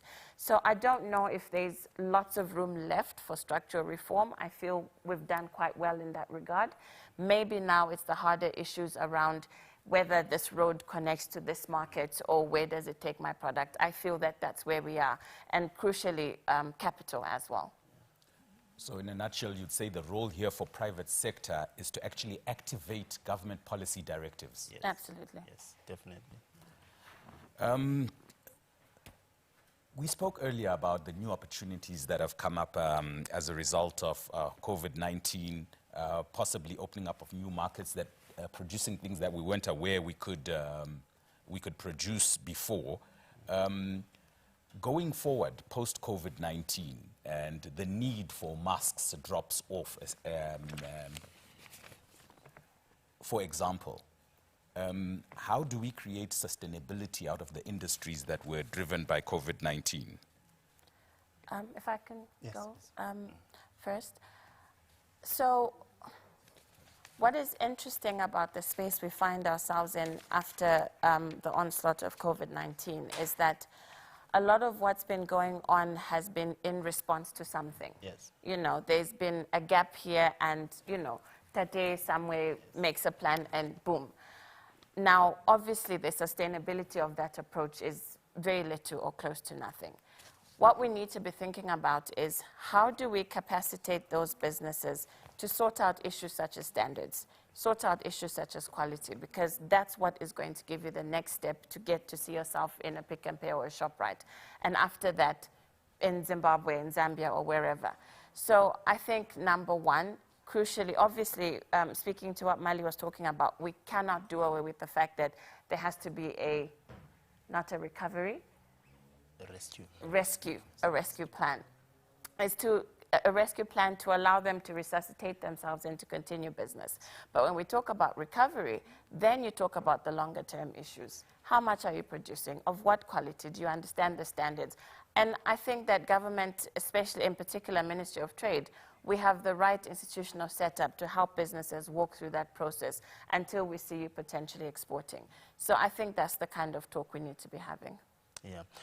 Just to add on to what you said, I think, like I said, COVID have opened our eyes into many aspects, into many areas. Yeah. So, for example, if we can just be practical, there are certain things that will never go back to normal, the way we used to. And those are the ones that are creating platform for us to build on. It's going to take us a bit longer for us to have normal schooling. We have seen the information and communication value addition, if you look at the national statistics, is one of the sectors that actually experience growth. Why? Because of the data to students. People are now working at home, and they need data.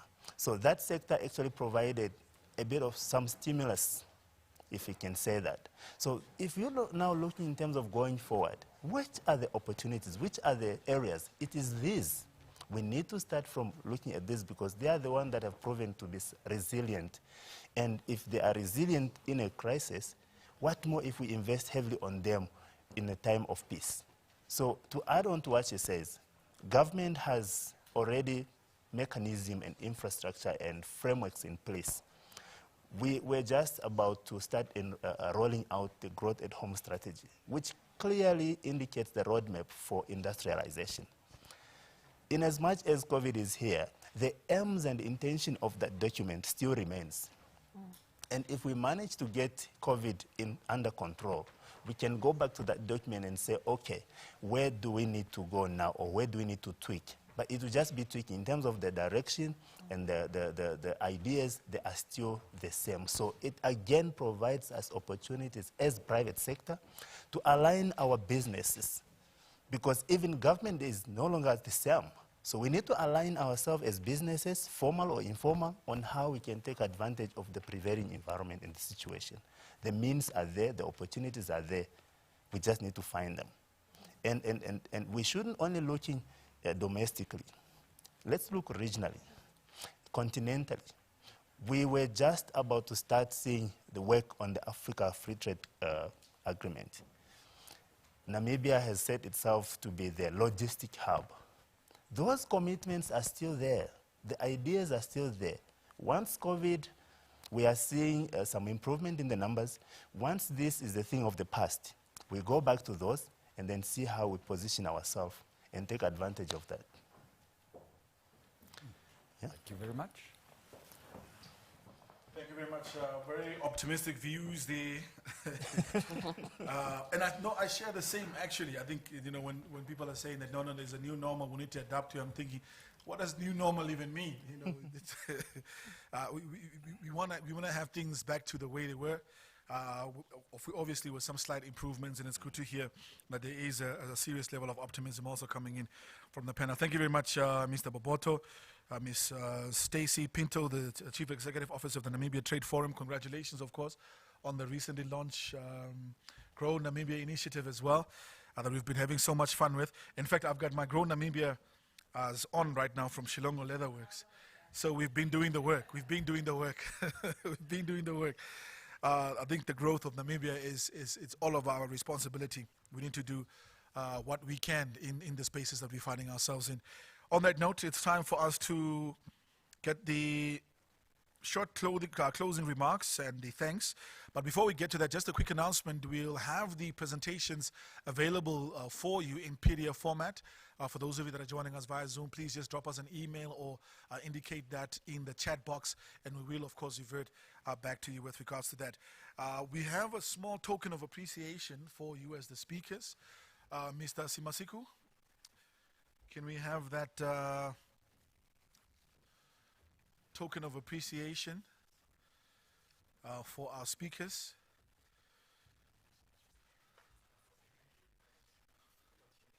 Yeah, you can do the elbow, the COVID elbow.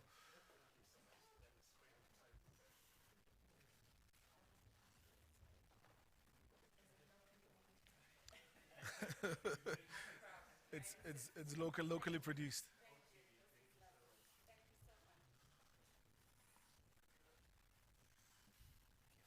Oh, lovely.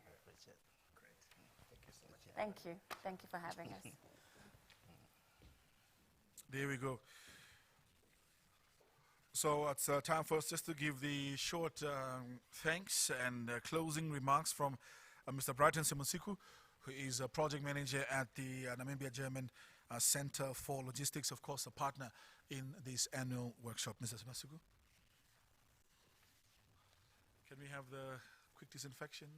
Just to remind everybody that we are indeed sticking to the COVID regulations.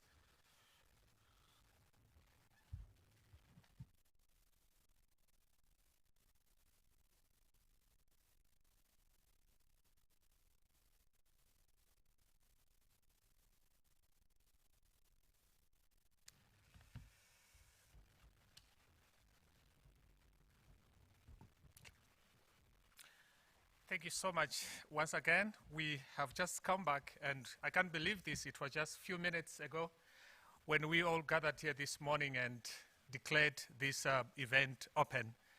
And just in the twinkling of an eye, it has come to an end. The purpose of this event was actually to engage the industry players in all spheres to unlock the pertinent discussions that needs attention, and that are purposes that are benefiting the participants and their organizations. We were joined by moderators, as you have seen them on the stage here, speakers and panelists. For those of you who joined us a bit late after 9 o'clock, you may have picked up that we had speakers. One of the speakers was from the USA, one was from the UK, and we also had a speaker from South Africa. And they all presented to us a global overview in relation to COVID-19. And in between and concluding now, we had our own local experts, that is within the logistics and transport industry, and our own economists, who completed and converged the puzzle by shedding more light on the state of affairs locally here in Namibia.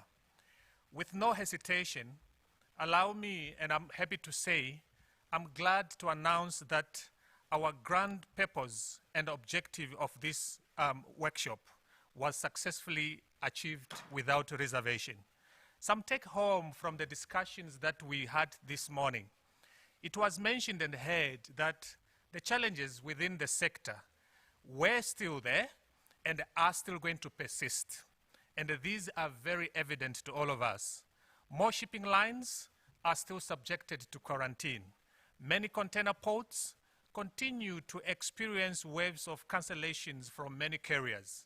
Working from home, which has become one of the normals that we find ourselves, has exposed so many strengths and so many weaknesses in several industries, more so into our industry, because the logistics and transport industry is an interface-based industry and is among those which received a deep cut because of working from home.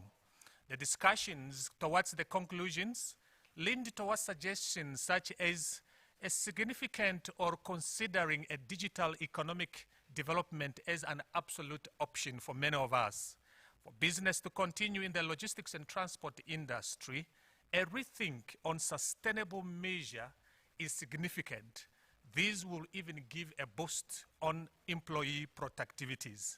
And at these trying times for all of us, the logistics chain needs cost-effective measures to accommodate the economic downturn that we are all experiencing. In times like this, environmental elements such as economics, politics, technology, and many others, they need synergies so that we pull in one direction. The economists, just in the closure now, they informed us and said some of the issues we faced were such as border closure, manufacturing and mining off schedule. These put a complete strain and a visible impact on the economy. Rescue packages have to speak to the situation at hand. And in conclusion on the take home, we realized and we were told that ability to take stock and grab the windows of opportunities available to participate in the big economy is paramount at this stage. Else we'll find ourselves that the much that we have invested, we will lose it all. To all our leaders, allow me to mention to you out there in the industry, this pandemic has actually, for me as a person and as one of the leaders, it has reaffirmed a lot for me.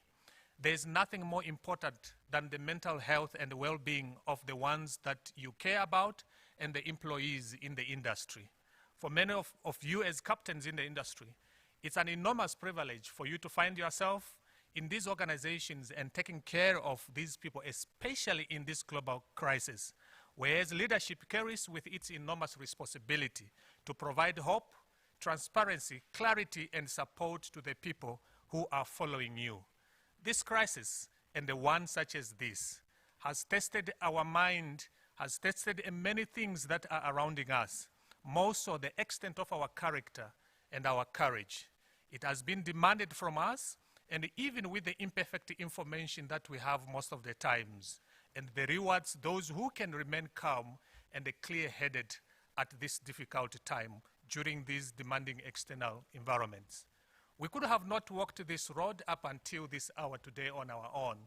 First and foremost, we give our gratitude to GIZ, in particular, Ms. Martha Paula, the technical advisor at GIZ, who is taking care of us in trying to communicate all issues surrounding these projects.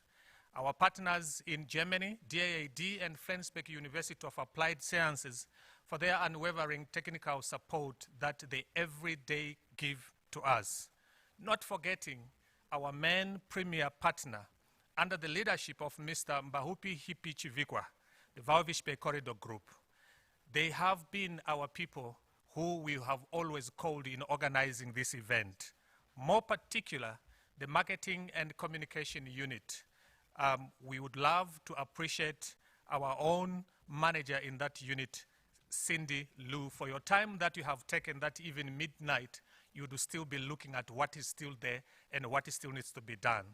I do not want to forget the staff of the Namibia University of Science and Technology, particularly those at the Namibia German Center for Logistics, our friends and partners who joined us virtually. We appreciate you. Without you, we could not have done this effort that we have done here. For the first time, I have felt like joining a new career and become maybe perhaps a logistics and transport news anchor. And this is because of our own DB Audio. The work that they have done for us, it is so massive. It's so professional that as we come to an end now, there's not a signal that we lost. We have had everything intact and everything was done very well. Thank you to DB Audio. And on behalf of all of us at the Center of Logistics and the Corridor Group, we hope that you and your loved ones will stay safe during this unsettling time. We would love to thank you and announce to you already that we have already started the preparations for the 2021 Annual Logistics Transport and Workshop. We hope you will join us in about 12 months. We do not know whether we'll be gathered here or we'll be gathered in person. But all that we can say is we have started the preparations, and this is an official invite to you. We will give you the dates as the days are going by. We thank you so much, and I'll hand over back to our moderators. And before, just as I call him to come forth, without him, we could have not come this far once again in terms of facilitating these programs. And I would love to call him to come on the stage here, straight in the camera eye, so that everybody around the world, they can see what we want to, the ritual we're going to perform with him. Ricardo? I have to give you the album. Actually, the hand was meant for 2021. Oh, for 2021. Thank you so much for your time Thank you know, making out of your busy schedule to come and be with us here. Thank you. We really appreciate all this. It's a pleasure. Thank you so much. Thank you.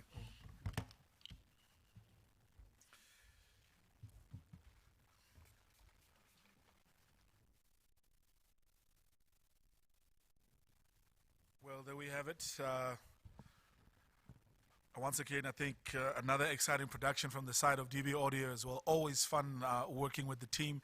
And it's always a good thing when you have a webinar. The biggest concern we have is the losing out of signals or one or the other technical hiccups that take place.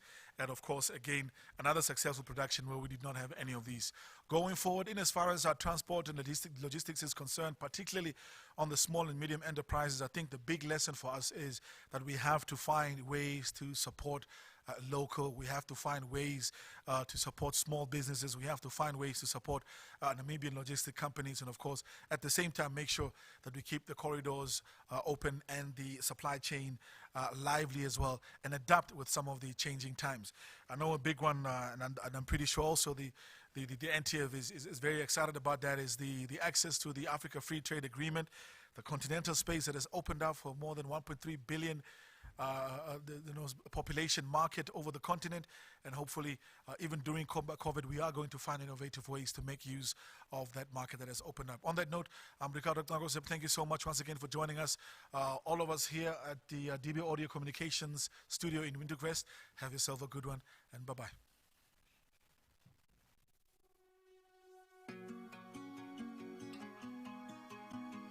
NGCL has formed a partnership with BizCo, a South African-based education provider. Through this partnership, we are able to offer fully accredited certifications in the field of supply chain management, logistics and transport, and small business development. BizCo is internationally accredited and endorsed by CILT, the Chartered Institute of Logistics and Transport, SAPEX, the professional body for supply chain management, and all their qualifications are accredited by the South African Qualifications Authority.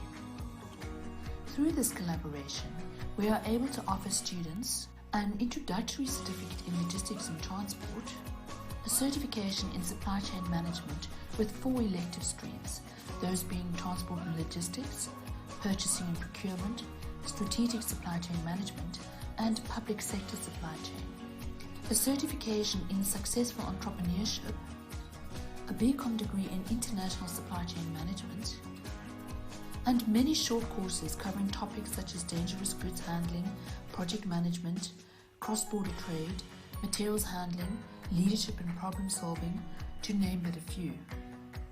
Sign up today to enhance your career opportunities and become a supply chain leader.